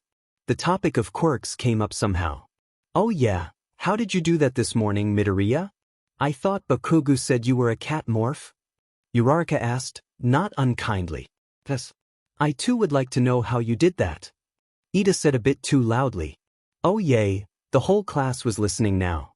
Izuku wanted to disappear, but knew that would just create more questions. My powers are a bit complicated." "Complicated my butt," Katsuki yelled, stalking closer. Izuku stared at him, unblinking, until he stopped walking a few feet away. "You're a cat morph, so how the F did you manage that bullshit?" "B because I'm not just a dash." The door opened, drawing everyone's attention away again. Izuku turned, visibly slumping in relief when he saw it was Shinso. His friend was glancing around the classroom with an almost bored expression. Izuku recognized it as him surveying the competition. "Hey Mito, Pop made us bentos." Now that got Izuku's attention. He shot to his feet, buzzing with excitement. Yamada's food was the best. Next to Mom, of course. Then Shinsu's eyes landed on Katsuki, and Izuku got the distinct feeling of impending doom for his friend. "Ah, the angry Pomeranian is here." And Izuku was ready to flee from the following explosion. "Race you to the cafeteria." Izuku sprinted out of the classroom, Shinso following with a cry of, "No teleporting." He laughed, looking over his shoulder for a moment. The two left behind a classroom of very, very confused teenagers. It was quiet for a few seconds, before someone said something.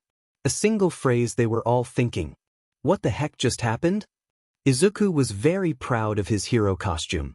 Shinso helped design it, and so did Yamada.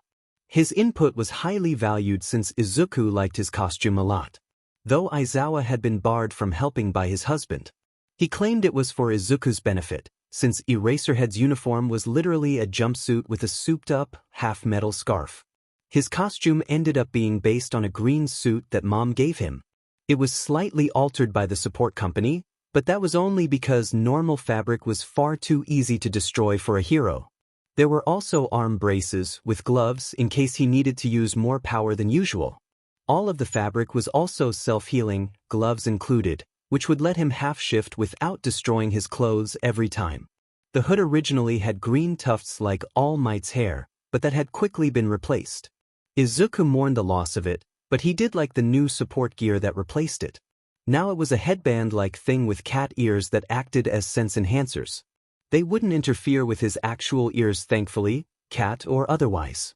Once he half-shifted, they would act more like headphones that could amplify or decrease sound too.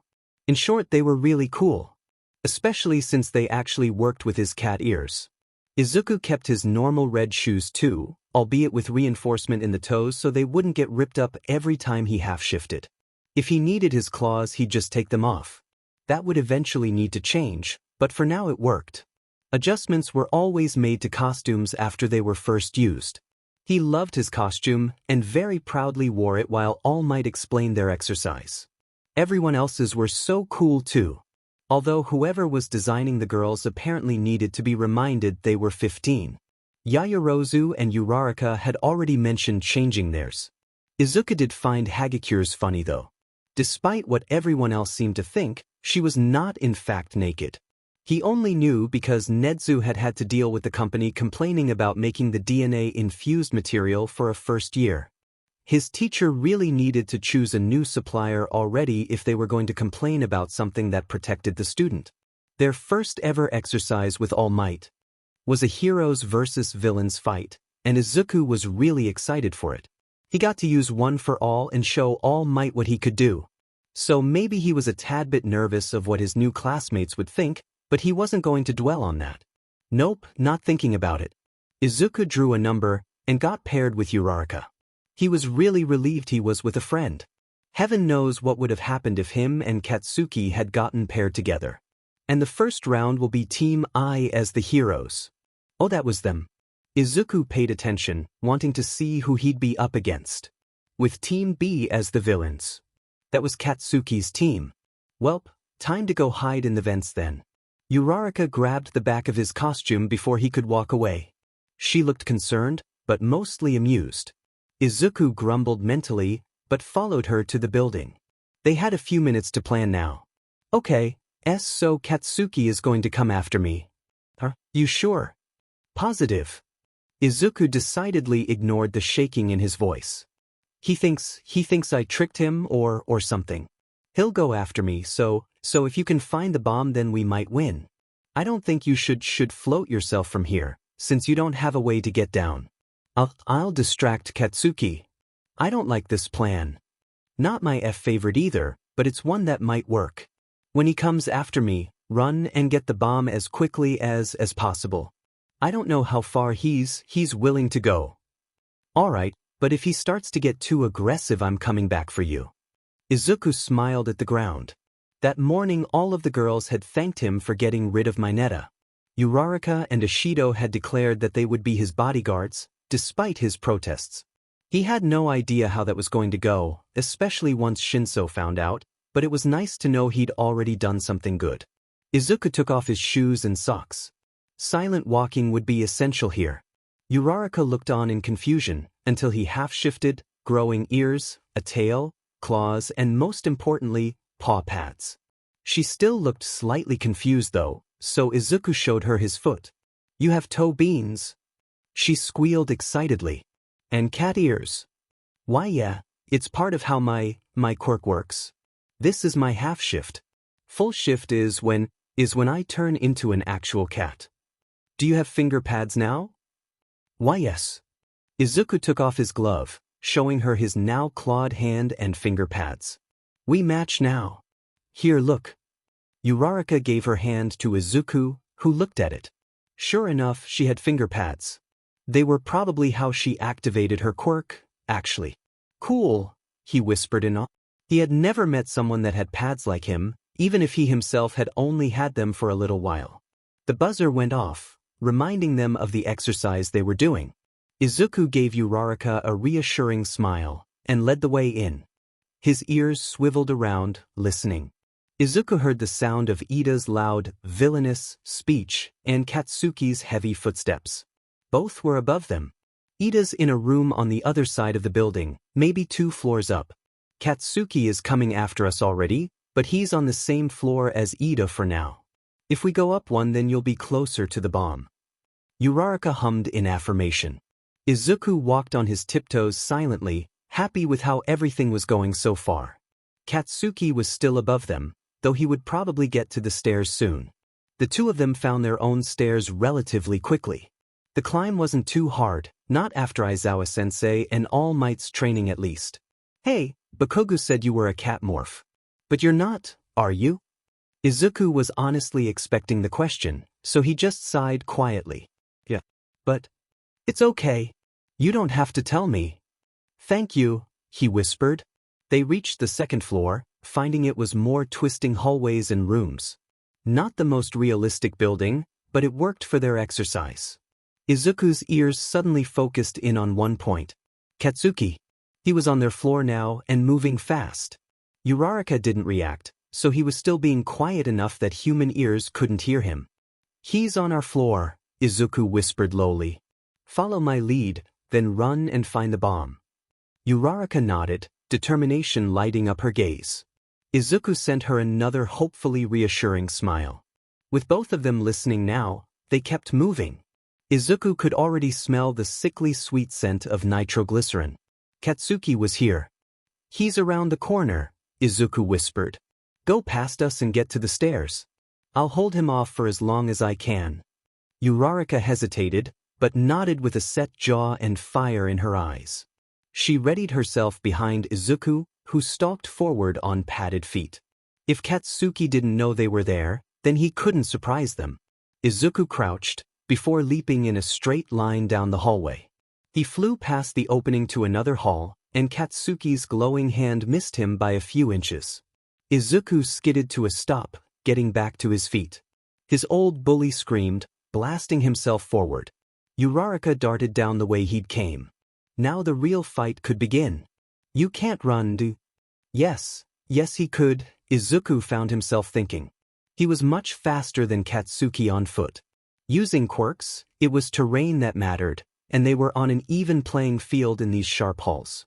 His tail and claws helped with turning, but explosions did too, surprisingly. So he took off down the hallways, steps still close to silent. Katsuki's screeching followed him, as well as the sound of explosions. Good, he was acting just as Izuku predicted he would. Uraraka was relaying where she was through the comms they'd been given. She'd found Ida, but there was no ammo for her to use. Izuku could hear Ida monologuing about it through his earpiece. Izuku was distracted with that. Ida was loud and it threw him off. Having enhanced hearing definitely had drawbacks. At least Uraraka had been kind enough to whisper, but Ida and Katsuki had no such qualms. Which was why he didn't notice Katsuki was beside him until he was being body slammed into a wall. Izuku slumped onto the floor, trying to regain his bearings. He was decently certain that would leave a nasty bruise. Katsuki was aiming another explosion for him, so he scrambled to his feet. Worrying over injuries was for later. Izuku dove out of the way as fire consumed where he'd been a second before. Stand still, you'd med cat. Katsuki snarled. Izuku's answer was skittering to the side of another flash. I'll show you what you get for looking down on me. Who's weak now, you? Be a sturdy. Izuku's steps stuttered.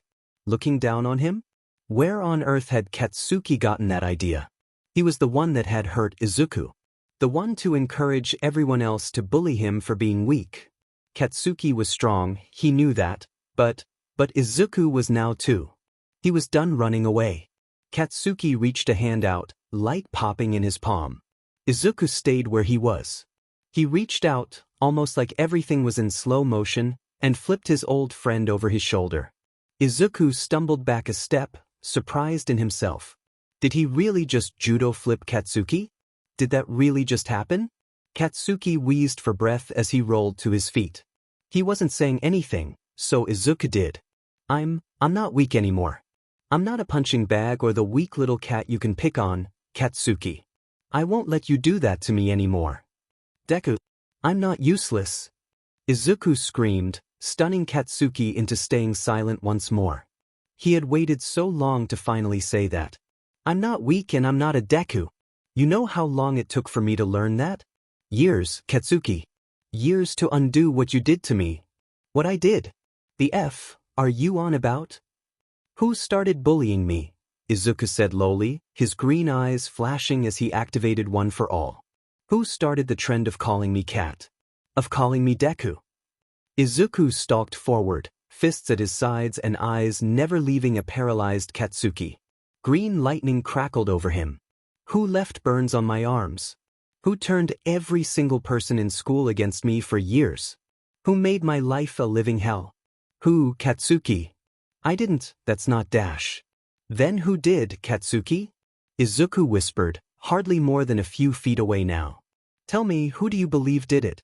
Because you know what I think? I think that you know you're in the wrong, but you don't want to admit that. No one ever told you just how flawed you are. Izuku was so close he could reach out and touch Katsuki.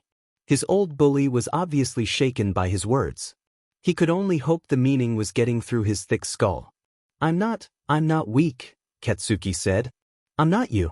I'm the strongest. I'll be number one and no one can stop me, especially a cat. Time seemed to slow as Katsuki, in a panic, reached for the pin in his grenade.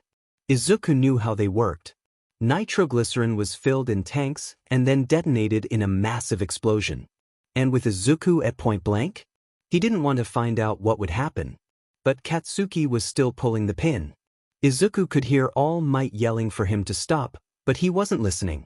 Uraraka was asking what was wrong.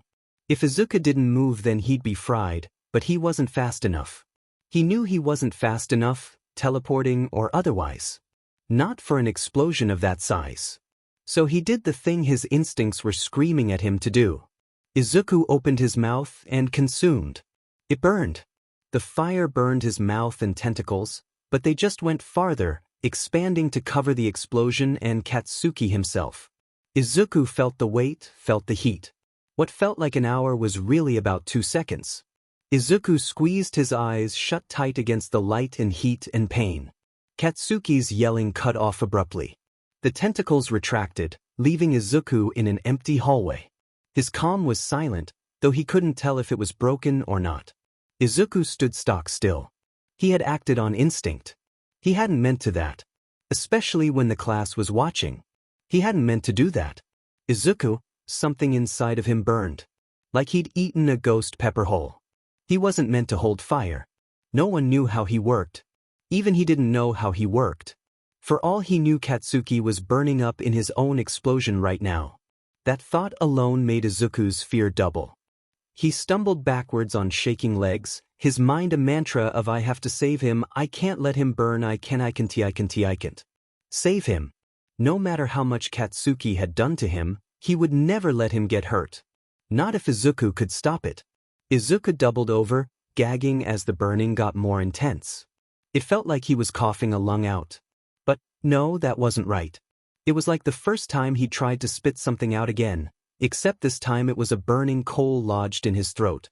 In an explosion, the irony wasn't quite lost on his hazy mind. Of tentacles, Katsuki was spat out onto the floor. The fire followed.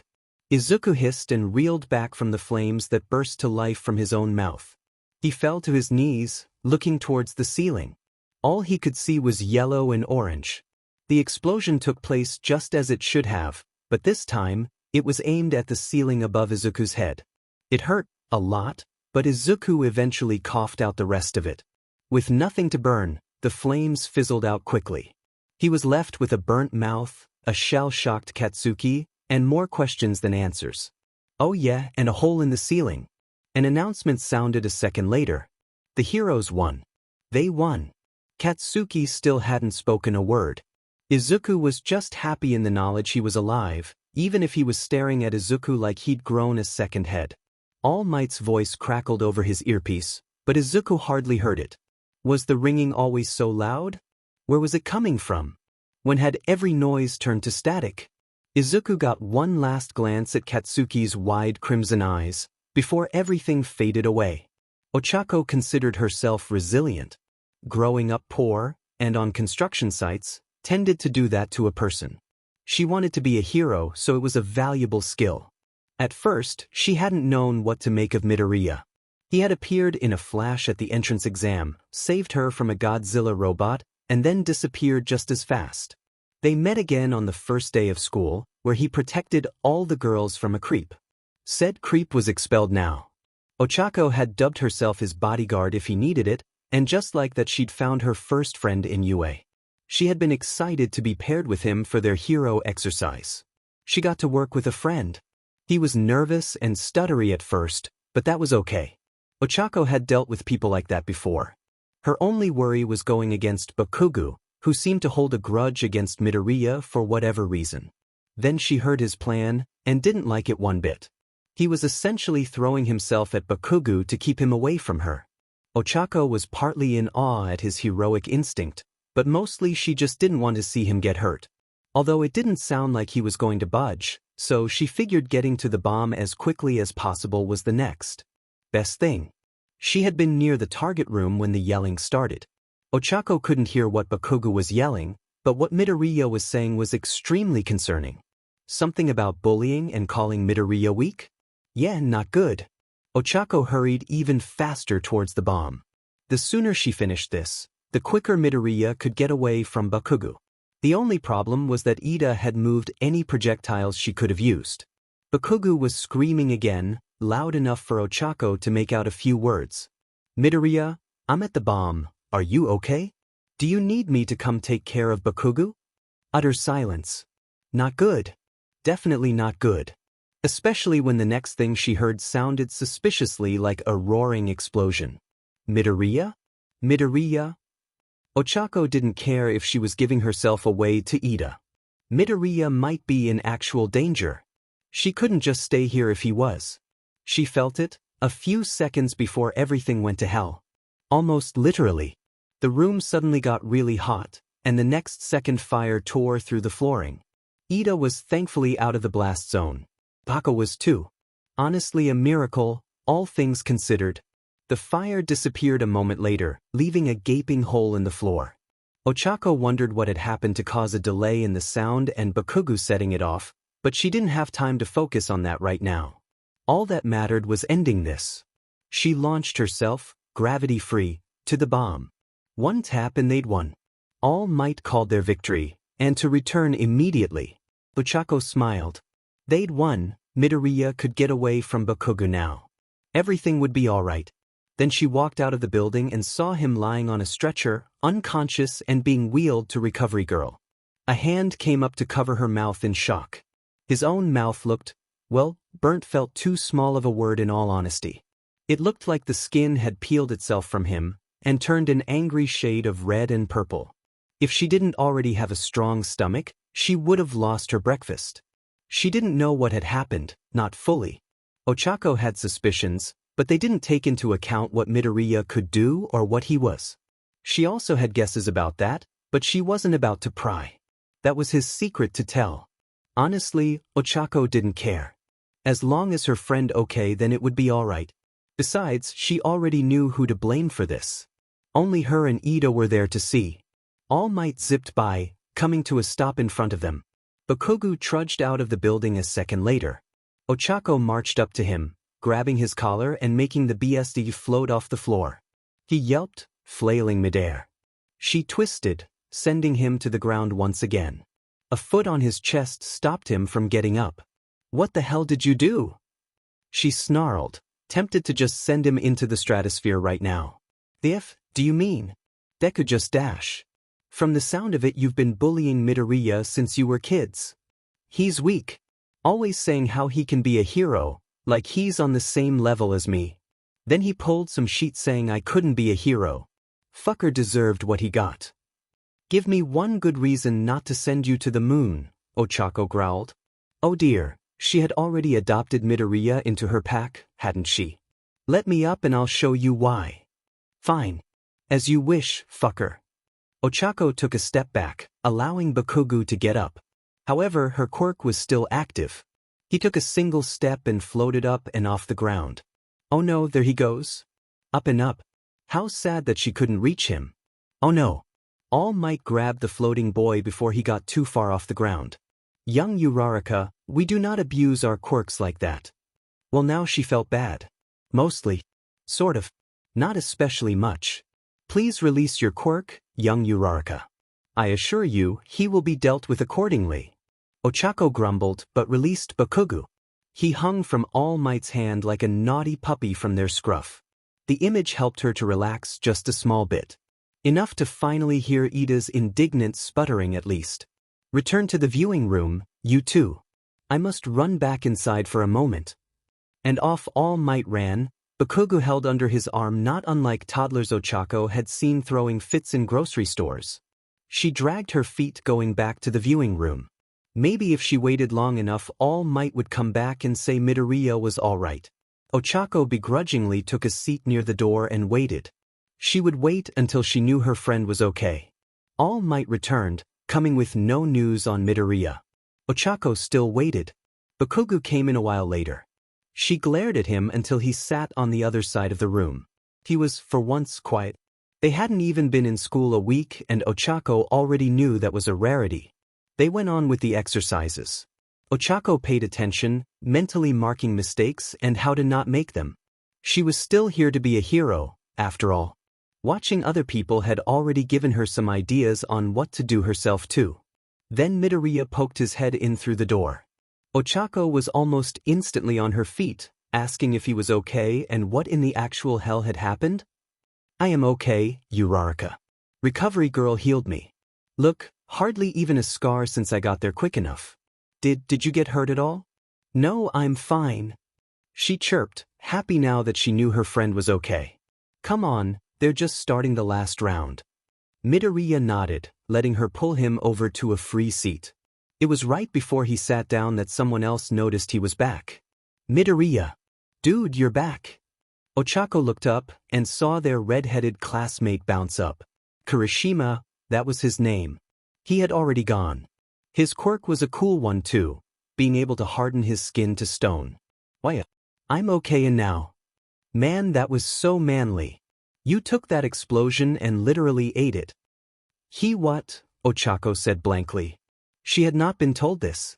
He ate the explosion. Then he spit it out again. Still don't know how you did that, dude, but it was awesome. Deku. Oh well, guess Ochako was floating someone off the planet today after all. Bakugo was flying across the room on his explosions. Ochako tensed, ready to slap him back to the ceiling. Turns out she didn't have to. Midoriya calmly stepped in front of her and Kirishima. He opened his mouth, and Bakugo disappeared in a flurry of red and pink. Just gone. Ochako blinked and he was back, standing shockingly still where he was. Most of the class was watching now. Midoriya stared down Bakugo, braver than Ochako had seen him. All day. She didn't know whether to be extremely impressed or mildly terrified. The former, most likely. Ah, young Midoriya. All Might boomed from the front of the room. Bakugo still didn't move, but Midoriya looked up to their teacher. Are you feeling better? Why, sir? That is good. Your team won, young Midoriya. We already went over your battle, and young Ito won MVP for masterfully playing the part of the villain. However, your distraction was what allowed our teammate to assure your victory. A good plan, though try to not hurt yourself next time, alright. Ochako glanced over at Midoriya, only to see him hiding his very red face in his hands. Incoherent sounds were all that he seemed to make. All Might's smile never budged, but Ochako felt it was more amused now. You did wonderful, young Midoriya, as expected of Netsu's student. Now come. We must pay attention to the final match. Ochako found it funny how Midoriya reacted to All Might's praise. She smiled, nudging his shoulder with hers. Is All Might your favorite hero? Why yeah. So you just got told by your favorite hero that you did amazing, she smiled sharply. Teasing him was a bit fun, as long as it didn't hurt anyone. He squeaked again. And suddenly he was gone. Ochako blinked in shock, spinning in a slow circle. Nope, he wasn't in the room. Oh no. All Might. Midoriya disappeared. Oh my, he must have been truly flustered, All Might laughed. The sound echoed like a drum in the small room. Do not fear, young Uraraka. He is likely on the UA roof, and will return once he can teleport again. In the meantime, on to the next match. That solved only one of Ochako's many questions. She shrugged, paying attention like All Might had asked. Maybe those questions were supposed to be answered another day. In the meantime, she would wait for her friend. Katsuki's steps echoed down the empty hallway. His mind was filled with the mantra of what he'd heard. Static filled his ears, making his thoughts hazy. He wasn't expelled. Katsuki had almost done something he would regret for every day of his life, and he wasn't expelled. For all of his bravado screams of, die, he never wanted to kill anyone. And he almost did. Deku was the reason he was still here. The nerd was somehow awake after being healed, and the first thing he'd done was demand Netsu not expel Katsuki. He could still learn, is what Midoriya had said. That UA was the best place for him to do that. Schools are for learning, aren't they, Netsu-sensei? There were conditions, but they were nothing compared to being expelled from UA. Hardly a slap on the wrist as far as Katsuki was concerned. You will be watched closely, Bakugo. You understand this, yes? He had to take anger management along with normal therapy. Mom and Dad had to too. Deku wasn't an idiot, no matter how many times Katsuki repeated it, trying to convince himself he was better than the weak cat morph that couldn't possibly be better than him. He was going to be under supervision in all school activities. Quirk training was mandatory anyway, but he had to actually show effort now. Anything less and he'd be expelled on the spot. Katsuki didn't doubt that Aizawa-sensei meant it this time. If Katsuki can still be a hero, who am I to take that from him? How had his life lead to this? To being beaten by a cat morph that probably wasn't a cat morph? To owing Deku? How had someone as strong as him fallen down the ladder so far? Katsuki was angry. He always was in some way. Deku had beaten him, and he couldn't deny that. No one could. It wasn't fair. Since when had he gotten so strong? Since when had Deku the cat turned into someone that scared could stand up to people? To Katsuki? Why do you want to be a hero if all you've ever done is act like a villain?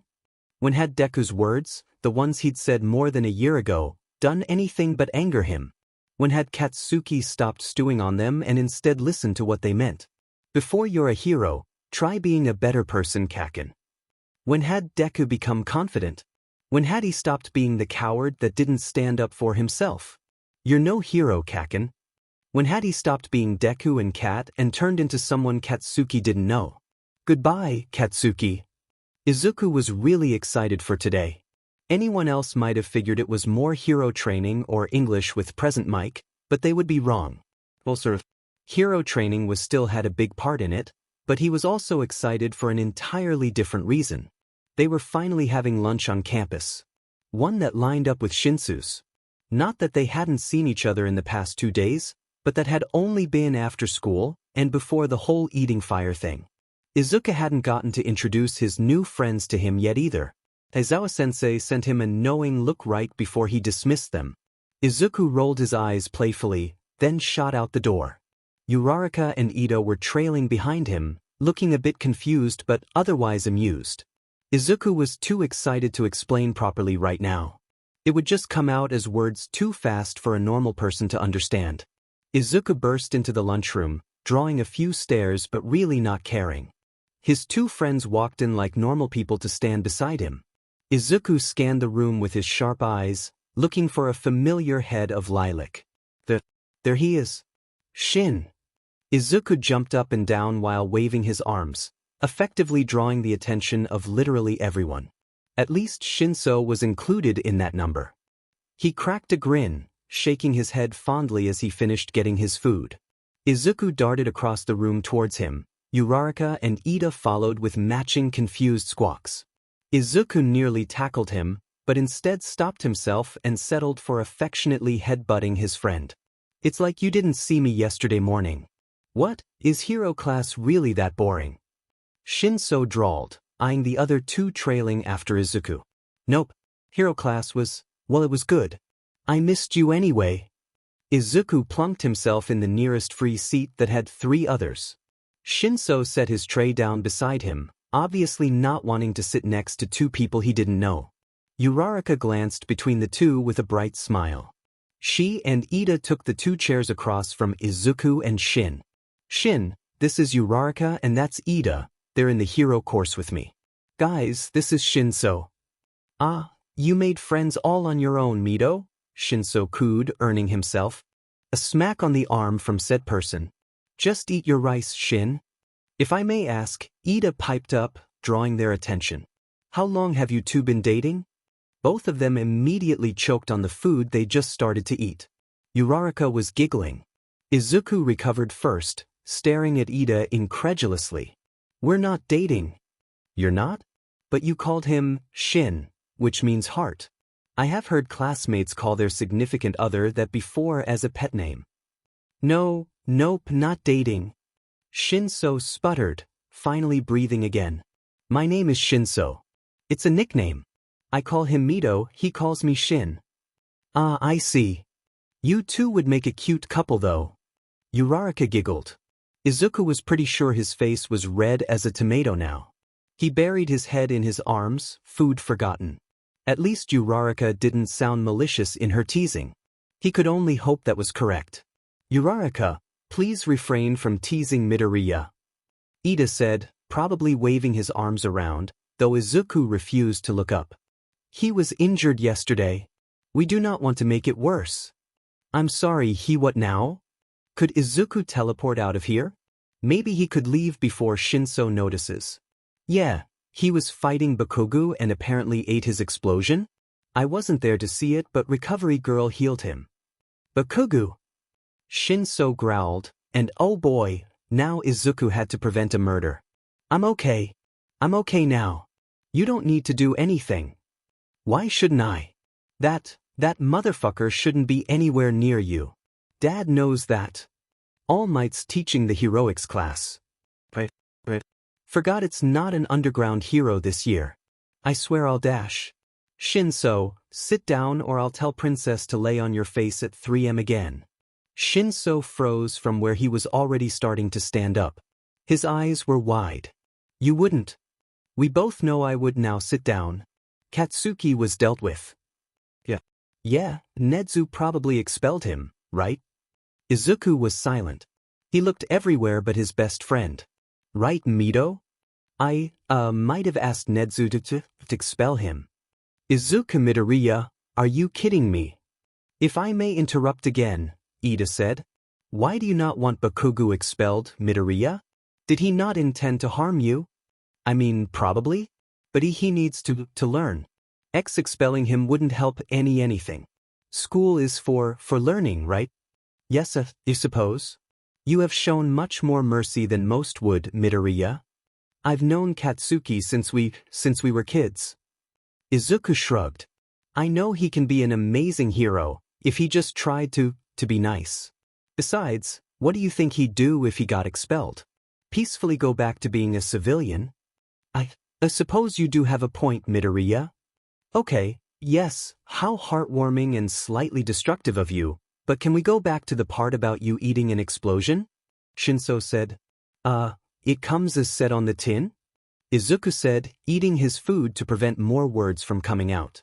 Dad is going to scold you so much. Heck. Wait, who's your dad, Shinso? Uraraka asked curiously. Not someone who would want me to share that information. Oh, come on. I want to know now. How about if I give you my pudding? Nope. Izuku smiled at his friends. He was just happy they were all getting along. Even if it was over him getting injured. Uraraka was still trying to bribe Shin with pudding and mochi, while he refused. Izuku knew that smirk well. It meant he wasn't going to say anything, or at least nothing true. Oh yeah, Midoriya, when you turned into a half-cat, do you always have cat ears? Uraraka said, grabbing his attention once again. With half-shifting I always have the same features. Some can be more pronounced if I focus on them though. Oh, did you see his finger beans? Shinso asked, ignoring the half-hearted glare Izuku sent his way. I did. I have them too, see? Uraraka showed them her hands, which had pads on them for her quirk. Izuku was still curious about them, but resisted the urge to snatch her hand and look at them closer. Izuku half-shifted, putting his hand next to hers. She squealed, looking at his claws like they were the most interesting thing in the world.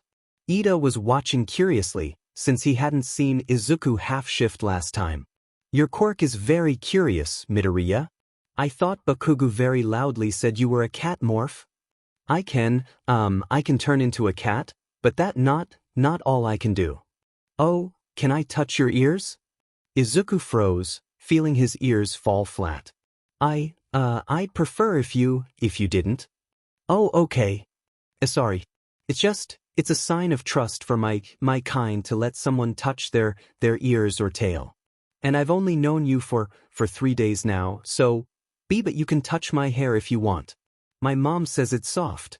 Izuku turned back to normal, the ears and claws going away once more.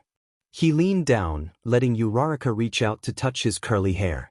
He was fine with his normal hair being touched, but his ears, tail, and underbelly were entirely different stories. They were vulnerable places, and a flirkin letting a person pet them there was a major show of trust. It wasn't painful or anything, just uncomfortable. Izuku got the feeling of danger if someone he didn't fully trust touched his ears. He learned it also affected him when he half-shifted, as he found out when one of Aizawa-sensei's previous students went to try and touch him and he nearly clawed their hand. Holy shit. Language, Uraraka. But it's so fluffy and soft. It's like an actual kitten. Well, now I am curious. Izuku couldn't help purring as Uraraka ran her hand through his hair. It felt really nice. Oh, you can purr. Oh, yeah, I guess you haven't heard me do that, Izuku said, the purring stopping so he could speak. I can most sounds a cat can make actually. Uraraka back away, sitting down in her seat again. Izuku did the same. He kept eating his food, not wanting it to get too cold. That's so cool. Thanks for letting me touch your hair, Midoriya. It's like a curly little sheep cat thing. You're welcome, Uraraka. Thank you for not trying to touch my cat ears. You said it was a sign of trust, So it isn't like I'm going to immediately do the thing that you said made you uncomfortable. I'll just have to be the best friend in the world so you can trust me. Wait, Shinso said, drawing everyone's attention. Mido, you let me touch your cat ears, like, a month after we met. Izuku blinked. Yeah, and? Izuku went back to eating his food, oblivious to his purple-haired friend turning bright pink. Uraraka, however, not and very much saw it happen. She wasn't going to say anything though. No, it would be better for teasing later. Izuku was about to say something else, but it was drowned out by an ear-piercing screeching. An alarm. The UA alarm. A level 3. Izuku knew what it meant. Someone had broken into UA. In an instant people were scrambling for the door, his table included. It was so loud. There were too many people in too little space and everything was too loud. Izuku's ears hurt and his heart was beating too fast and it was all too much. A second later Izuku found himself on UA's roof. He really needed to stop doing that, but at least he was away from the noise and chaos now. Even out here he could hear the shrill alarm blaring throughout the building. Izuku wasn't going back in there until it turned off, so the roof it was. He moved to the fenced-off edge to look over the UA grounds. Maybe he could see who or what broke in. Izuku looked down and saw that the gates were gone. Not retracted, just gone. Not there anymore. The press had taken the opportunity to swarm UA's front lawn. Aizawa and Yamada-sensei were down there trying to make them go away. Izuku was pretty sure they were a few seconds away from bodily flinging them back outside the walls. He idly wondered what kind of quirk could destroy the gate meant to resist brunt damage. Izuku shrugged, listening to see if the alarm had stopped yet. It was probably just some overzealous newscaster that didn't know limits. Anyone with any quirk could work anywhere if they wanted to. One of Mom's coworkers could make shockwaves if she jumped, but instead of a hero or something she was a nurse. Izuku liked her too, she was nice. The alarm had stopped shrieking now, so Izuku walked back into the building. All the halls had been deserted by now, though they smelled a bit odd. Like a bunch of dust had been shaken off a cloth. Probably kicked up by the stampede that undoubtedly took place in the hall he was walking through. They might be at UA, but that didn't mean people were exempt from panicking. Walking down the hall, Izuku listened for the sound of any other people. Everyone should be leaving the security bunkers soon, since it was just the press that broke in. It was probably a good idea to let the teachers know he was okay though. No need to set off a manhunt for someone not lost. Izuku didn't notice the trail of dust he stepped in along the way. Izuku already knew where they were going, but that didn't mean he wasn't excited. If anything, he was even more hyped than he'd be if he didn't know. The USJ was amazing. How could he not be excited for it? His classmates asked why he was essentially buzzing in his chair, and he just smiled and made an excuse. He wasn't about to spoil the surprise for them. Even if Aizawa-sensei was not so subtly glaring at him as a warning not to. It was still a bus full of energetic teenagers though. Izuku stuck to his seat, watching as Ida tried to corral everyone. He was a good class president, way better than Izuku would have been. Uraraka and Shinso had told him about what Ida did while everyone was panicking during the press break-in. It was noble and Ida had the qualities of a leader. Not to say Yayarosa didn't, Izuku just knew Ida better. It was working out so far. He flung himself off the bus as soon as they parked. Everyone else followed him, staring up in awe at the building that housed the USJ. Izuku had been here before, but he was still amazed by the sheer size of it. That's the Space Hero, 13. Uraraka quietly squealed beside him. Are they your favorite hero? He whispered back, smiling at her enthusiasm. Yeah. They're an amazing rescue hero, and their quirk is so cool. I know, right? Izuku and Uraraka quieted down when 13 stepped forward. The rest of the class stopped their chatter too, paying close attention to the new hero. Welcome to the USJ. Izuku heard Kaminari mutter something about Universal Studios Japan, but decided to ignore it. Ida was already quietly reprimanding him anyway. Before we begin, I have a few things to go over. As you may know, my quirk's name is Black Hole. I use it to disintegrate rubble and help rescue civilians. Izuku really wanted to shout out some more things he had analyzed about 13's quirk, But now was not the time. Uraraka was listening intently next to him. Aizawa-sensei was quiet as well. But it can also kill. Izuku almost felt the shiver go down everyone's spines. Some of them froze, some just looked accepting, like they already knew this too. I could just as easily injure as I do save. A lot of quirks are that way. Izuku didn't need to be told this. He already knew it, and had since he was a kid. His quirk could hurt so many people. Without even trying. If anyone in this class were to kill someone, it was him, and he knew it. That's why he was here after all. It's the reason Nedzu and Aizawa-sensei had even noticed him in the first place. But that's why you're here. In the USJ you will begin to learn how to use your powers to rescue people. Now in we go. Izuku smiled and moved with everyone else in through the doors. The USJ hadn't changed much since he was here last time. Every zone was there, looking just as massive as they had before. The only difference is that Izuku knew just how big they were now. His classmates were gaping at just how gigantic everything was. From the top of the stairs they could see everything, and it was beautiful. Izuku smiled at their awe, knowing he had looking like that a few months ago. He still did, in all honesty. He wondered where Aizawa-sensei and 13 would assign him first. Izuku had been in every one of them before, so maybe the fire zone? It was the hardest one, and he could help coordinate the rescues. Or perhaps the earthquake zone, since he was good at lifting rubble. Then Izuku felt all his hair stand on end. It felt like ice was dropped down his back, but there was nothing there. Todoroki wasn't standing near him either. Something was wrong. There was something there that wasn't there, and they were in danger. Aizawa-sensei. His voice was small, and shook with the fear he felt. Something's wrong. Danger, his mind hissed. Something is here. They weren't alone. A spot of black appeared in front of the fountain, which was near the base of the stairs. Izuku's eyes locked onto it, pupils blown wide with fear. It grew and grew, big enough for people to get through. A pale hand emerged from the black, and Izuku spun on his. Out, everybody outside right now, he commanded, pushing whoever was close to him towards the doors. Is the training starting already? Izuku whipped around to face Kirishima. Those are real villains, he hissed. We need to leave now. The class finally started moving. Izuku caught a glimpse of more villains pouring out of the portal, and Aizawa-sensei standing at the top of the stairs. He felt another trill of fear seeing that. His teacher was a hero, a great one, but even he couldn't deal with that many villains. Not by himself. Aizawa-sensei. He looked back, catching Izuku's gaze. Go, Midoriya. I can handle this. Izuku hesitated, about to protest, but he closed his mouth. He couldn't change Aizawa-sensei's mind. Nothing could, not when he was set on something. It was often the topic of Midnight's grumbling. So Izuku turned back to his class and ran. They didn't get very far.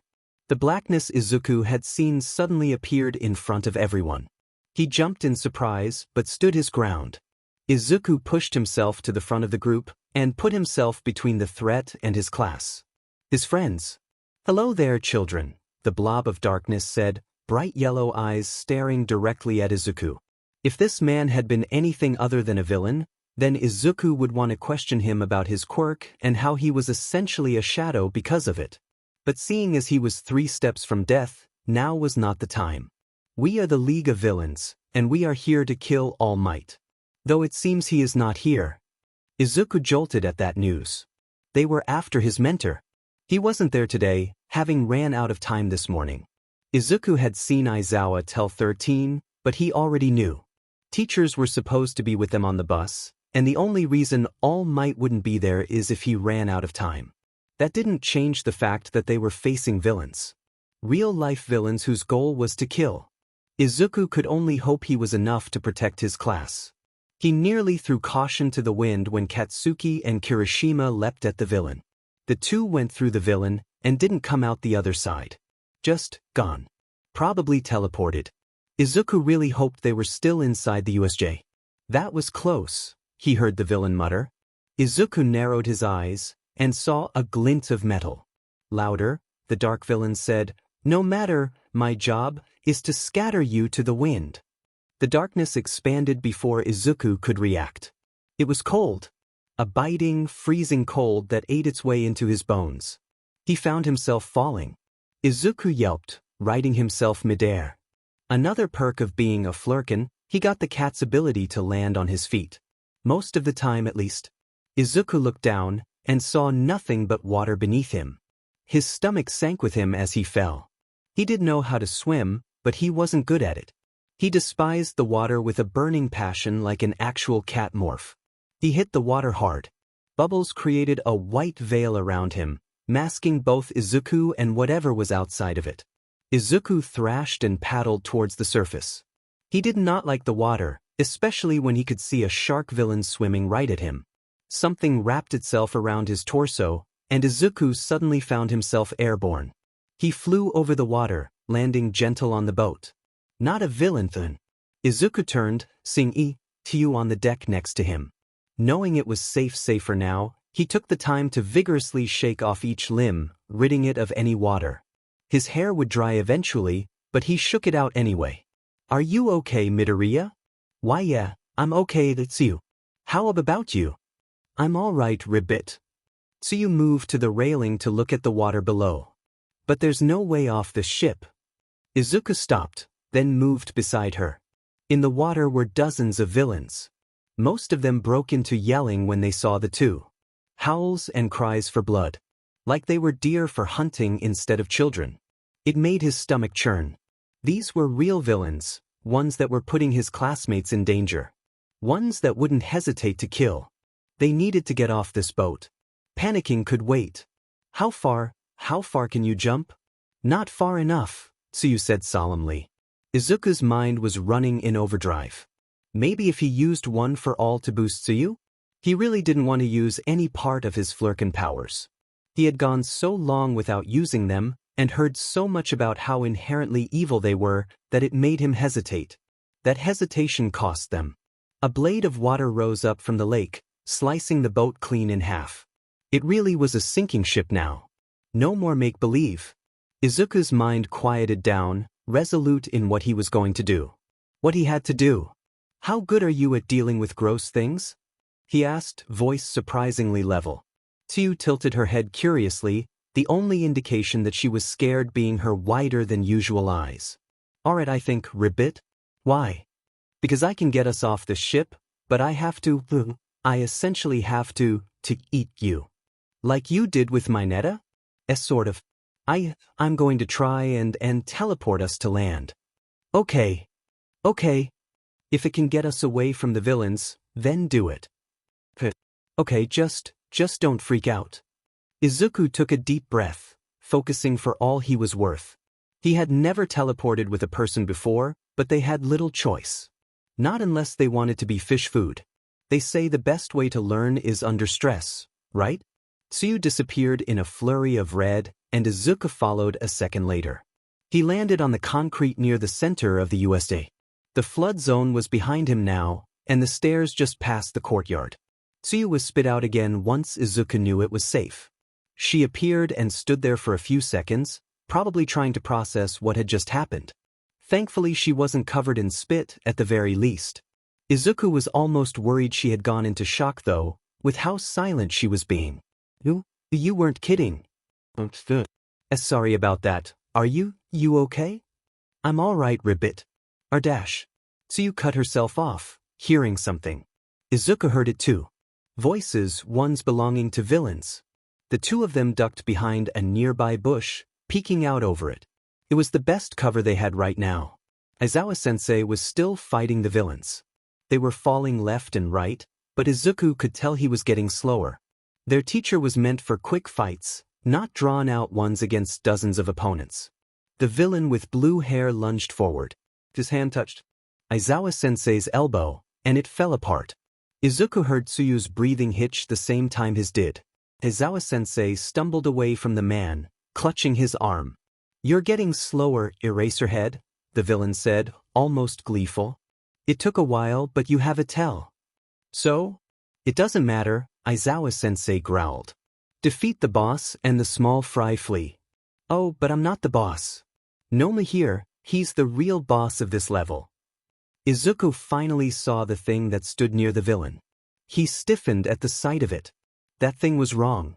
It was human but not, and creature and magic stitched together in one monstrosity that would make Frankenstein proud. Nomu, immobilize Eraserhead. The thing rushed forward in a blur. One moment it was standing like a guard dog, the next it was over Aizawa-sensei. Their teacher's arms snapped like a twig under the Nomu's hand. Aizawa screamed. Izuku had never heard his teacher scream. He had never heard him sound so scared. Izuku didn't know when he had half-shifted. The mist villain suddenly teleported over. Izuku crouched down lower, but could hear everything now.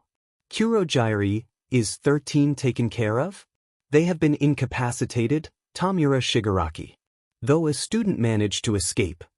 The villain, Shigaraki, growled. He scratched at his neck, muttering to himself. Just as suddenly he stopped. His real hands lowered to his sides once more. The boss isn't even here. This level is corrupted, let's go. Izuku hardly dared to breathe. They were leaving? Just like that? He hoped and prayed they were, and that his class could stop being terrified for their lives. But before we go, let's leave All Might a little message. Nomu, kill Eraserhead. Izuku, he didn't really know what happened. Aizawa-sensei's head was smashed into the concrete once, and Izuku moved. He felt wind and power. He felt his hands stretch out to catch something in his claws. He felt his fangs sharpen and sink into blue skin that tasted extremely weird. Izuku latched onto the Nomu, claws and teeth digging into the creature to stop it. Anything to protect his teacher. Anything to protect his friends. His family. His clan. The Nomu shrieked, the sound piercing his ears and echoing around the dome, before throwing him off. Izuku rolled to a stop on the concrete, and leapt to his feet. He threw himself at the thing already rushing towards him. Thank goodness he was sturdier than an average human. Izuku got backhanded into a tree. He slid to the ground, groaning as he pushed himself to his feet again. Last he remembered, trees weren't nearby. They were off to the side of the dome, a good 30 feet away. He didn't have time to contemplate that. The Nomu was already on him. Something in his head was screaming to be let out. Shrieking in his mind so loud he couldn't ignore it. So he didn't, and let it out. Call it instinct or panic or adrenaline. Anything you will, but now out of sight, he let himself loose. Things came out of his mouth. Jagged teeth and tentacles that logically should not fit where they did. Jaws that expanded and multiplied and grew. All of it descended on the Nomu. And swallow it whole. Izuku stumbled forward as the tentacles retracted once more. He could hear Shigaraki screeching for the Nomu to come back and kill Eraserhead. Seeing as it had just been eaten, the thing decidedly could not do that. He shook himself, walking out of the trees, still in a weird trance. Izuku's slitted eyes zeroed in on Shigaraki, who was staring at him. Kurogyari was off to the side, watching. Where's my Nomu? Izuku pet his head, eyes too wide for something human. You hurt mine's father. You hurt Care. It hurt Care. Where's Nomu, you brat? Nomu, get over here right now. Won't come back. Hurt clan, so I defend clan. One danger is gone now. Shigaraki, the Nomu does not appear to be returning. Perhaps it is in our best interest to retreat. Yes, listen to Onkare. Leave before it is too late. It was at that moment that Izuku heard All Might outside. He smiled with teeth too sharp and canines too long, right before the door blew in. The villains, realizing the Nomu wasn't going to come back anytime soon, left not a minute later. All Might zipped around the USJ, retrieving students and knocking out villains. Izuku found himself stumbling outside, mind foggy and limbs feeling heavy. There were pros inside the USJ, arresting the villains that had been brought. Squads of police and paramedics were all outside, some questioning students and others tending to them. Izuku was decently sure something of his was broken. Adrenaline made sure he didn't know where though. A paramedic ended up snagging him before he could find who he was looking for. He did indeed have fractures in both legs, though he didn't feel it. They were set and wrapped before Recovery Girl could arrive. He unshifted when a paramedic mentioned he still had cat ears. Izuku was also given a shock blanket. definitely needed, since he was still having trouble thinking straight and maybe not staring into space. He snapped out of it when he saw an officer walking towards him. They stood in front of where he was sitting, waiting for him to look up at them. "Are you here to ask me some questions?" Izuku asked quietly. "If you're up for that," the officer said kindly. Izuku nodded, mind definitely less fuzzy than it had been before. "All right then, first, do you know anything about the two villains that escaped?" I heard their names. One was Shigaraki. He had, blue hair and red eyes. He had a bee-bunch of hands as a costume too. I don't think they were fake. The other one was called Kurogiri. He was tall and made of black mist that could teleport things. Second, what happened after this Kurogiri separated your class? I was dropped into the shipwreck Z-zone with Tsuyu Azui. I used MI. Powers to teleport us all out. Then we saw Aizawa-sensei get hurt by the Nomu. We've heard about the Nomu, but no one knows where it went. Did you see what happened to it? I think I ate it. The officer blinked, looking up at his from their notes. Ate it? Why yes. Give me 1 second, kid. Stay right here. Izuku waited while they ran off, probably to get another officer if he was being honest. In the meantime, he tried to pick apart his splintered memories. He looked up again, spotting the officer and a certain trenchcoat-clad man walking towards him. Izuku gave them a small grin as they got closer. Detective Tsukachi stopped and sighed heavily. You ate it, didn't you? It attacked Aizawa-sensei, he said as an explanation. I can spit it out if you want it back? If you can, then please do, Midoriya. Izuku nodded, moving to where there was more room. More officers were called over to surround the area, just in case. The Nomu was spat back onto the ground. It didn't move an inch. Izuku stepped back, letting the police do their job. Tsukachi was beside him a moment later. Go back to your friends, Midoriya. We have it from here. Izuku yawned, tired and drained from today, and nodded again. Thanks, Detective. It's our job, Midoriya. Detective Tsukachi chuckled, ruffling Izuku's hair. Go on, your class is probably going back to UA, and you need to see Recovery Girl. Izuku hummed, waving goodbye. He tottered onto the bus with his splints, still not feeling the pain. They drove back to UA, the atmosphere somber. Mom picked him up and they went home. Izuku promptly crashed, dead to the world after being healed. He was finally home, and the villains were gone. Everything was going to be okay.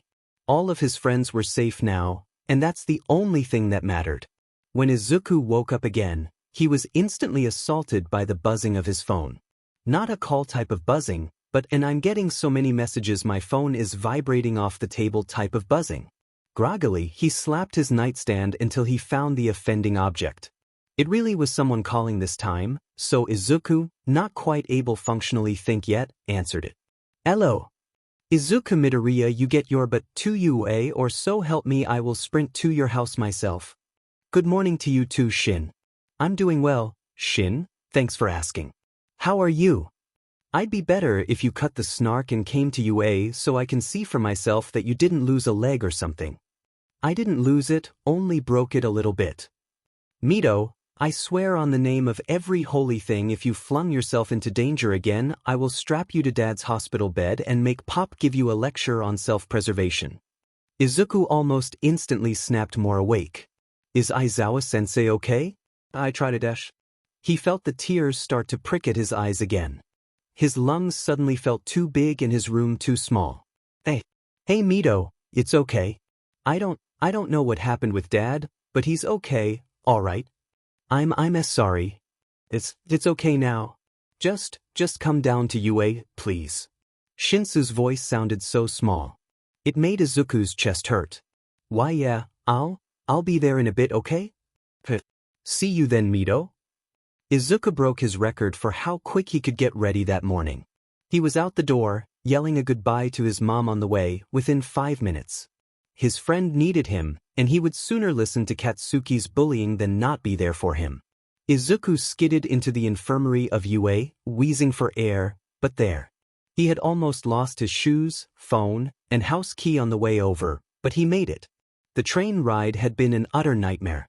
He knew, logically, that the train was faster than he was, but Izuku couldn't help thinking he might have ran faster. Even if he could use 5% of one for all right now, it probably wouldn't have been faster. Maybe. Teleporting was too inaccurate still. But seeing as public quirk use was illegal anyway, he settled for sprinting from the station to school. He only used enough of one for all that it didn't show in the green energy it usually did. Midoriya? Izuku's head whipped upwards, seeing Yamada sitting in one of the chairs. His long hair was up in a messy bun, and he had on sweatpants and a jacket. Shinso wasn't there, but Aizawa-sensei was. He was laying on the bed, thankfully asleep. His teacher looked like a mummy with how many bandages were wrapped around him. Izuku stumbled forward, his hands gripping the bed's bar to steady himself. Is he okay? He'll be fine, little listener, Mr. Yamada said softly. His arm got the worst of it, though his face came a close second. If you hadn't intervened, he would be dead. Will his eyes be okay? For his quirk. They should be alright as long as he doesn't strain them for a while. I'm so sorry, Mr. Yamada. If I dash. None of that now, little listener. You saved him. Don't dwell on what you could have done, but on what you did do. He's not dead, and his injuries could be worse. I won't have you wallowing in guilt, not while Shoyuda isn't awake to scold you properly. Izuku croaked a laugh, knowing that Aizawa-sensei was going to reprimand him anyway once he woke up. He wasn't about to get away with what he did, whatever it was. The memories were still fractured like stained glass. Mido. Izuku turned, seeing Shinso in the doorway.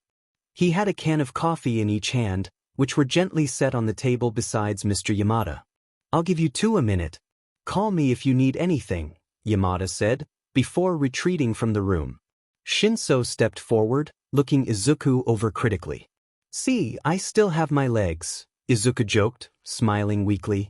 Shinso sighed, closing the distance between the two of them. He wrapped his arms around Izuku, burying his face in Izuku's hair. Izuku let his friend cling to him. They both needed it right now. I thought I was going to lose my dad and my only friend, he croaked. When our teacher ran out, I thought I'd never see either of you again. Hey, it'll take more than a superpowered monstrosity to get rid of me. I heard what you did, you absolute walnut. Why did you do that? Can we sit? So I can explain. Shinso reluctantly detached himself from Izuku to sit in one of the chairs. Izuku took the one next to him, dragging it around so they could face each other. It was quiet for a few seconds. The beeping of medical equipment and their breathing the only sounds in the infirmary. It would be almost eerie if the noise didn't mean they were all alive. The villains showed up when we first got into the USJ, Izuku said, voice quiet and heavy. We tried to get out, but we weren't fast enough. One teleported everyone around the USJ. I ended up in the flood zone with Tsuyu. The villain tried to kill me. Tsuyu got me out of the water, just in time. So they put the frog and the cat in the water zone? Shinso raised an eyebrow, making Izuku smile, even if it was a tiny one. Yeah. We were on the ship, out of the water. I had to teleport us off before a villain sank the ship. Izuku heard Hitoshi breath in sharply, but he kept talking. We ended up in the closet. The main villains were there and your dad.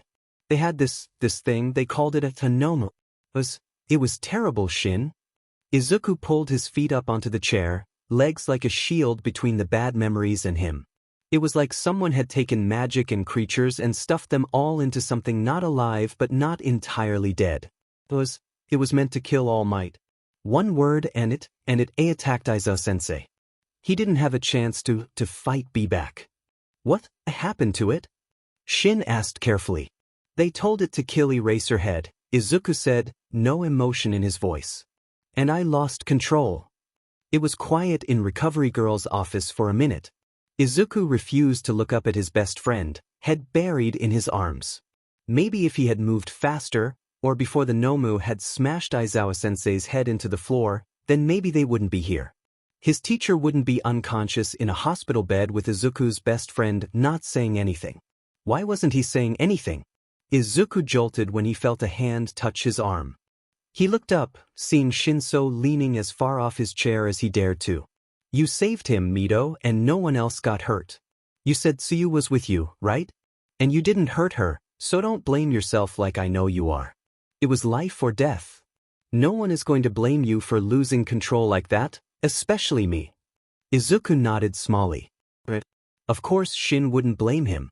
They were friends and fellow bullied creatures. If anyone was going to understand, then it was Shinso. He could trust him, no matter what. A tear broke Izuku from his mental fog. Not his own tears, but his friends'. His eyes locked onto Shinso's face, hidden by a curtain of hair.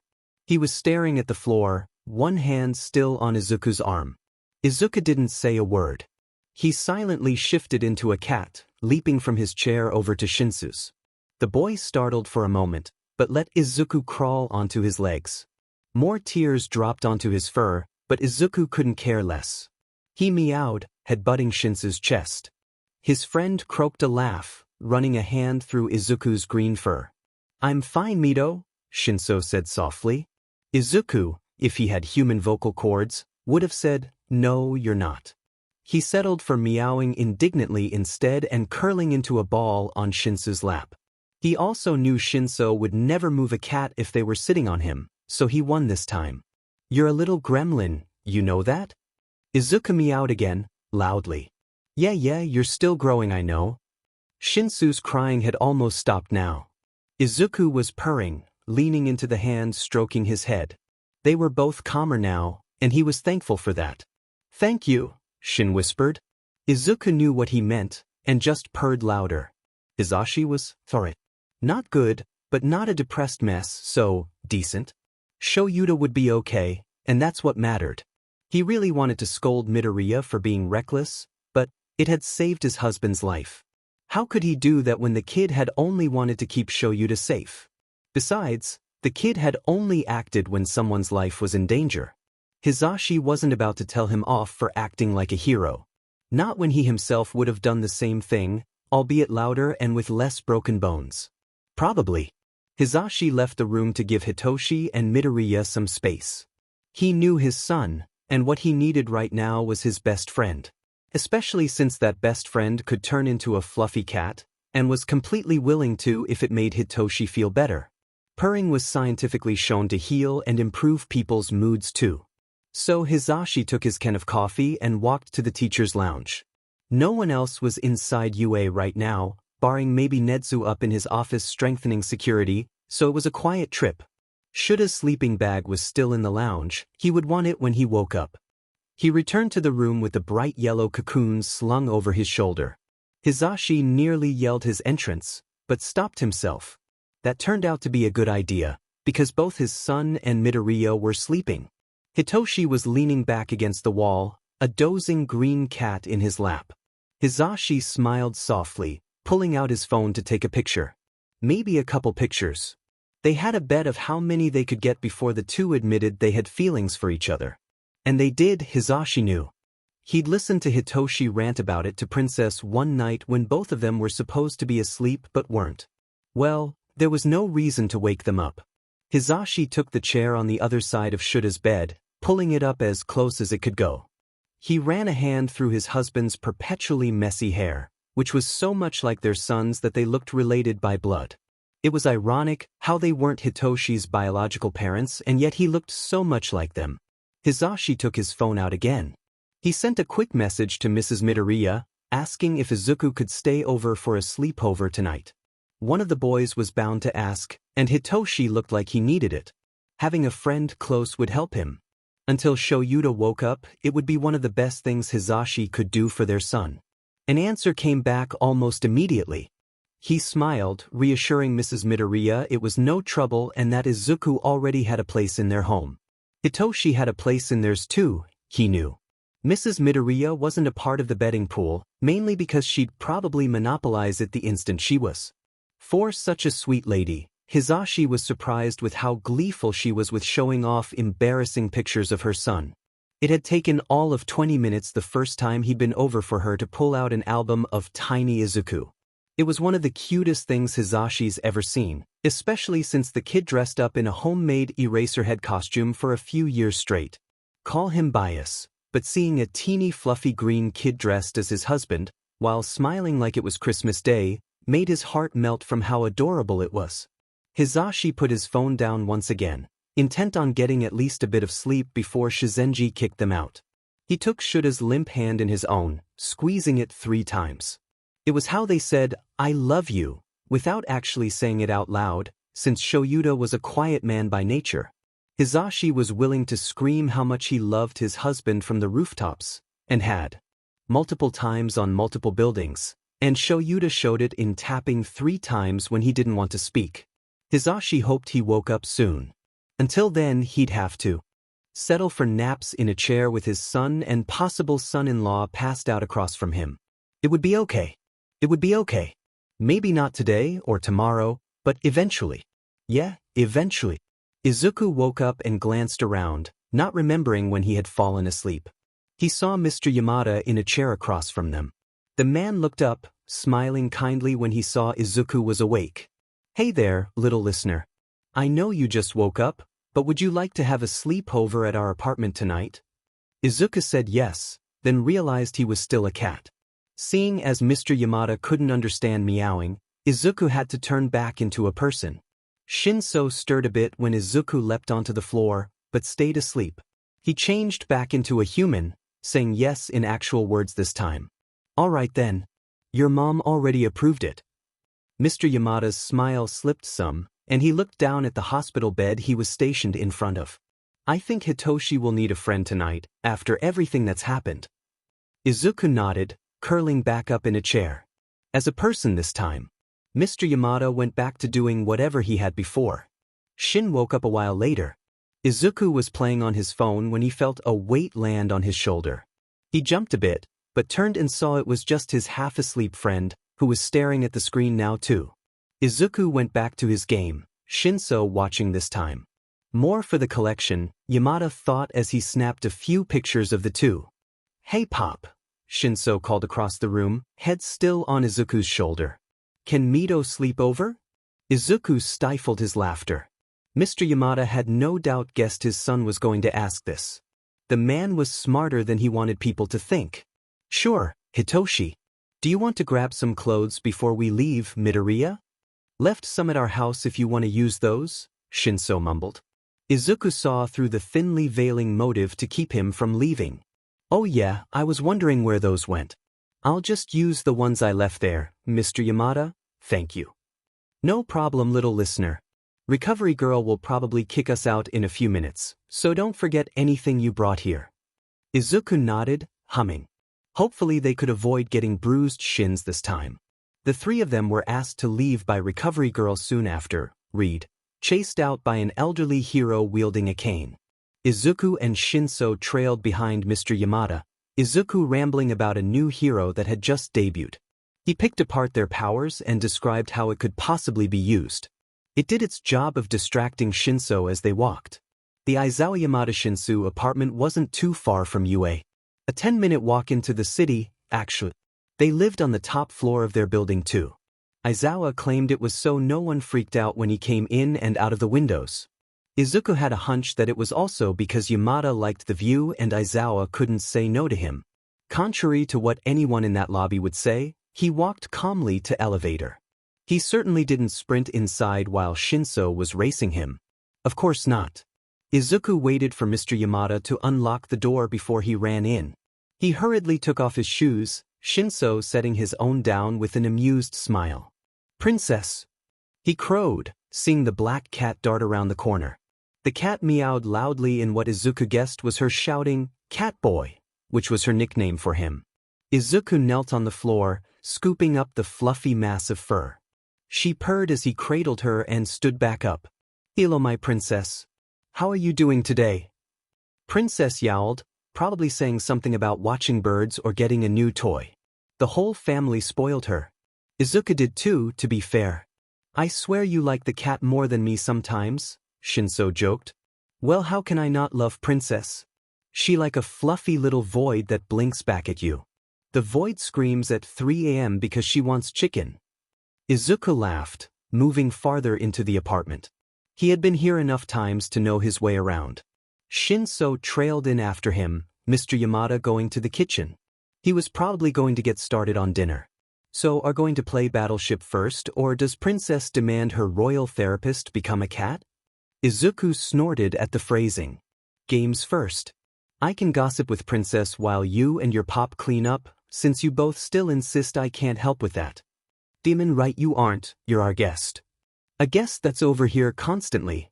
Mido, you aren't going to win this argument. Yeah, but I can still try. Come on, I still have to beat you at Battleship. And that's something you aren't going to win, Shin. Shut it. And then the dumb kid tried to get coffee. Coffee, catboy. I've seen what it does to him at night. I stopped him, of course, since my kid doesn't understand yet. He will one day. Izuku loved spending time at Shinsu's house, but getting to talk with Princess was honestly a highlight of his week. She adored having someone to talk to that could understand her. It was also hilarious, since most of their time talking consisted of gossiping about the three that lived in the apartment. And then Dark Human found him, but you know what he did? He put me on the floor. He didn't. Izuku gasped scandalously. He did. I swear my humans would die without me, Catboy. Loud Human didn't go to sleep until I took away his fake ears and hid them. I gave them back in the morning, but he needs sleep. None of them sleep enough. Oh, don't I know it? Shinso fell asleep on the floor last week. I was so close to just taking him home and sitting on him until he fell asleep. Princess tilted her head, which was adorable. Izuku was also very grateful that she understood which person was which when he used actual names. Do you want me to do that? I can sit on my humans until they fall asleep. They don't dare move me. You know what, sure. If they don't go to sleep on time, sit on them. Especially Shinso. Alright.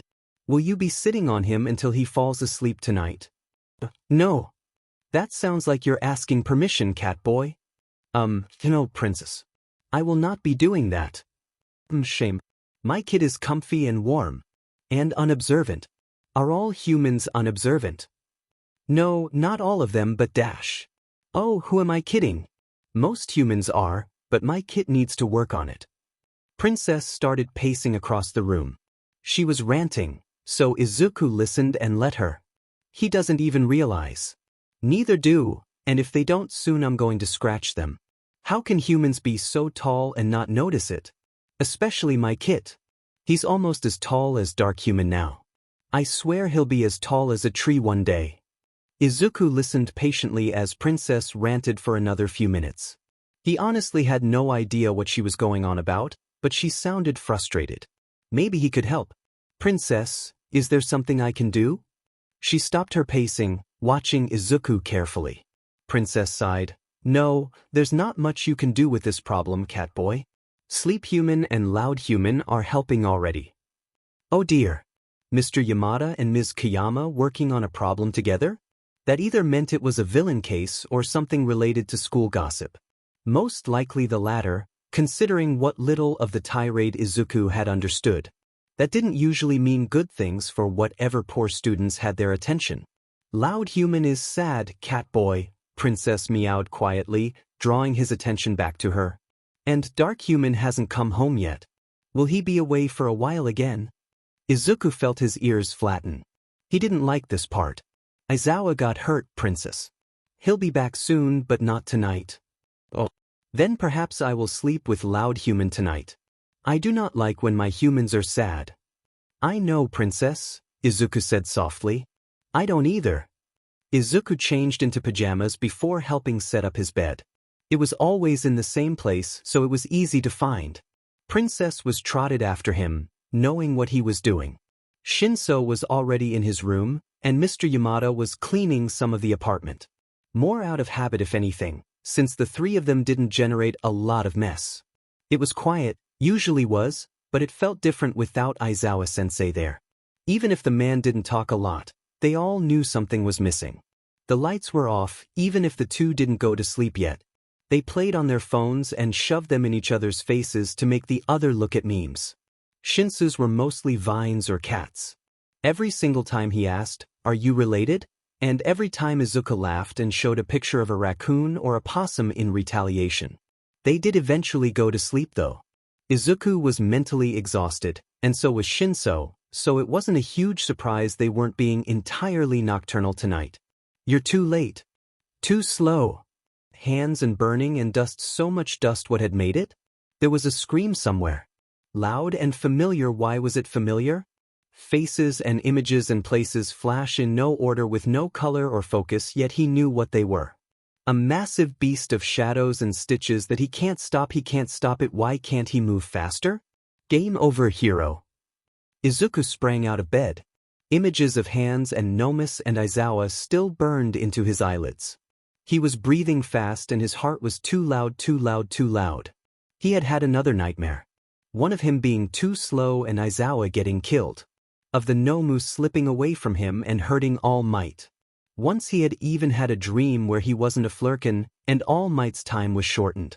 Mido? UK? Shinsu's slurred words dragged him from inside his head. Izuku looked up, seeing his friend sit up groggily. Sometimes he was really thankful for his night vision, which had only gotten better with One for All. "You look like Mothman with glowing eyes." Izuku snorted, not able to laugh fully yet. He allowed himself to relax just a little bit. Or a flashlight. Flashlight eyes or a... Shinso, still very much not awake, rolled out of his bed. Izuku watched with a raised eyebrow as he shuffled over, and then flopped himself over Izuku's legs. He literally crawled onto the bed and used Izuku as a pillow. "Shin, what are you doing?" "You had a nightmare," he stated with confidence only a tired person can have. "Not leaving you like that. Nightmares, SEK. They do, but you can sleep in your own bed, Shin." "Don't wanna. Go to sleep, Mido. Protect you from monsters. Can't out-monster a siren." "You're not a monster, Shin." "I know, and you ain't either. We can be the non-monster club." "Sure, Shin. You sleep too." Izuku was pretty sure it had fallen on deaf ears. Shinso was already fast asleep on his legs. He wasn't exactly easy to move either. Izuku resigned himself to sleeping with his best friend as a blanket. Hizashi added more pictures to his list of things to show Shoyuta when he wakes up. Midoriya had turned into a cat at some point during the night, and curled into a green ball on top of Hitoshi's back. Hitoshi had also somehow fallen asleep on Midoriya's bed, but sideways. Hizashi was a tad bit confused about the whole situation, but he wasn't about to look a gift horse in the mouth. His son was sleeping and being affectionate to someone that wasn't Hizashi or Shoyuta. It was a victory. Aizawa woke up the next day. Izuku was already back home when he did. He only knew because Shinso texted him, and then didn't respond to anything for another hour. Izuku was happy to patiently wait and get a bit more sleep. It was currently Saturday, and they would have school again on Monday, so that would be interesting. Knowing Aizawa-sensei, he would try and teach again by then. Since Izuku also knew Mr. Yamada and Shinso, he figured they would do something to stop him. Whether that meant keeping him in the infirmary or making sure he didn't aggravate his injuries remained to be seen. Izuku would probably be roped into whatever it was. He's been told his puppy eyes, kitten eyes, could be weaponized against his teacher, but Izuku didn't quite believe that. His calm and collected teacher falling for a trick he used as a little kid? Not likely. Izuku shrugged and went back to his catnap. Monday came quicker than Izuku thought it would. He left with hugs and assurances to Mom that he'd be okay, and took off for you once again. It felt a bit weird this time. Had it really been less than a week since the USJ? Less than a week since they had been forced to be brave in the face of real villains? Izuku felt older now. Being attacked by a villain strong enough to kill All Might was probably why. He walked into his classroom, and instantly knew his classmates felt the same. Izuku set his things down, looking up when Uraraka's shadow fell across his desk. She was smiling, but Izuku could tell it wasn't entirely real. He tried to smile back anyway. "Hey, are you doing okay?" She asked quietly. "Yeah, I'm alright. You weren't hurt, were you?" No, I'm good too. So you told me about the Nomu. And Aizawa-sensei. Do you know if he's okay? Yes, Shin dash. Get to your seats. Izuku sighed, knowing who was in the doorway. She turned around, and jolted at the sheer amount of bandages still covering Aizawa-sensei. Their teacher looked more mummy than a live human. Judging from the surrounding gasps, everyone else was just as surprised. Aizawa-sensei? Are you okay to be standing? Someone in the class asked. Izuku guessed it was Ishido. Recovery girl said I was fine to teach. Now get to your seats, we have important matters to discuss. Everyone quickly scurried to their seats and waited silently. A new record for them, Izuku thought. The sports festival is coming up. Aizawa-sensei sounded like he very much wished it wasn't. There were cheers, and Izuku managed another small smile. The sports festival was something everyone looked forward to. A place to show their skills and prove they belonged here. Or, for others to show they deserved to be moved up. Shinso would be fighting his hardest against everyone. All to try and win a place in the hero course. Sensei, is that really a good idea? Yaoyorozu piped up from the back of the room. The security will be double what it has been in previous years. Villains would have to be stupid to try and attack then. Aizawa-sensei sighed, rubbing at his bandages. You will have time to train during hero class. But right now we will be learning about ways to tell if someone has a touch-based quirk. To start with dash. Izuku was listening, he really was, but that got increasingly hard as he heard something moving in the ceiling. It wasn't a rodent, since it didn't sound like scampering, but it did sound like something big. Something that was definitely not a rat. He didn't move as the thing got closer. It was pretty easy to figure out what it was. For him at least. Izuku didn't react as Jairu and Shoji both looked around in confusion. He did a very good job of not looking up as the vent grate quietly popped off the ceiling. Nor when a purple head of hair peeked down into the classroom. No one else had noticed Shinso quite yet, the two people with hearing quirks not thinking to look up.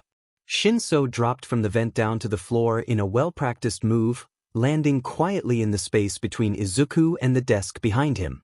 Said desk was empty, since it was where Mineta had sat. Half the class looked over at Shinso, his landing still making a small bit of noise. The other half hadn't noticed. Shinso stayed crouched, not drawing any more attention to himself.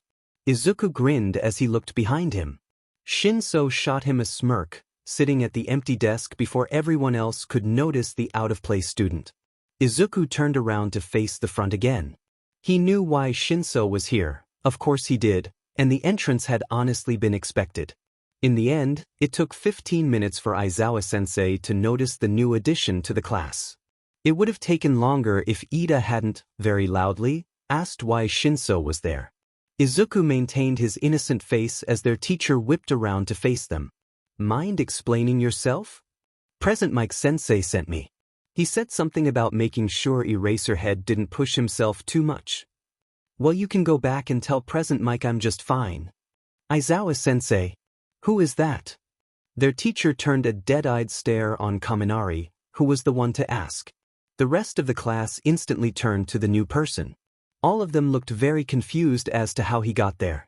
This is Shinso, a Gen Ed student who Present Mike apparently sent to babysit me. You can leave now. But Present Mike said to stay here for the rest of class, Shinso said, putting up the I'm innocent and don't know any better act. Izuku had to tamp down a smile. And I like learning about heroics anyway. Oh, is Mike your best friend, sensei? Izuku subtly put a hand to his mouth to hide his smile. He heard Shinso snort behind him, likely doing the same thing. Best friends, was one way to put it. Unfortunately, Izuku wanted to point out that Aizawa and Yamada said, I love you, in front of him and Shinso multiple times a day. That would probably get him detention for the rest of the school year though. Fine. Shinso, you can stay, but if you cause any trouble I'm sending you back to Mike with a note for him. Izuku turned slightly, catching his friend's wild grin. He returned it for a second, making sure no one could see or suspect anything, and then paid attention once again. Today was going to be interesting. They ended that class with Aizawa only having to shoot the two of them 3 dad glares, and being involved in 2 things no one could prove Izuku or Shinso had anything to do with. Suffice to say, Aiza-sensei was done with them by the time lunch rolled around. Shinso stuck by Izuku's side as they left to go get food. Uraraka, Ida, and Tsuyu joked and laughed with the two of them like Shinso had always been a part of their group. Shinso joked that Izuku and Tsuyu were long-lost cousins. His reasoning being that they were both green and an animal-type creature. Izuku was pretty sure his friends were confused about that part, but he wasn't about to tell them quite yet. Maybe after the sports festival. They all sat at the same table that they usually did. Shinso went to go get food with Ida, since the other three had packed something. It left Izuku with the two girls. So, Midoriya, Uraraka started, and Izuku instantly knew he would regret staying behind. Tsuyu told me something interesting. In the Uji you said something about mine's father. I was curious who you were talking about, Tsuyu croaked. Izuku froze, both mentally and physically. At the USJ he hadn't entirely been there. Not mentally. And he had said, mine's father? Oh no. No. Yeah. Uraraka chirped, oblivious to his inner turmoil. It's mostly creatures that call people theirs, so I was wondering what it meant to you? Like for my kind it means they're close friends or family. Izuku stayed silent, the words running on a loop in his head. Midoriya? It means a lot to my kind. I knew it. So who are you talking about? Have you met those villains before? Did they hurt your family or something? Do you need Ishido and I to be your bodyguards again? And no, I haven't met them before. Then who are you talking about, Ribbit? No one. Nope, no lying, Midoriya. Is Aizawa-sensei dash? What do you want me to say? Izuku snapped, and something in him shattered into fractals. That my kind only call things theirs when they love them? That I was calling my best friend mine, and my cat side has apparently realized feelings before my human side. That I'm now freaking out because even I don't know what I'm feeling. The table was silent. Izuku slowly realized he was breaking heavy, on the verge of crying and panicking. He was just thankful his voice hadn't risen, or else the whole school might hear his new realization. Midoriya, are you okay? Tsuyu asked quietly. No. I'll be back, don't wait for Emi. With that, Izuku turned and fled at a speed walk. He escaped the lunchroom in a few seconds and was in the quiet halls. People hardly glanced at him as he retreated to the emptier halls. He just needed somewhere where no one could see him break. Once he reached a deserted hall, Izuku crawled into the nearest vent. He shifted into a cat and ran deeper into the walls on silent feet. His emotions were running wild in his mind, a mantra of mine, I called him mine, on repeat in his head. Flurkins call people they love as family theirs, like normal cats. Problem is he doesn't see Shinso as a brother. Only now is he realizing that his feelings probably go beyond friendship. Only now that he's hearing what he said in the USJ. He didn't blame the two girls though. There was no way they could have known what it meant to him. Everyone was stressed, and Uraraka probably thought it would be something to make them all smile and laugh. So Izuku couldn't blame her or Tsuyu for what happened. But he couldn't face it. Not when calling a significant other mine is like giving someone a ring to Flurkins. Not when it's the equivalent of saying, I am yours and you are mine. He had asked if it was bad when he was little, since it sounded like calling someone property. Mom had assured him with the long version, saying they were just shortening it. Izuku hadn't thought twice about it until today. What was he going to do? He couldn't avoid Shinso forever. It would hurt too much to be away from his best friend, even if his mind was currently screeching at him. Could he act normal? Make the feelings go away somehow? Why did feelings have to be so confusing anyway? Izuku curled into a ball in the vents. He guessed he was probably around Aizawa's classroom by now. He could jump down just before class started, that way no one worried about him. Acting was easy. Izuku had been acting most of his life. Mido. Oh, Shin was looking for him. He sounded a ways away yet. Izuku didn't move. Mido? You here? He was closer now. The static in Izuku's mind began to calm slightly. Mido? Oh, there you are. Izuku felt the vents rattle a bit with Shinsu's weight, slowly crawling closer to him. He finally lifted his head, green eyes connecting with purple. Shinso scooted forward enough to be within arm's reach of Izuku, on his belly with how small the vents were. "Hey, Floaty Girl and Froggy said you ran off after they mentioned last week," Shinso said softly.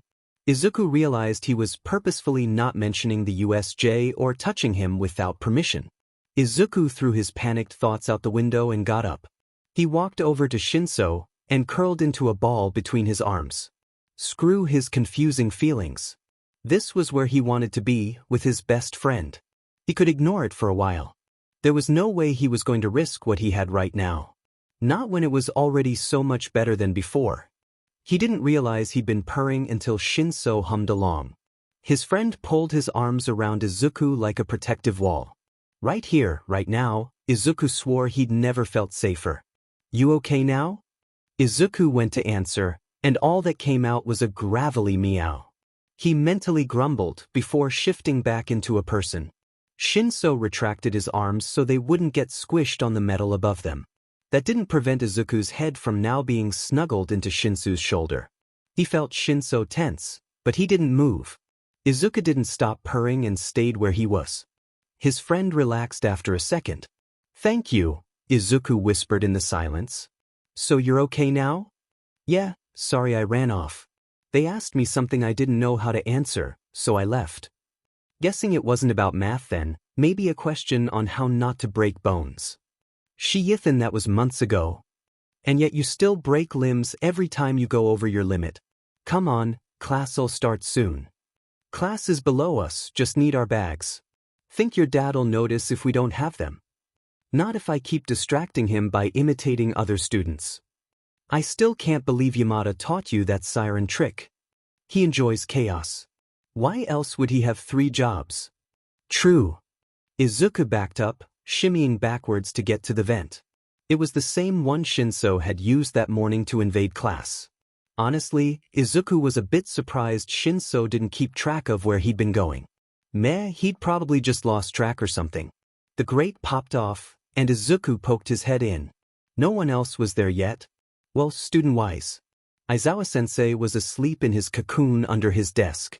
Ida would probably be here in a few minutes though. The two of them dropped into the classroom quietly. With nothing to do for a few minutes, and not enough time to go get their backpacks, they sat and talked. Nothing too important. Mostly it was just Izuku rambling about some new hero while Shinso listened. It was nice though. It was normal. It let Izuku almost forget what had happened earlier. Bonus. There was something skittering, no, buzzing. It was annoying whatever it was.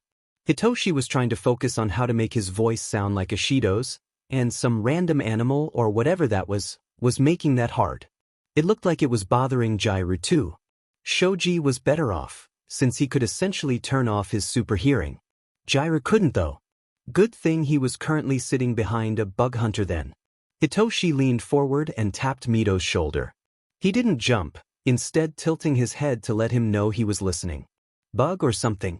It's bothering Jairu and I can't focus. Think you can hear where it is so I can get rid of it?" Midoriya nodded, only slightly, and shifted his cat ears. Almost instantly they were swiveling around, taking in all the noises around them. A few classmates took notice, but mostly just shrugged and went about their business. Hitoshi could tell Mito found the bug when his ears stopped moving. His friend glanced around, and upon seeing no one watching, shifted into a full cat. Oh dear. The now green cat gracefully leaped off the chair and onto the floor. He stalked towards the back corner of the room, but stopped almost next to Hitoshi. Well, that explained why he could hear it. Mito did the recalibrating butt wiggle thing cats do, and pounced on some bug Hitoshi didn't notice. It was tucked in the corner of the wall. Midoriya turned back to Hitoshi with what looked like a beetle in his mouth. He knew what his friend was going to do a second before he actually did it. Midoriya leapt onto his desk, drawing the attention of a few curious people. He proudly dropped the dead bug on the desk before going back to his own. Hitoshi mentally sighed. At least Mito hadn't tried to give it to Pop. That was an absolute disaster the first time it happened. Pop had broken every window on their floor and wouldn't get down from on top of the fridge until Dad dragged him down.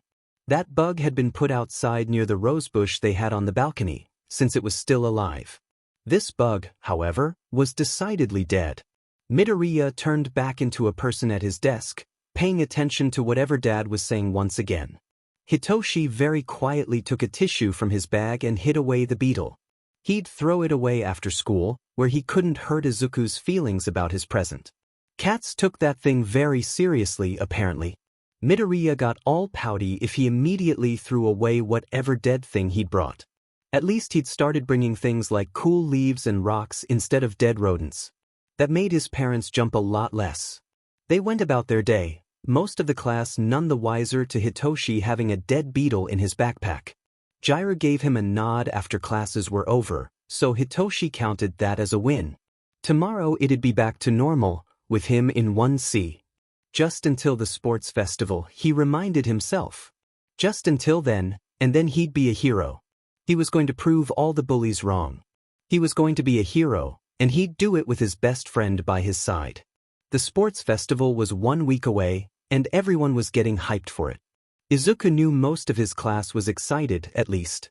Uraraka somehow gave off an aura that was the embodiment of, I'm going to win, and I will crush anyone that tries to stop me. It was just a tad bit intimidating. Then there was Shinso, who refused to leave the UA gym some days until it was dark out. Izuku very kindly dragged him from doing more push-ups and forced his friend to take a nap more than once. He may have also asked Princess to make sure he actually slept at home. If Shin suspected anything, then he didn't bring it up. Izuku did try and call him out for it, but Shin just called him a hypocrite. He huffed, since he didn't think he had been that bad when he was preparing for his entrance exam. Shinso begged to differ apparently. One of the best parts about this week, though, was that they were finally getting more sparring lessons. Izuku was already quite good at hand-to-hand, but there was still a lot he could improve on. His classmates would prove a new, but probably fun, challenge. Especially today. Aizawa-sensei and All Might waited for everyone to quiet down before giving instructions. It didn't take too long, which was a miracle in itself since they were teenagers. Today, we will be fighting with quirks. All Might announced with a flourish. Anything else he said was drowned out by the cheering. Aizawa used his own quirk, eyes flashing red, which made them all quiet again. This will still be a sparring lesson, but you will be using your quirks to try and win. No intentionally injuring, maiming, or otherwise purposefully hurting someone so bad they have to go see Recovery Girl.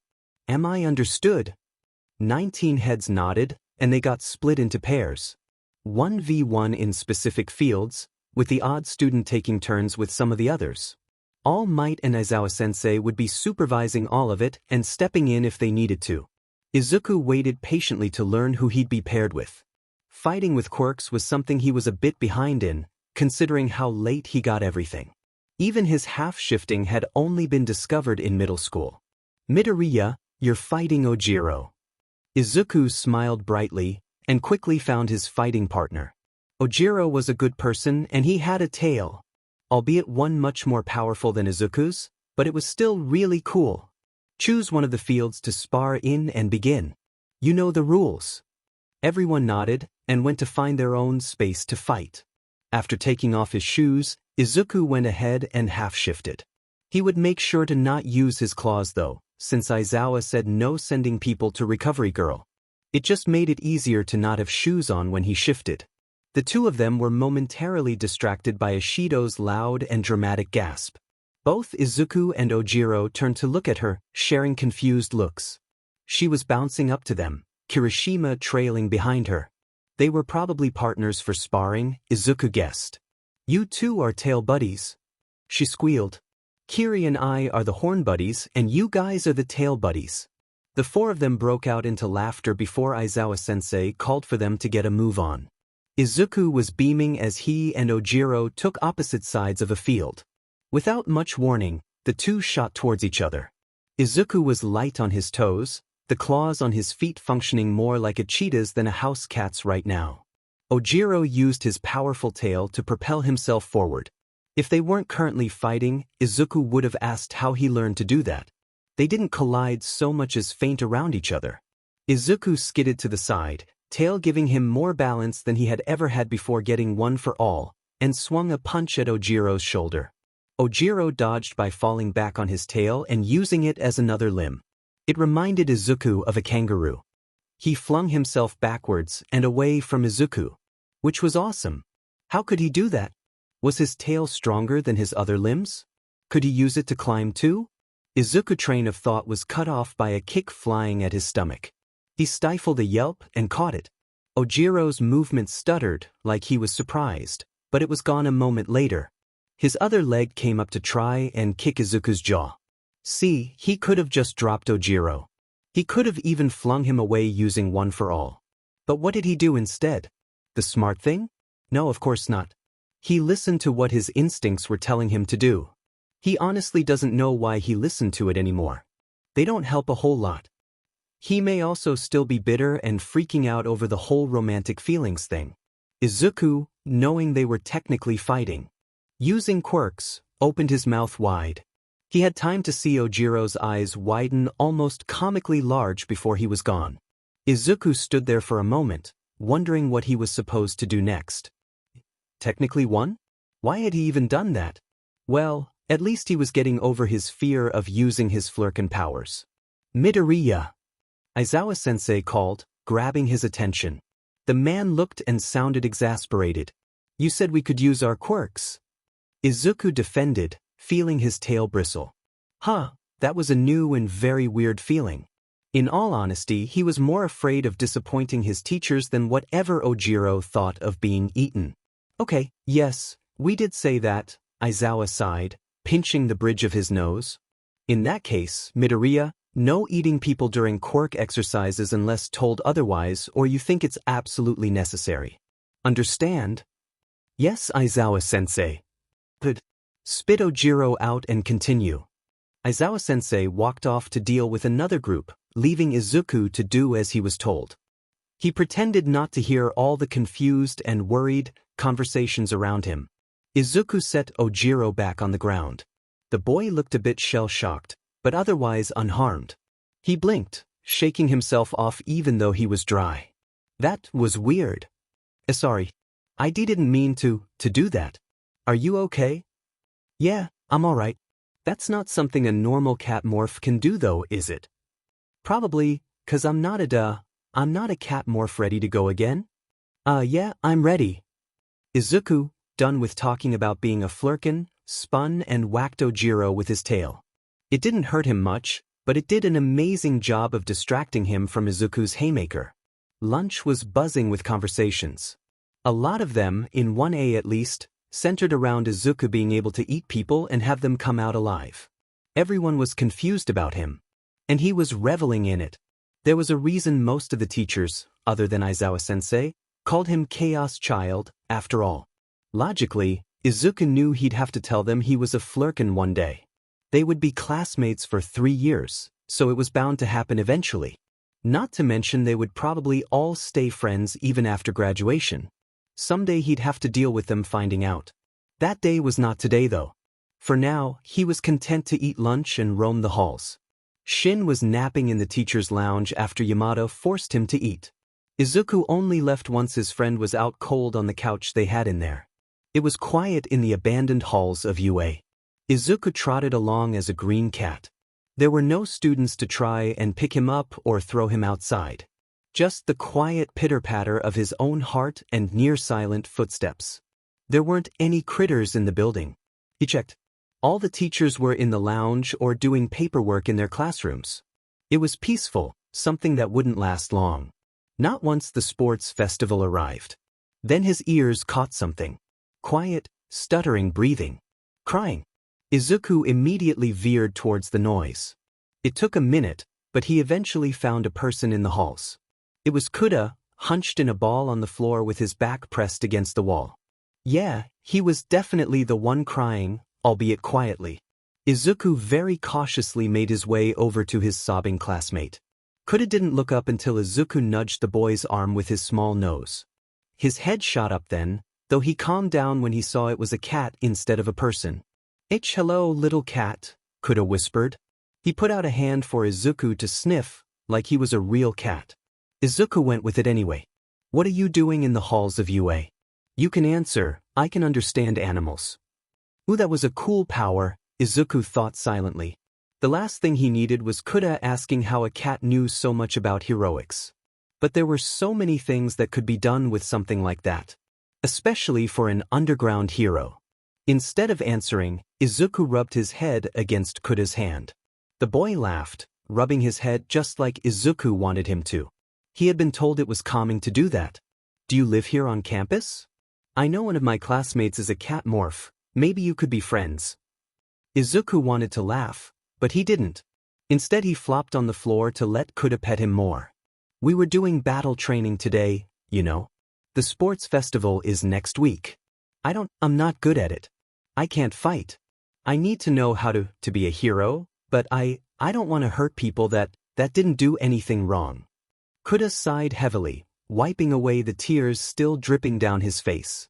Izuku got back up and put his front paws on Kuda's leg. No cry. Izuku meowed, headbutting Kuda's leg. Person no cry. Fighting hard, take time. Kuda froze, going stiff while staring at Izuku with wide eyes. Izuku tilted his head curiously. You're not a cat. Izuku did his best smile in cat form. Not cat, he agreed. What are you? No tell. Find out eventually. Feel better? Yeah, I'm feeling better now. Thank you, not cat. Izuku laughed, which came out more like a halting meow. He backed up, all four paws on the ground again. Goodbye, friend of creatures. With that, Izuku turned and walked back down the hallway. He shifted back to human when he got closer to the cafeteria, a smile on his face and a warm feeling in his chest. Today's classes were a tad bit boring. Izuku understood why, of course, but that didn't mean he was any less jittery. The sports festival was tomorrow, so they weren't doing any physically taxing activities today. Just classes and schoolwork, like a normal high school. What an odd concept. All Might and Aizawa-sensei's two-class PRDS were being combined for today. They were covering the topic of vigilantism. It was a major subject, one that needed to be understood well, so Izuku understood why they needed an extra long class on it. Aizawa-sensei would probably give them more lessons on it later too, just to make sure they got it. Vigilantism was a serious topic. Izuku had seen the statistics for people who failed hero exams and new vigilantes appearing, after all. Hopefully everyone else in the class understood it well by the end of this too. Right now, Aizawa-sensei and All Might were giving a presentation on it. The lights were off, Aizawa-sensei standing in front of the board with All Might standing in the back. It was calm compared to what the classroom was usually like. The current quirk laws state that using one's quirk outside of a manner of defense is considered vigilantism. Quirk use is only authorized under a licensed pro's permission or for someone with a provisional license. It may be excused under a life-threatening situation, however Izuku was paying attention, he really was. But then something zoomed across the board. It disappeared a second later, and he dismissed it as him seeing things. Maybe he was just nervous for the festival tomorrow. Then it reappeared, seemingly moving under the words on the screen as Aizawa-sensei talked about them. It was a bright dot. A fast-moving, bright red. Izuku's eyes zeroed in on it. He hardly noticed when he half-shifted, ears pricked forward and tail waving behind him. The red dot moved again, and Izuku tracked it with his eyes.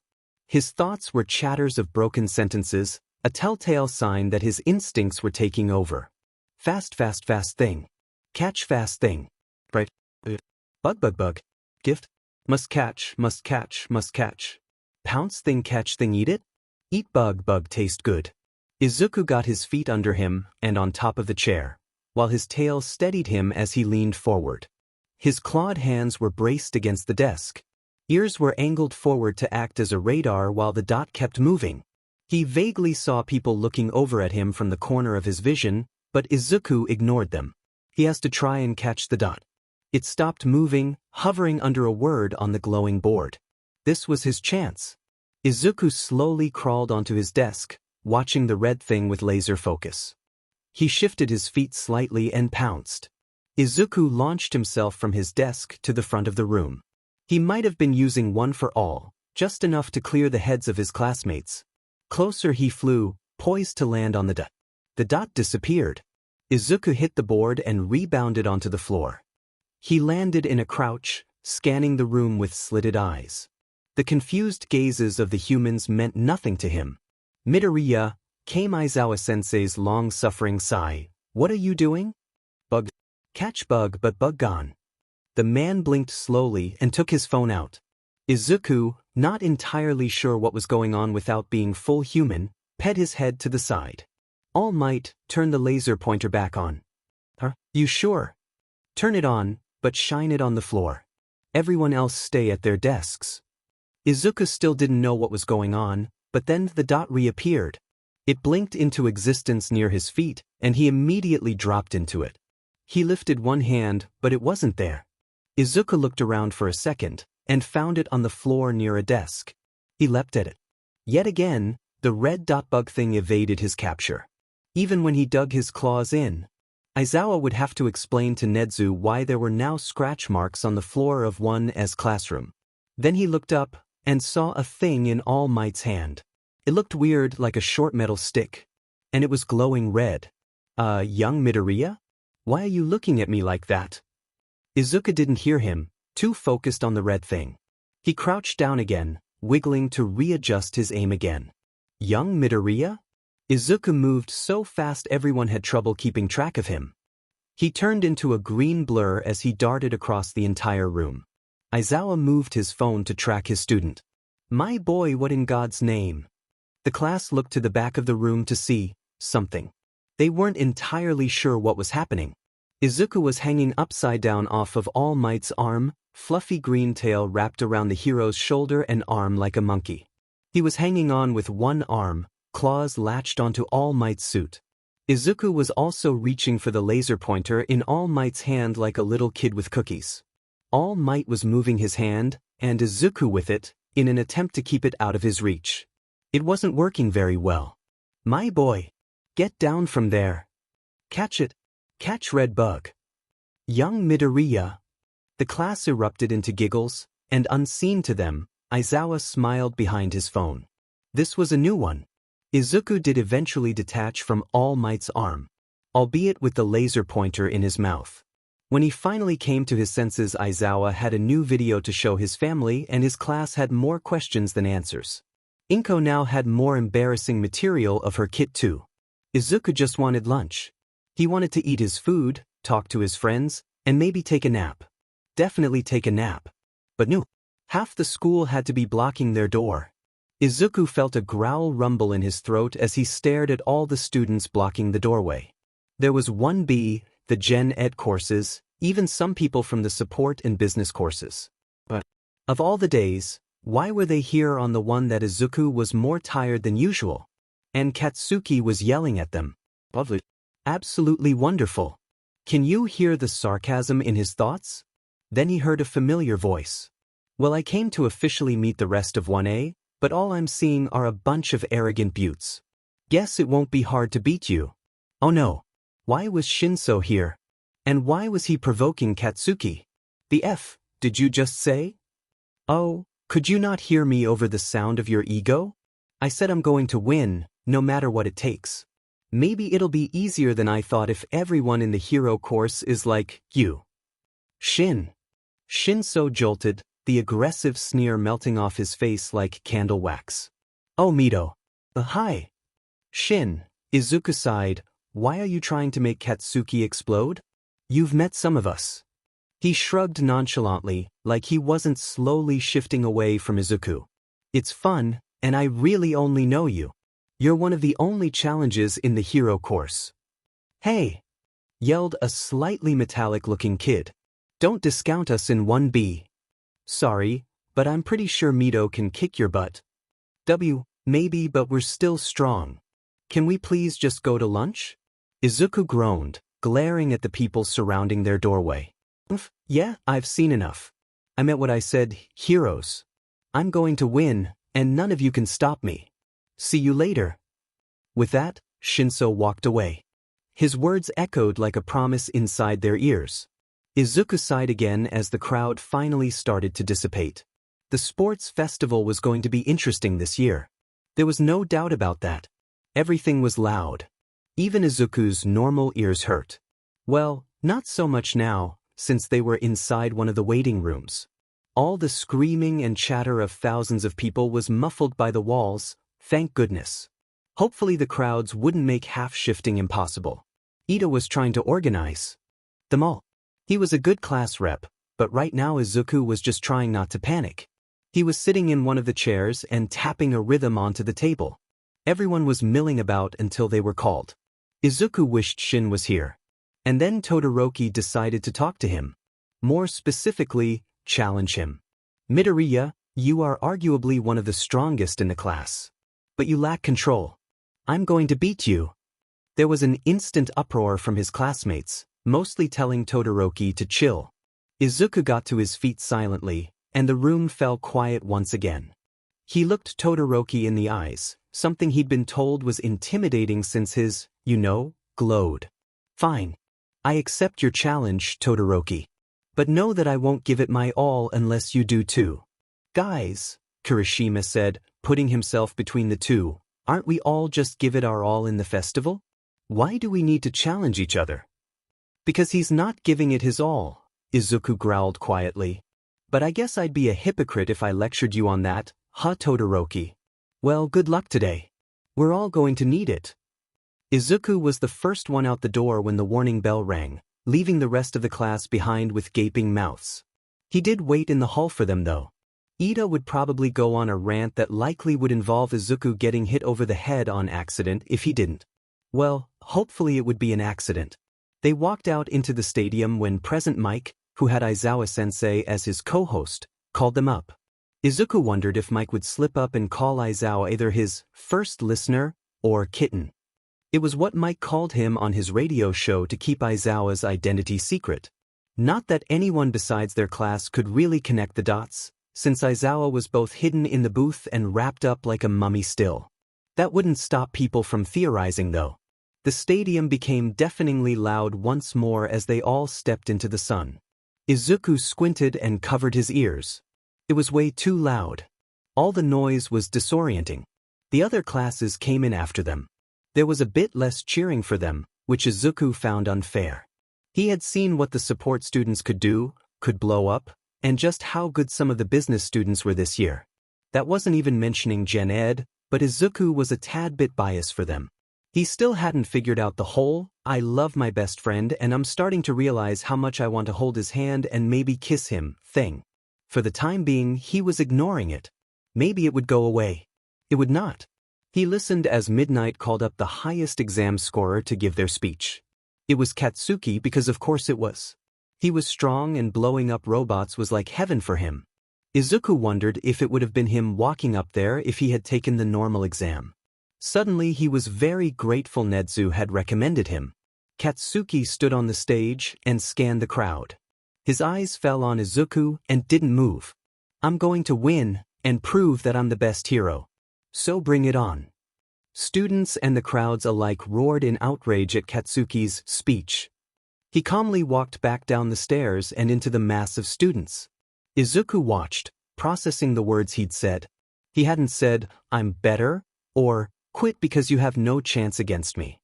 No, Katsuki had said he was going to win, and prove he was a good hero. It was a promise. An arrogant-sounding one, but a promise nonetheless. And Izuku still remembered what he'd said on that street more than a year ago. Evidently so did Katsuki. With that speech, we move on to the first event. Midnight's words sent cheers through the stadium again. And this year it will be. Izuku already knew what it was. No one had told him, but there was a certain pattern to the sports festival events. He hadn't taken lessons with Netsu for nothing. An obstacle course. Yep, just as he'd predicted. They'd probably use the robots from the exam somewhere, and something explosive if the receipts he'd seen on Netsu's desk last week were any indicator. The other one would be a mystery for now. That mostly just left how Izuku was going to deal with it. He was fast and strong, but so were his classmates. Todoroki would likely try to get ahead right out of the gate too. Be a gate. How were they supposed to get out? There was a tunnel, but it was far too narrow. Maybe. Midoriya? You okay? Izuku's head snapped up, seeing Uraraka and Ida looking at him worriedly. Huh? He'd been mumbling again. He hadn't done that out loud on accident for a while now. Oh, I'm fine. just trying to predict the events. Really? That is truly impressive, Midoriya. Ida said a bit too loudly. Anything the two were about to say got cut off by midnight counting down. Izuku tensed, ready to go. He needed enough room first, but if it worked then he'd be ahead of whatever Todoroki was planning. Go! Izuku stayed planted where he was. People rushed around him, in a hurry to get out of the stadium. Most of them didn't realize the bottleneck the tunnel had. Just a while more. Then he could act. A few seconds later and almost everyone was crammed inside the tunnel. Izuku took a deep breath. Here goes nothing, he thought to himself. Izuku folded in on himself, and the familiar feeling of teleporting washing over him. He took a second to revel in the quiet of nowhere. There were no screaming crowds, no cold classmates, and no people to watch him. It was peaceful. But it couldn't last. Izuku snapped back into reality a second later as he came out of teleporting. The sun hit his face, and there was solid ground beneath his feet again. Then he heard the distinct shrieking of metal. Izuku's eyes shot open just in time for him to dive to his left. A robot claw slammed into the dirt where he had been a second before. Izuku narrowed his eyes at the two-pointer. Its red laser was locked onto him, but Izuku hardly blinked at that. The question was whether it was worth it to just run. A blast of cold hit Izuku's back. He didn't dare turn around, not with a two-pointer in front of him, but he did glance over. The tunnel was frozen. Frost coated the walls and an actual sheet of ice rooted people to the ground. It would take a while to get out of. Unless, of course, you were in one. In which case Izuku could already see some of his classmates sprinting out of the tunnel. Todoroki was leading them. Huh? He'd teleported farther than he'd originally thought. Izuku heard more screeching metal and broke out into a sprint. If he wanted to make his mark, if he wanted to show the world he was here like All Might said, then he had to stay ahead. Then he saw the zero-pointers. They towered over everything like titans. He'd rescued Uraraka from one of these back in the entrance exam, but even then he'd just pulled her from the rubble. Izuku didn't know if he could destroy them without breaking something. Specifically his bones. Seeing as there were still 2 events after this, it wasn't really worth it to try. So Izuku ran through them. Todoroki was catching up, but that was only because Izuku took his time running through the robots. If he hid and dodged then he wouldn't be noticed by any bots. The bigger ones at least. Taking his time hopefully meant not getting stepped on. If he'd known where the end of the course was he could have just teleported, but he didn't actually knew where it was. That and Aizawa-sensei would give him a disappointed look. Izuku shivered just thinking about it. So he dodged around the zero-pointers. Looking away for even a second could mean getting stepped on, so he decidedly did not do that. Then Todoroki froze 2 of them. They were unstable, ready to crash down in a few seconds. Izuku stuttered to a stop, hissing as Todoroki sprinted past him. Those robots were going to crash onto people. People that would get hurt by the metal behemoths. Izuku spun on his heel and ran back. The ice was creaking. Some of the students were realizing what Todoroki did. The smart ones stopped and stayed back for now. Most were still running forward though. Izuku couldn't just let them get hurt. So he ran in front of the robots before anyone reached them. They had started to fall now. Izuku took a deep breath and planted his feet. He opened his mouth wide and let his tentacles out. He didn't like showing off his power, but people were going to get hurt if he didn't. Their safety meant more than his comfort zone. Izuku couldn't catch both robots, he knew that. They were too heavy. He also couldn't eat it since it was so big. Tearing off chunks of metal wasn't fun. It was the Flurkin equivalent of biting down on a jawbreaker. Feasible, but it would definitely hurt, and maybe break his jaw. So instead, Izuku diverted its course. There weren't any students off to the side, so he threw one of the robots there. It crashed to the ground with shrieks of twisting metal and the thud of steel. Izuku caught his breath, retracting his tentacles. The other robot landed safely on clear ground. He turned back and saw no one had moved much. Izuku sent them all a smile and mock salute, then took off again. There was still ground to cover after all. Besides, he had to catch up to Todoroki. Izuku ran faster when he heard people gaining. He slowed down and stopped altogether when he reached the edge of a pit. A literal hole in the ground that most likely had a net at the bottom. Ropes stretched between pillars of rock, all leading to a solid path on the other side. Todoroki was already sliding along one of them, ice crystallizing the rope as he went. A few other people were running ahead of Izuku to attempt it. Even out here he could hear Present Mike yelling about it. It was an exaggerated game of tightrope. Izuku almost wanted to laugh at how easy this would be for him. Who gives a cat a test of balance? Izuku full-shifted, drawing a few stairs. He ignored them, instead sizing up the ropes. Almost all of them would work.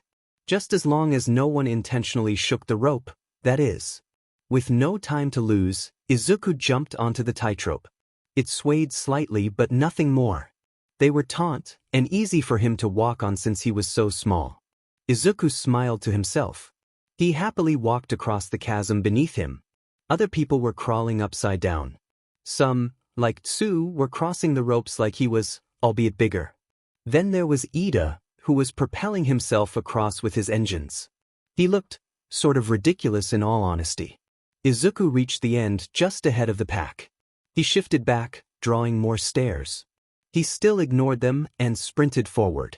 Todoroki and Katsuki were already at the last obstacle. It was a minefield. Not big enough explosions to maim, but enough to hurt and send someone flying. He needed a plan. Izuku couldn't just race through it and not get blown up. Shudo hadn't seen Midoriya since the beginning of the race. The boy had stupidly ran back. Shudo still didn't know why he did. The robots had been frozen and were going to fall, so why didn't he take the chance to get even farther ahead? Either way, Shudo was winning. Bakugo was the only one nearby, everyone else being still stuck on other obstacles. The two of them were fighting over the landmines. Shudo was trying to freeze them and not step on them at the same time. Bakugo was trying to blow him up while not blowing himself up. They were shoving each other like toddlers, but Shudo wasn't about to stop. There was some twisted satisfaction he got by acting like a child instead of freezing Bakugo. Maybe the old man would get mad over it. That'd be something. The two of them were so close to the home stretch. Somehow neither had gotten blown back yet. So close. Almost there. Something small and green flashed between their feet. Both Shudo and Bakugo froze where they were. The small green thing was a cat. A green, curly-furred cat that Shudo guessed was probably his cat-morph classmate. A cat that also wasn't setting off any of the mines as it ran. Shudo and Bakugo glanced at each other, then at the cat, then back to each other. The two promptly broke into a dead sprint after the cat. Shudo put less care into what Bakugo was doing, only focused on getting farther even faster. He iced over the mines as he ran. Only a few went off, but by then he had already moved past them. Bakugo was blasting himself forward like a human rocket thing. They reached the end of the minefield. Shudo stopped using his ice, just outright sprinting after the green cat. Bakugo was flying a good 2 feet off the ground. The cat turned back into Midoriya right before the tunnel. His footsteps hardly even paused as he shifted back, the boy still running as fast as he could. It wasn't as fast as his cat form, but he was still quick on his feet. Beside Shudo, Bakugo let out unintelligible screams. Midoriya crossed the finish line. He crossed it first. He won. There was no margin for Shudo to say it was close, because it wasn't. By the time he was back inside the stadium, Midoriya was already off to the side catching his. Shudo was second though, with Bakugo third. He didn't look happy about it. At all. In fact, Bakugo was storming up to Midoriya with a look that promised hurt. Shudo isn't react outwardly, but inside he was already planning how to get away. Because that was a look his father had right before Shudo had a particularly hard training session. Bakugo grabbed Midoriya's shirt collar while he was distracted. The blonde lifted Midoriya clear off the ground. How the F did you do that, cat? Did you cheat so the bombs didn't sew off, huh? I didn't cheat. I was too light to set them off. Midoriya yelped, struggling against the grip on his shirt. I figure the support department didn't want wild animals to set them off. Bullshit. Shudo watched from a distance. He idly wondered why Midoriya didn't fight back like Shudo knew he could. The green-haired boy was powerful, so why didn't he use it to defend himself? Shudo tuned back into what was happening when Bakugo's screechings suddenly got cut off. He looked over and saw him walking away from Midoriya, whose purple-haired and apparently antagonistic friend was standing beside him. The two of them were talking, but Shudo couldn't hear what they were saying. He didn't really care, in all honesty. Shudo waited for the next event silently. He didn't need to care. He didn't need to get invested in his classmates' quarrels. He just needed to win. He just needed to prove that he could win without using his father's DMN power. And if that meant beating every one of his classmates, including the supposedly weak cat morph, then so be it. The next event was a cavalry battle. And first place had 10 million points. Izuku had 10 million points. Well, he said to himself, guess I'll die. You're not going to die, Mido. Stop being so dramatic. Says the person that called out every hero course student the day before the festival. Midoriya? Izuku turned, seeing Uraraka standing behind them. She looked a bit confused, but was smiling anyway. Can I be on your team? Izuku wasn't ashamed to admit he almost started crying. Shinso hardly batted an eye, even as Uraraka tried to calm down his frantic, thank you, thus. He finally stopped blubbering after a minute, a thought striking him. Shinso? Who else would I team up with? Anyone. Who else would I reasonably want to team up with, you idiot? You know I don't like most people. You could still have any team you want though. Nope. Teaming up with you. Can't convince me otherwise.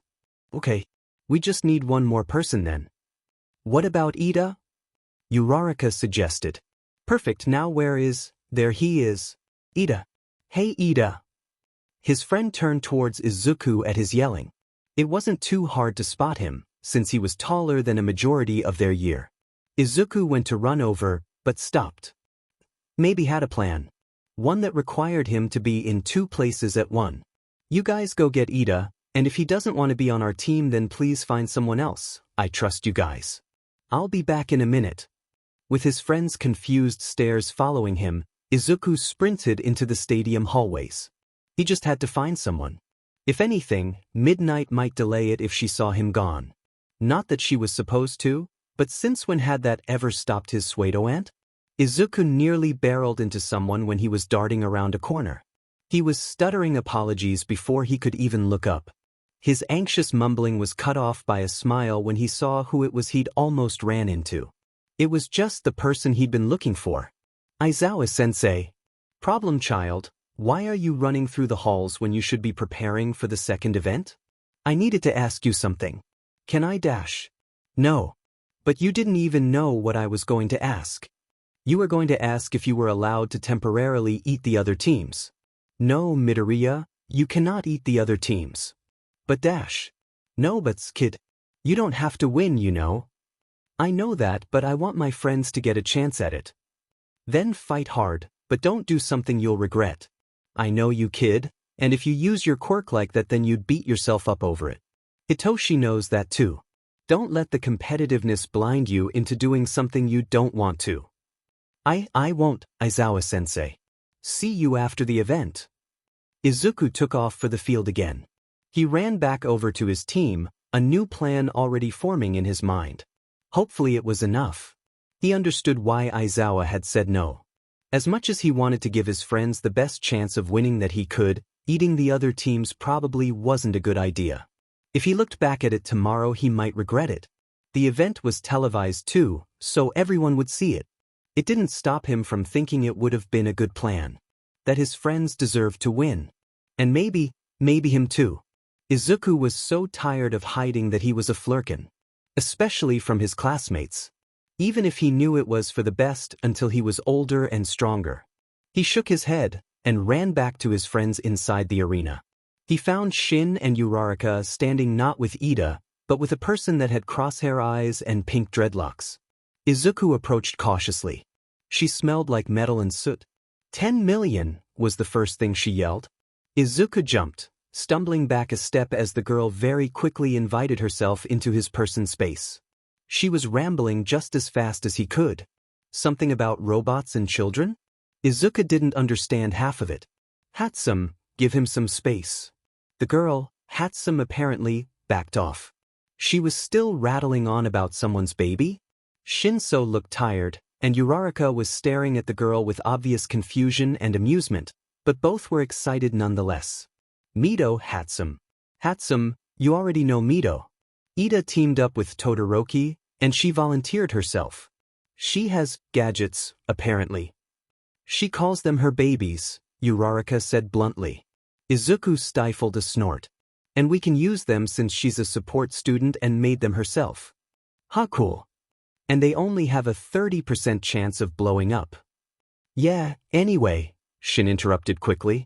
What's the plan, Catman? Okay, so I'll be the rider. Shin, you can be the front person. Uraraka, Hatsum, can you two be the sides? Yep. Sure thing, 10 million. Uraraka, how long can hold your quirk on 4 people while moving around? Longer than this event. Perfect. Hatsum, do you have any gadgets that help with moving in zero gravity? Of course. I do, she scoffed. What type of inventor would I be if I didn't? Shinsu's mutter of a normal one was ignored.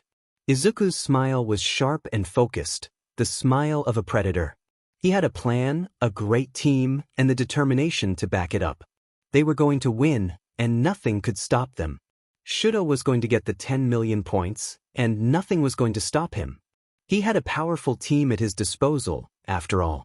Ida had speed, Yaoyorozu could defend, and Kaminari would repel the other teams just by virtue of them knowing he was a human taser. Shudo himself was good for both defense and offense. They would be unstoppable. The beginning was called, and everyone immediately surged towards Midoriya's team. Shudo told his team to hang back and wait. They needed to see who they were playing against before casting their dice. Good thing they did, because in the single blink of an eye, something red flashed out across the stadium. It was like 1 second they didn't exist, and the next they were everywhere. The things snaked through the air like blurry floating ribbons. Shudo had no idea what they were, but he knew one thing. Whatever it was dangerous. They had a distinct feeling of wrong. Like those things shouldn't even exist. Just as fast as they had come, the red things receded. One blink they were there, and in another they were gone again. Everyone was looking around in confusion. A few teams started yelling in outrage. Their headbands were missing. Midoriya happened to be securing more bands around his neck. With whatever those things had been now gone, Shudo could finally see Midoriya and his team. He was the rider with his purple-haired friend in front. Uraraka and some pink-haired girl were at his sides. They looked like they were wearing support gear, which was allowed for support students, so the pink girl must be one. It looked decent for a first year. Some of the other teams had backed off of Midoriya now. No one had seen where the things had come from, Shudo included. All that anyone knew was that 1 second there was a reddish-pink thing flashing across the arena, and the next second it was gone, and Midoriya had a few extra headbands than he had had a moment before. The field was still being consumed by chaos, though in a less literal sense this time. Shudo was tired of it, so he froze the ground around them. A few headbands richer, and Shudo's team moved on. There were other people scattered around, all trying to snatch points from one another. Bakugu was screeching at some teams sprinting away from him. Midoriya's team was flying. They were gliding high above the ground, and just beginning to come back down. Time was slowly ticking down. Midnight yelled the 2 minutes mark. It was now or never. Shudo ordered his team closer. Midoriya's team hadn't noticed their approach, too focused on securing a new headband around Midoriya's neck. Shudo froze them into their own mini-arena. Only then did Midoriya's team turn to face Shudo. He couldn't hear them very well from the distance they were at, but he could see them whispering. The sounds of the stadium faded in the face of his enemy. Hand over the 10 million, Midoriya. Shinso and Uraraka glanced at each other, then started laughing. The support girl smiled crazily, but did nothing. Midoriya sat on their shoulders, grinning serenely. Like nothing was wrong. Like this is exactly where they wanted to be. Shudo suddenly had the bone-deep feeling that he'd made a mistake. So kind of you to finally join us, Shudo Todoroki, Midoriya purred. But I'm afraid I can't do that. Then I will take it. Midoriya smiled. He smiled with teeth too sharp and eyes wide but pupils only slits. The glowing, radioactive green was a stark contrast to the tiny sliver of black. He looked eager, hungry. It was the look of a predator. And Shudo had never felt more like prey. Oh, I'd like to see you try. Come on now, why don't you see what happens when you do? Midoriya had never seemed like the type to be scary. He was the quiet kid that seemed to very easily anger Bakugo and was too close with their teacher for it to be normal. He was friends with a Gen Ed student and had cat ears and a tail sometimes. He was also the student that had eaten an explosion and spit it out like it was bad-tasting food. The student that always seemed to disappear if you looked away for a few seconds. That had claws and sharp teeth that looked razor-sharp. Somehow, Shudo had forgotten that part. He regretted it now. But he had to try anyway. He needed to show the old man that he could win this thing using only his mother's ice. We need to get that headband. Get closer and dash. Todoroki, Yaoyorozu, Kaminari, can you all hold on tight? Shudo glanced down at Ida. He probably had some sort of plan. Of course. Then please do so. Tightly. Shudo listened, but it didn't do much to prepare him for the sheer speed they were suddenly going. In a blink, Shudo was grabbing the 10 million points. Midoriya's wide eyes followed him as they sped away again. Shudo reoriented himself when they finally stopped. Ida's engines are stalled, but they had the points. Midoriya's team had a few extra bands, but it wasn't quite enough to pass, short by a few hundred. Shudo's team had been in second place, but only by a small margin above Bakugo's team. As it was, they were in first place now. They'd done it. So why did Shudo feel like he just swam out into the open ocean, nothing to protect him and the deep hiding what was hunting him? Ooh, echoed Shinsu's voice from across their frozen mini-arena. You shouldn't have done that. Midoriya's team spun to face them again. They all looked determined, but Shudo didn't pay it much mind. There was little chance of them getting the headband back. Even so, they were whispering to one another, planning. Shudo watched them closely. Midoriya's gaze was zeroed in on them, his mouth barely moving as he presumably talked to his team. They appeared to either be trying to talk him out of something or planning how to best get the points back. Shudo ordered his team to walk away. Midoriya's team wasn't fast enough to catch them, but they'd be safer away from the desperate team anyway. It was only Shudo's mind screeching to not turn his back on an enemy that made him turn around again. His eyes instantly widened because Midoriya's team was closing in fast. Almost as fast as Ida had. They were floating, and a gale of wind had kicked up dust behind them. Was Midoriya powerful? Enough to create wind with his strength? Brace yourself, he yelled. It was all he could do. Midoriya was on them in an instant. His hand reached out, lighting up with the green sparks he had. The presence he had was familiar. Powerful. Don't you know it's rude to take what isn't yours? Midoriya hissed, eyes glowing like toxic beacons. Shudo felt like if he looked too long, he would be SE into a black hole. On instinct, Shudo raised an arm to deflect Midoriya's hand. It was his left one. The flames had already coated his skin. Midoriya hardly batted an eye. He swept his own arm in an arch, the wind from it putting out the fire that had hardly existed for a few seconds. Shudo felt a trill of panic jolt down his spine. He was powerless in the face of this hunter. Shudo felt the headband rip from his neck, but it wasn't the 10 million one. He still flinched as the fabric tore free. He found himself hoping it wasn't enough for Midoriya to move on. A selfish and ridiculous thought. Why wouldn't he want to face Midoriya? He was small, and probably didn't have much combat training. Given, Shudo had never actually seen him fight, but his classmate was so tiny that it had to be true. But that power, the presence Shudo felt. It was something that made the primal part of him want to run. To hide and avoid the predator at all costs. Because in this game of cat and mouse, Shudo was not the cat. Midoriya's team retreated with their band. From a distance, Shudo could tell they just found out it wasn't the 10 million. Then the support course girl pulled out what looked like a grabber hand. Clutched in it was another band. Shudo reached up, and found the band on his head was gone.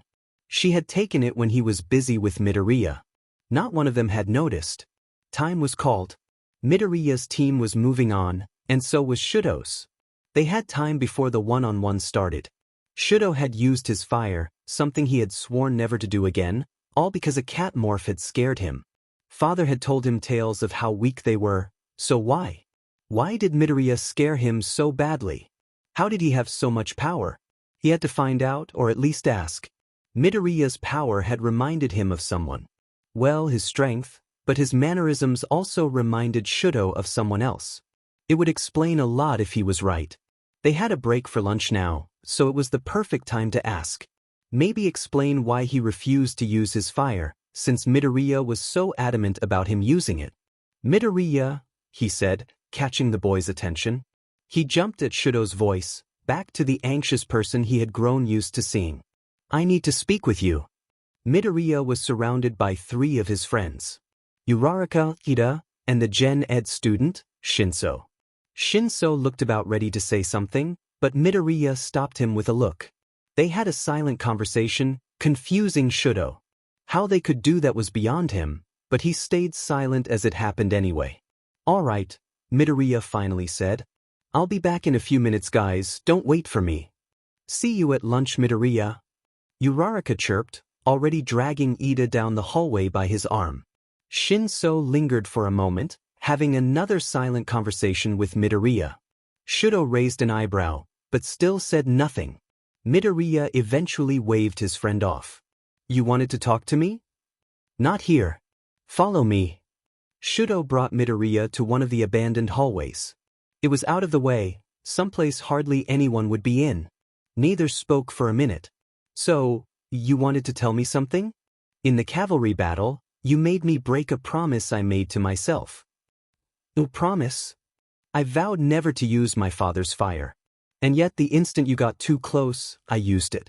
I felt the power you have, and there's only one person I can think of that has a similar quirk. Midoriya started fidgeting, a telltale sign of nervousness. Good, Shudo was probably right then. The only person I've felt that kind of power from is All Might. So tell me, Midoriya dash. Shudo looked Midoriya in the eyes, which was a bit unnerving. The glowing was very obvious in the dark tunnel. Are you All Might's secret love child? Are you All Might's secret love child? Izuku was pretty sure his brain was short-circuiting like Kaminari.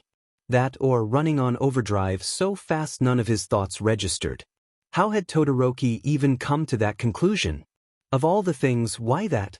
No, I'm not that. Why would you even think that?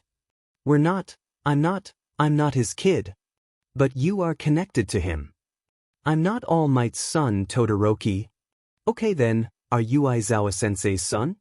Am I, what?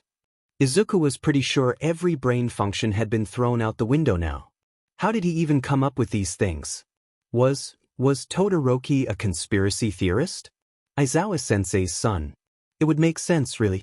You're closer to him than anyone else in the class, and it's more than just a friendly student and teacher. Your hair is even wavy like his. Todoroki finally paused. Izuku was busy rebooting his mind. Aizawa's son? And by extension, present Mick's son? Nope, noppity nope. Wait, Todoroki doesn't know the 2 of them are married. Or that Shinso is their kid. The day he found out about that would be one to remember. Although there would probably be quite a bit of damage control to deal with. Oh yeah, Todoroki was still waiting for an answer. In the most deadpan and serious voice Izuku could currently muster, he said, No, I'm not Aizawa-sensei's son, Todoroki. Is that all you wanted to ask me? No, it's not.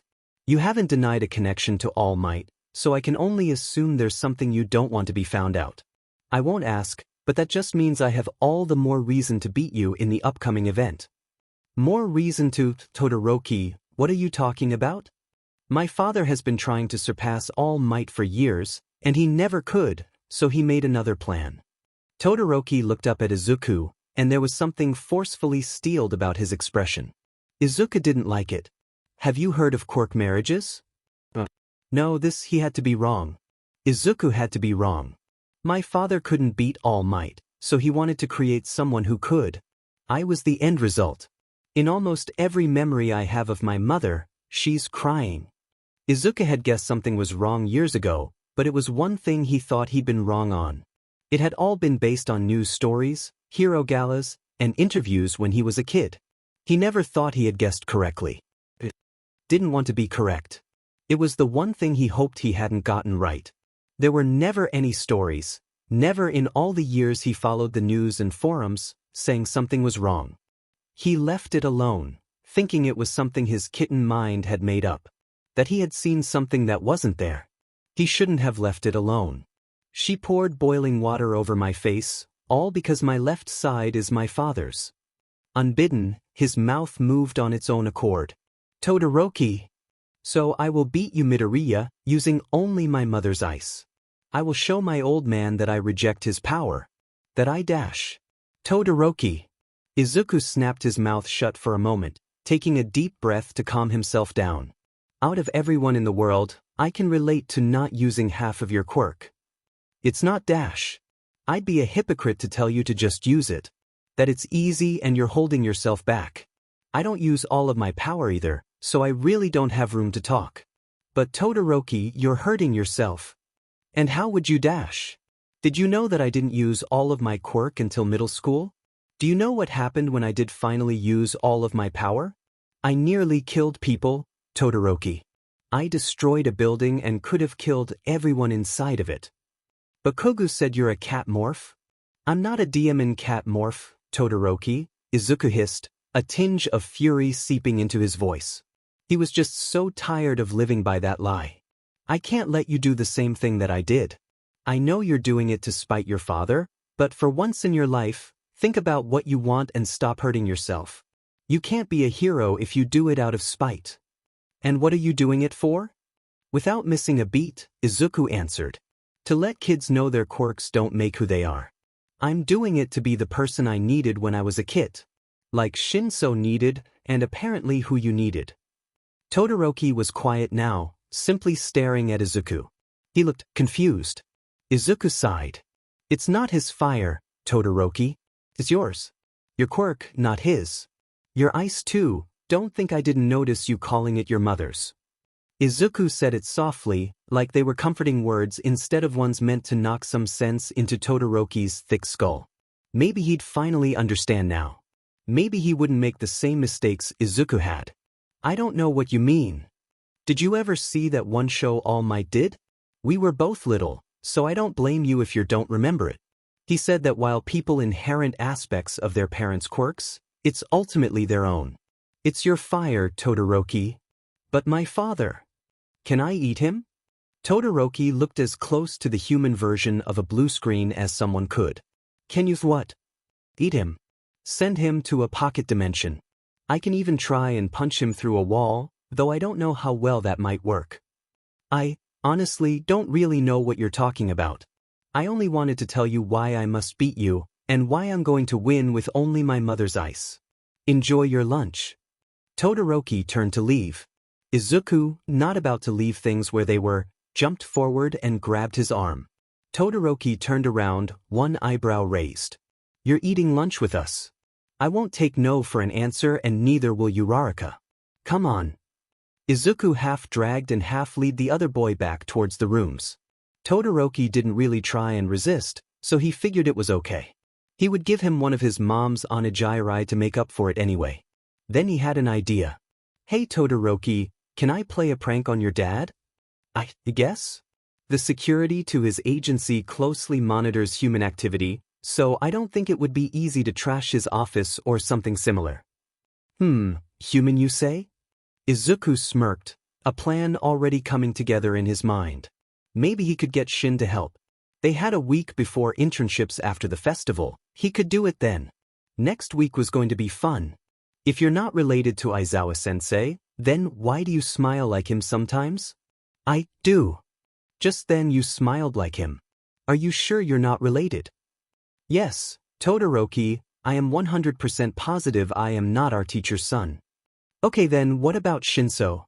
Their hair is the same, and they both act similar. Izuku had to try extremely hard not to smile or laugh. He wanted to see Todoroki's reaction when he found out for himself, but not today. I don't know.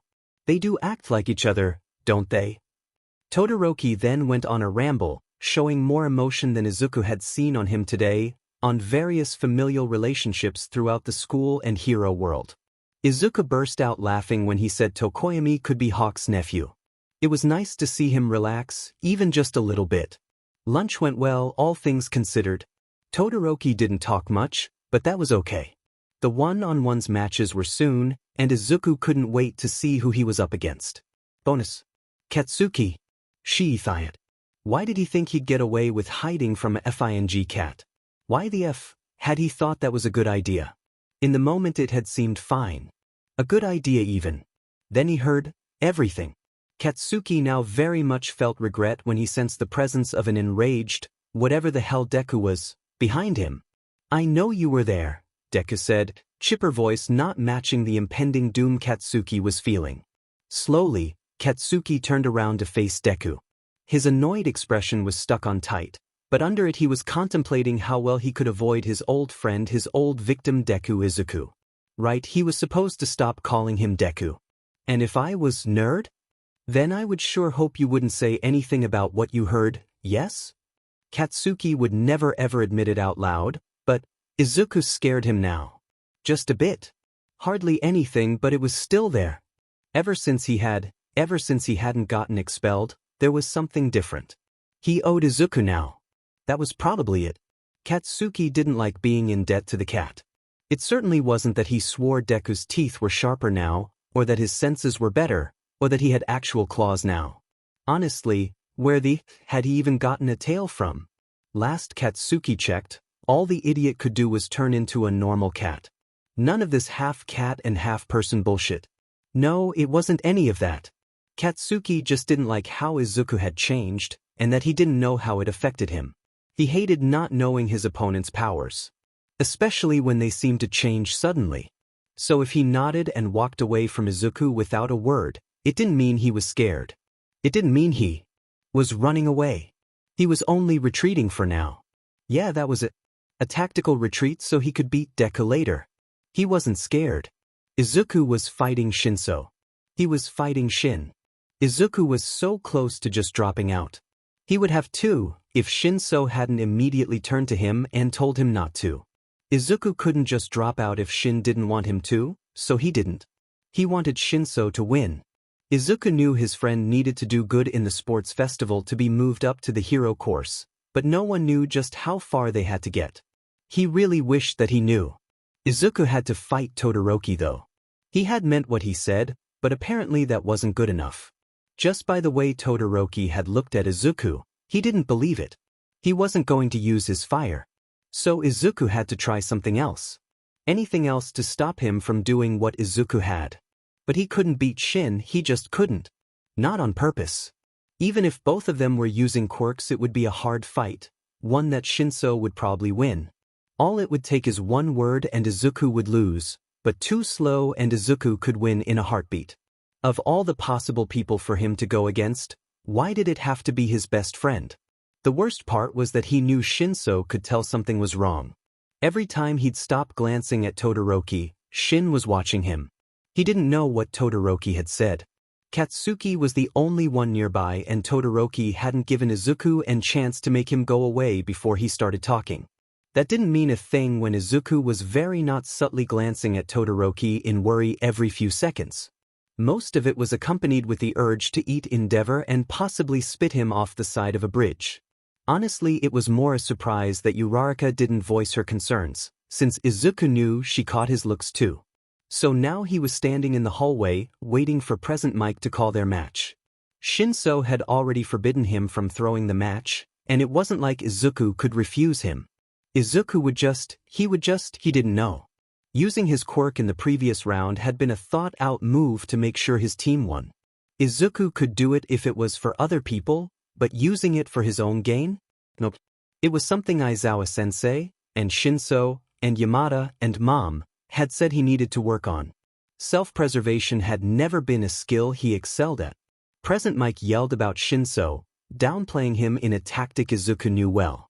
It would make the audience root for him, since he was the underdog. If Shinso won, then he'd get even more attention too. Izuku heard his name be called, and nervously walked out into the arena. The sun was bright, making his eyes become narrow slits because of it.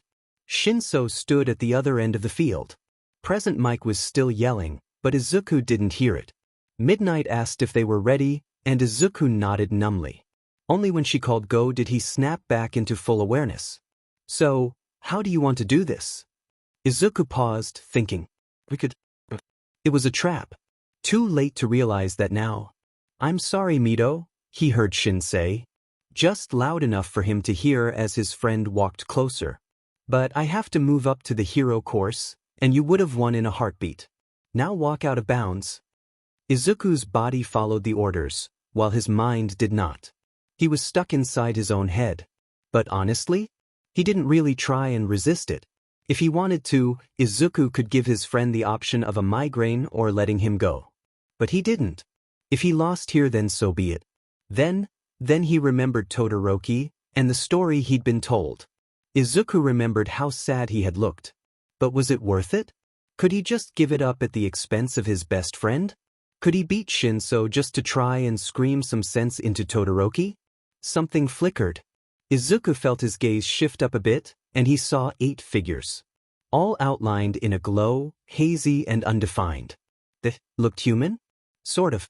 Izuku could tell one was some form of giant, and one looked like they had a pineapple on their head. Actually, that was probably just their hair. They were speaking. Not in words Izuku knew, but chattering in a way that Izuku got what they meant.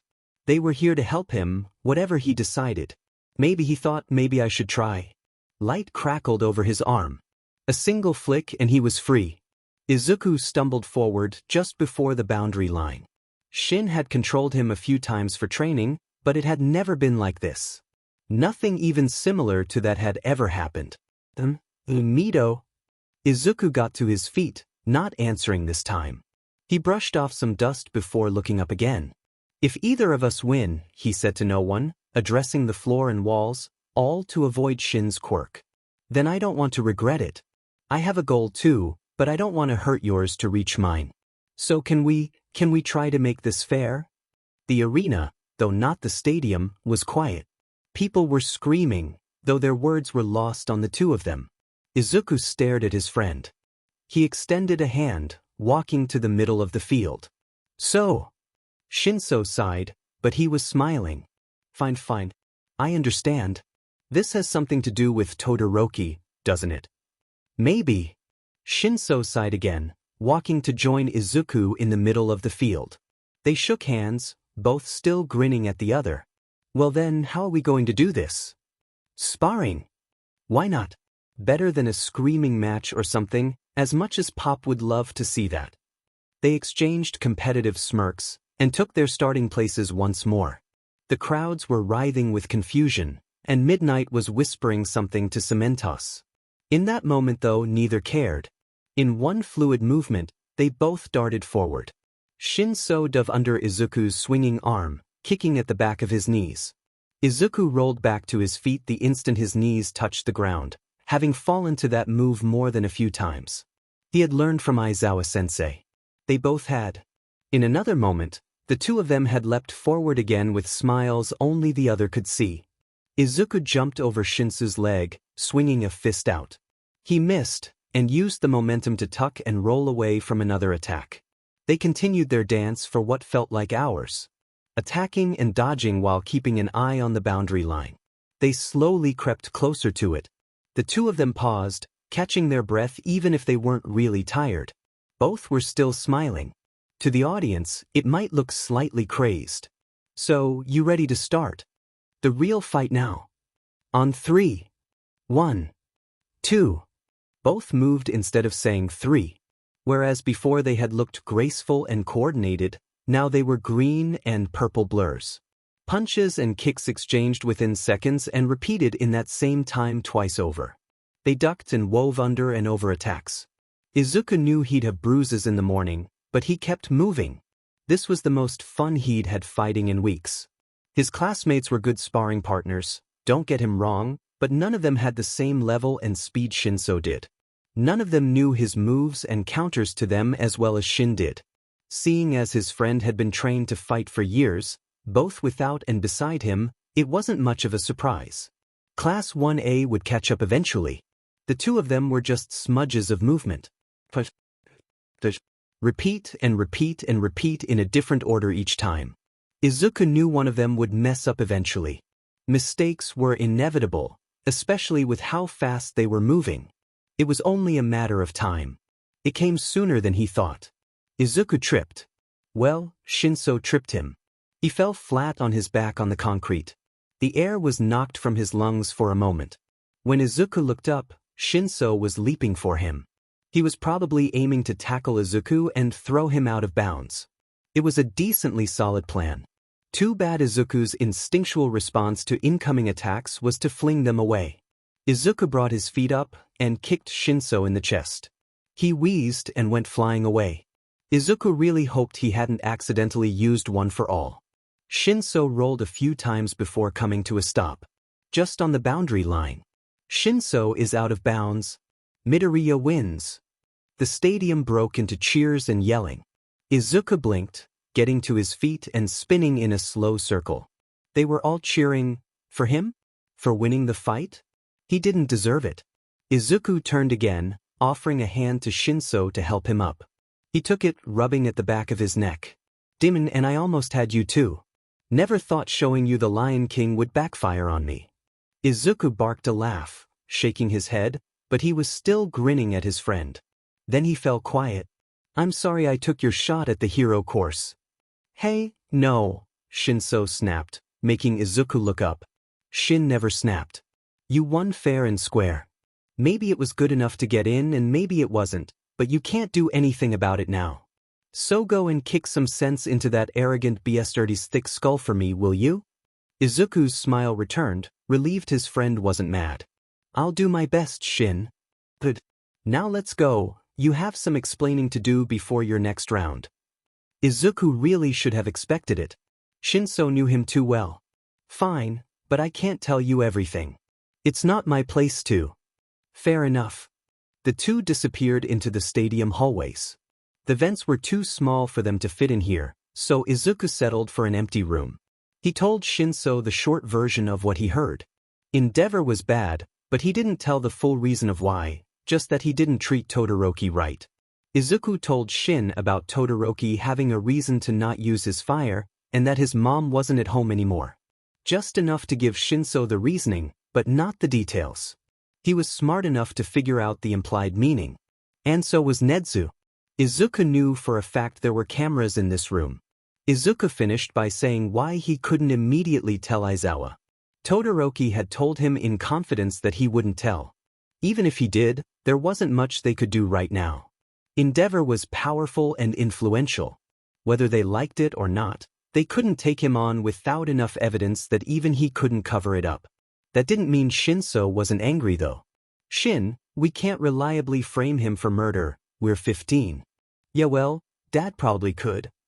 Shinso was pacing, his hands moving sharply like they always did when he was angry or passionate about something. It was sort of like Ida, but slightly toned down. Wouldn't be hard. He has the highest villain casualty rate. Just bring that up in court.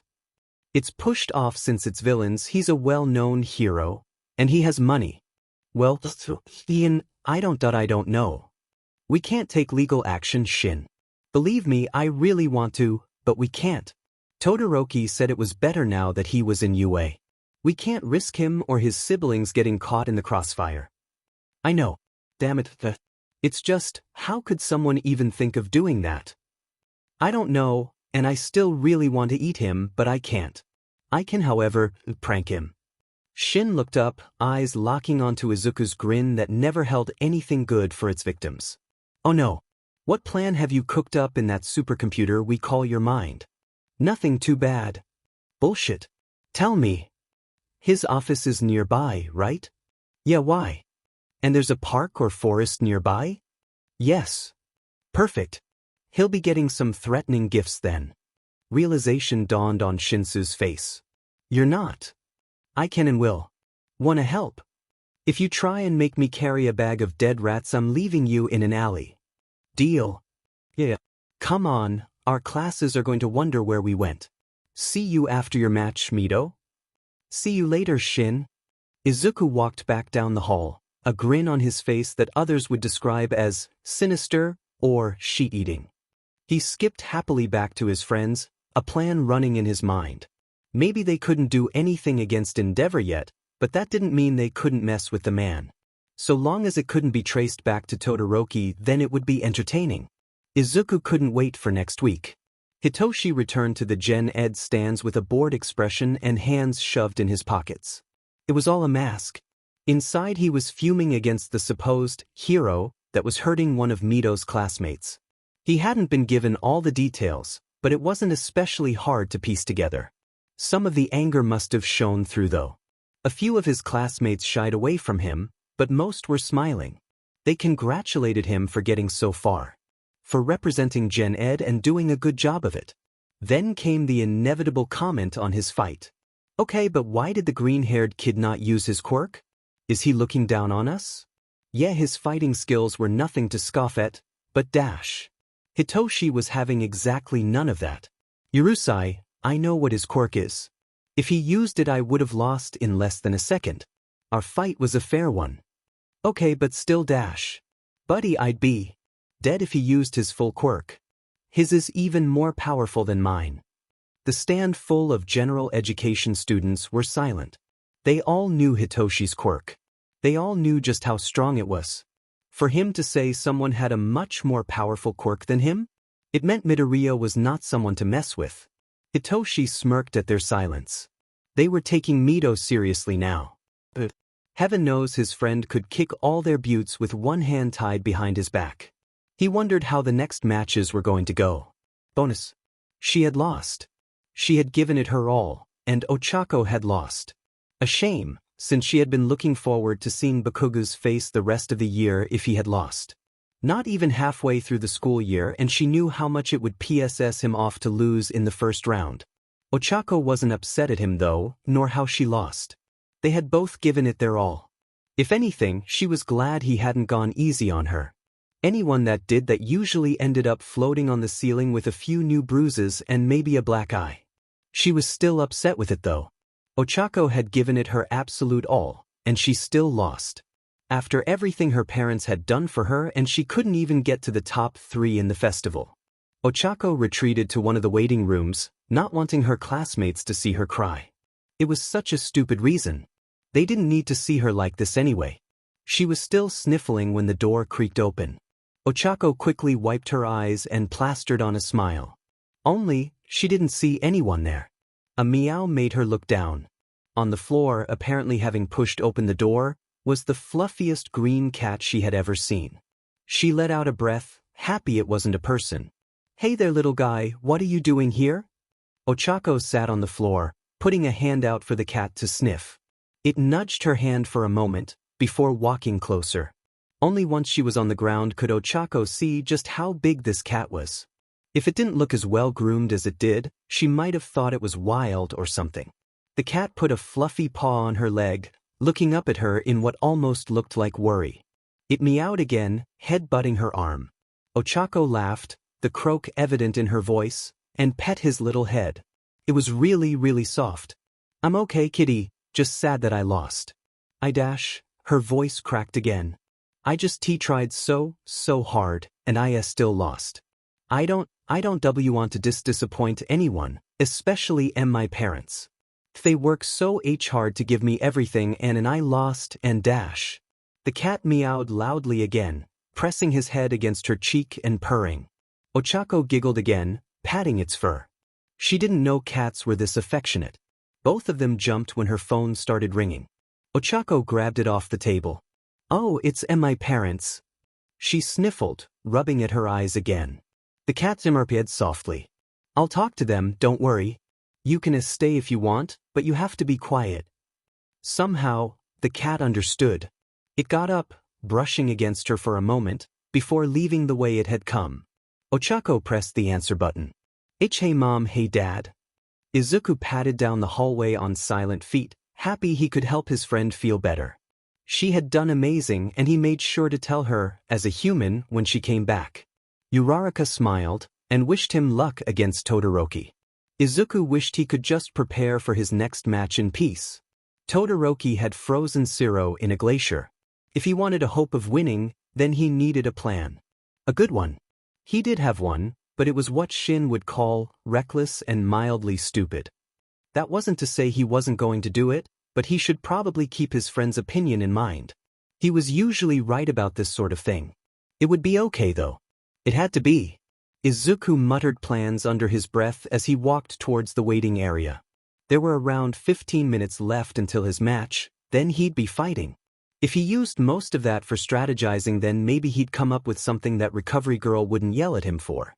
That was all promptly thrown out the window when he ran into someone. Literally. They felt like a brick wall. A burning brick wall. Izuku quickly backpedaled, shoving down the instinct to light up one for all. As much as he wanted to eat Endeavor, or punch him through a wall, or even just bite him, he couldn't. Not if he wanted to have a chance at getting Todoroki away from him. Not if he wanted to get out of this without looking like a burnt marshmallow. An Endeavor, sir. Sorry for running into why I'll just be on my way. Izuku made to walk around the man. A hand bigger than his face stopped him from leaving. You're the child my son is facing in the next round. The cat morph thing. It wasn't a question, but Izuku nodded anyway. I must say, your power is impressive for something so weak. Izuku felt the familiar annoyance tug at him. How did even Endeavor think he was a cat morph? He had turned into a cat in the obstacle course, but he also used his tentateeth to knock a robot away from people. Then again, most people don't know what flurkins are anymore. Oh yeah, Endeavor was still talking. Your strength is almost similar to All Might. My Shudo has a duty to surpass him, so at least try and put up a half-decent fight for him. Good day. Endeavor moved to leave. Izuku took a single step, blocking his path just as the hero had done a second before. He stared up at the man twice his size with no fear. He smiled with too many teeth and a glint in his eyes that wasn't there before. I am not All Might. Endeavor scoffed. Obviously not now dash. And Shudo is not you. Izuku smiled up at the man who was suddenly frozen stiff. After all, children are not their parents. That is a lesson we learn in grade school, Endeavor. I would sure hope you taught that lesson to your children. What are dash? And I would definitely hope those bruises I saw on my classmate were from tripping and not from training. Abuse allegations are very serious, as you know. Especially in heroes. Now listen here, dash. How many years has it been since your wife left the hospital, Endeavor? That made the man stop talking. Izuku blinked his eyes that were glowing too bright to be human. The flames on the hero were fizzling to embers. It gave him a sense of satisfaction to know his words had gotten sharper than ever before. Remember what I have said, Endeavor. If you'll excuse me, I have a fight to get to. Izuku calmly walked down the hallway until Endeavor was out of sight. He went a bit closer to the field entrance, before putting his back to a wall and sliding down to the floor. He had just trash-talked Endeavor. The number 2 hero. He had threatened a top hero. Nedzu and Aizawa would be proud. Probably. Izuku was just surprised he hadn't been burnt to a crisp. His match was in a few minutes now. He had no plan, no strategy. Nothing but energy burning in his veins and the ability to be a cat. Izuku was most likely doomed. Maybe he could get a few good hits in before he went down. As long as it was enough to convince Todoroki, then everything would be fine. Even if he lost. Izuku stayed there on the floor for a while. Just enough time for Present Mike to give the 1-minute warning for his match. He picked himself up, dusted off his clothes, and calmly speed-walked over to the tunnel he was supposed to be at 2 minutes ago. Up next is the super genius that confuses everyone. Izuku Midoriya. He stepped out into the light as Yamada called out his name. He could hear the tone of encouragement. Almost anyone else wouldn't, but Izuku knew the two were rooting for him. They were like a second set of parents to him. Versus the half-and-half student from the recommendation exams, Shudo Todoroki. Todoroki lifted a hand to shield his eyes from the sun. Izuku watched him closely, hardly moving a muscle. His eyes were narrowed to slits. Midnight repeated the rules they had heard before. Both agreed, Izuku moving only to call out a yes. He could see Todoroki shifting. Not quite nervously, but he was definitely unsettled. Start. Izuku didn't move. Neither did Todoroki. Not at first, at least. A single shift from his opponent had Izuku sparking up green. He dove to the side, the ice just barely missing his side. He rolled to his feet, eyeing Todoroki for his next move. He was staring at Izuku, trying to predict him. Izuku grinned. He wasn't going to get very far with that. More ice was thrown at him. This time, Izuku leapt up into the air. Shudo swung his arm, great spikes of ice crystallizing on the ground. All of it was aimed at Midoriya. This time it was bigger than the first. Missing once was a miscalculation, but twice meant this might become an endurance fight. He had to win this and fast. His right side was already feeling cooler than before. Something made a shadow fall over Shudo. Something other than ice. He jolted back, just in case it was an incoming attack, and looked up to the sky. Midoriya was in the air. He eclipsed the sun, the green lightning of his quirk taking its place. The same jade green that haloed him now set its glow over the arena where his shadow was cast. He stayed in the air for a few seconds. He was smiling. And Shudo felt fear zip through him. Midoriya had nowhere but ice to land. He fell towards the earth, and in the blink of an eye he suddenly had different ears and a tail. Shudo watched as he grew closer to the pillars of ice. He landed and stuck it.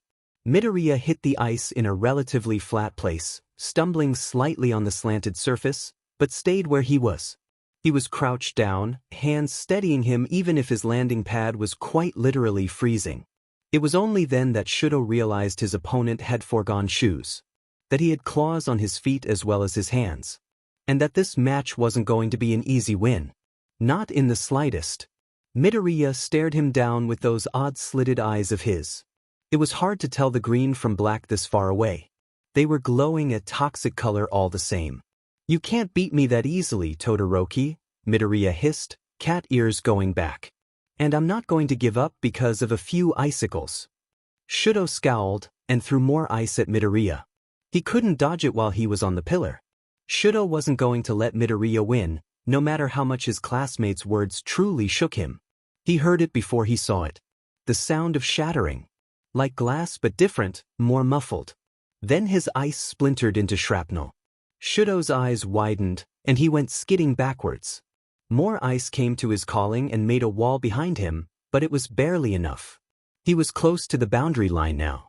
When he finally looked up, the iceberg he had sent after Midoriya was gone. Reduced to diamond dust.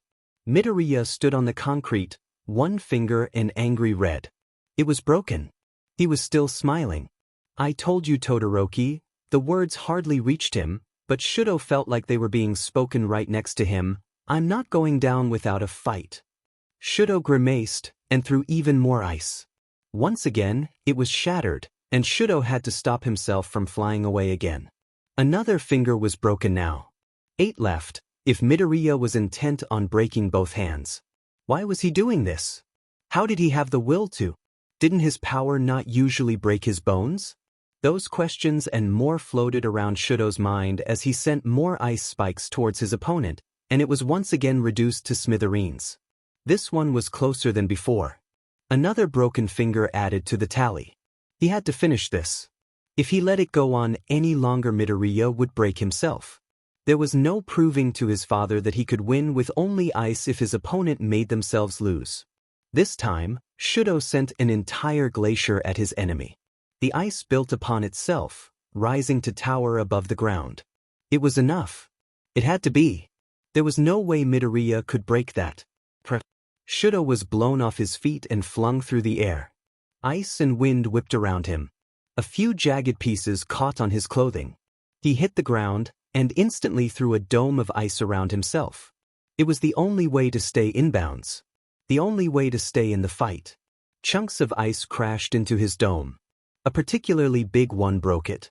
Shudo crossed his arms, guarding his face and neck in a move that had been drilled into his head since he was young. When everything settled, he pushed the ice chunks off of him.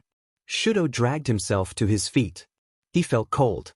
His joints were aching. Was breathing supposed to burn? "You're shaking, Todoroki." Shudo looked up and saw Midoriya standing there. An arm was broken now, but he hardly flinched at it. He was staring at Shudo, a predatory curiosity in his gaze. And you're slowing down. It's because you are covered in frost, isn't it? Midoriya took a single step forward, and in that instant Shudo felt panic. He shot ice towards Midoriya in a second of hysteria. Another glacier, though this one was slower. It shattered the same as all the others had. Shudo was breathing heavy. The air felt heavy and cold in his lungs. Midoriya stood there, another finger broken. Shudo watched him come closer with half-lidded eyes. When had he gotten so tired? I'm not done yet, Todoroki, Midoriya snarled, the sound carrying over the arena to him. Why are you going this far? Because you won't listen, was the near-instant answer. You're hurting yourself, Todoroki. I can't let you, not when I can help. Shudo sent more ice at Midoriya. He dodged it, lighting up green once again. No broken limbs this time. You can't win this. Shudo didn't know whether he was telling it to Midoriya or to himself. Look at me, Todoroki. Shudo was. He hadn't taken his eyes off of his cat-something classmate. You haven't put a single scratch on me yet. He was right. Shudo knew he was right. The only injuries Midoriya had were self-inflicted. The ice never reached him, not once. Just how likely was Shudo to win this? Because currently, that chance seemed quite small. No matter what his father said, he wasn't the strongest. It had seemed like he was. No one had ever been able to beat him. Not until UA. Not until Midoriya. While he had been stuck in his own thoughts, Midoriya had somehow gotten extremely close. Shudo's slightly foggy mind didn't realize why until pain erupted in his stomach, and he was sent flying again. More ice stopped him from rolling out of bounds. Not yet. He couldn't lose yet. He had to win, and show he could do it with only ice. He threw more ice at Midoriya. It was so much slower than before, and this one was thinner. A mere line of spikes. He dodged it without much effort. Midoriya's narrowed eyes never left Shudo. Are you ready to listen now? Shudo's answer was more ice. Midoriya shattered it without blinking. I can go all day, Todoroki. You see, can't. You're element. And you're chattering from the cold. If I run out of fingers, I can just dodge. I can still talk. Midoriya was suddenly close again. He punched Shudo, but there was no super strength behind it. It was a normal punch. Shudo's feet still left the ground, but he didn't fly the distance he had before. Just how strong was his classmate, if that was a punch without his quirk? As he shuddered from the cold and forced himself to his feet, Shudo wondered why Midoriya hadn't used his quirk right then. He could have very easily won if he had. Shudo would have flown out of the ring and Midoriya would have been victorious. So what? That seemed to be his trend of today. Asking why. Stop screwing around, Todoroki. Shudo looked up. He didn't know when he had looked down. If you want to reject your father, then fine. I'd want to too, with how much of an butt he is. Shudo almost laughed. He would have, if it didn't feel like his skin was freezing over. It was, technically. But it's hurting you, Todoroki. He won't care, you know that? Endeavor won't care if you surpass him using ice or fire. All that matters to him is that you do it, not how. What do you know? Shudo spat, still violently shaking. A lot more than you think. I told you in the hall, Todoroki, I don't use my full power. But I do it because I don't want to hurt people, not for petty spite. And you know what? At least I'm not insulting everyone by not using my power. It's a not dash. Damn it, Todoroki, it's yours. Your quirk, not his. Shudo blinked, and suddenly he heard his mother's voice. The memories came flooding back. One specific one stood out. It's okay to use your power, Shudo. To become who you want to be. Shudo felt warm. He glanced down at his left arm and saw flickering flames. He stared at it in amazement, twisting around to see more of it. Wow! Shudo looked up and saw Midoriya smiling. Not the creepy and terrifying smile he had seen for most of today, but a true one. One that made him feel safe. Thank you, Midoriya. I hope you don't regret it after this. Oh no, Todoroki, I think I'll be just fine. Shudo shot another glacier at Midoriya. It was even bigger than the one he had accidentally froze Zero in. He hadn't felt this balanced in a long time. So this was what he'd been missing for 10 years. Midoriya was a green blur. He was flying over the side of the ice, light sparking off his skin like his own form of fire. His eyes were glowing so bright Shudo swore they were like blazing forest fires. Shudo dialed up the heat. He felt the air charge with energy. Hopefully this worked. He saw the beginning of the explosion and felt the brush of heat on his skin. It felt gentle, like a blanket being set over him. Nothing like Endeavor's fire. No, this was his. Shudo saw Cementos put up walls between him and Midoriya. He saw the concrete give under the force of their combined power. In a split second he put up a wall of ice behind him. It wasn't enough. Shudo felt his back go through his barrier. He made another one and broke through that one too. He stopped after making a third wall, the heat fading. Dust clouded everything. Shudo couldn't see his own hand for a minute, but it felt like concrete below him instead of grass. He was still in bounds. Then he saw it. He looked up and could see glowing eyes. Only glowing eyes, nothing else. They were zeroed in on him. A primal part of his mind screamed predator. Before he could blink, Shudo was airborne again. The air left his lungs as he flew, not knowing where he was going or when he would feel land again. Shudo's back finally hit something solid. His vision blacked out as his head thunked against the wall. He felt himself slide down to the ground. Grass and chunks of ice brushed his skin. Then, nothing. Izuku Midoriya wins. Izuku gasped for breath, just trying to get air into his lungs after the fight. The pain was finally registering now. Okay, wow, that hurt. A lot. But he'd won. He did it. He had shown the world that he was here. And Todoroki had used his fire. Izuku smiled through the pain. He looked out over the crowd through the clearing dust and raised a fist. A rally cry of "Plus Ultra" rang out over the stadium. He smiled and let himself fall onto the stretcher at his side.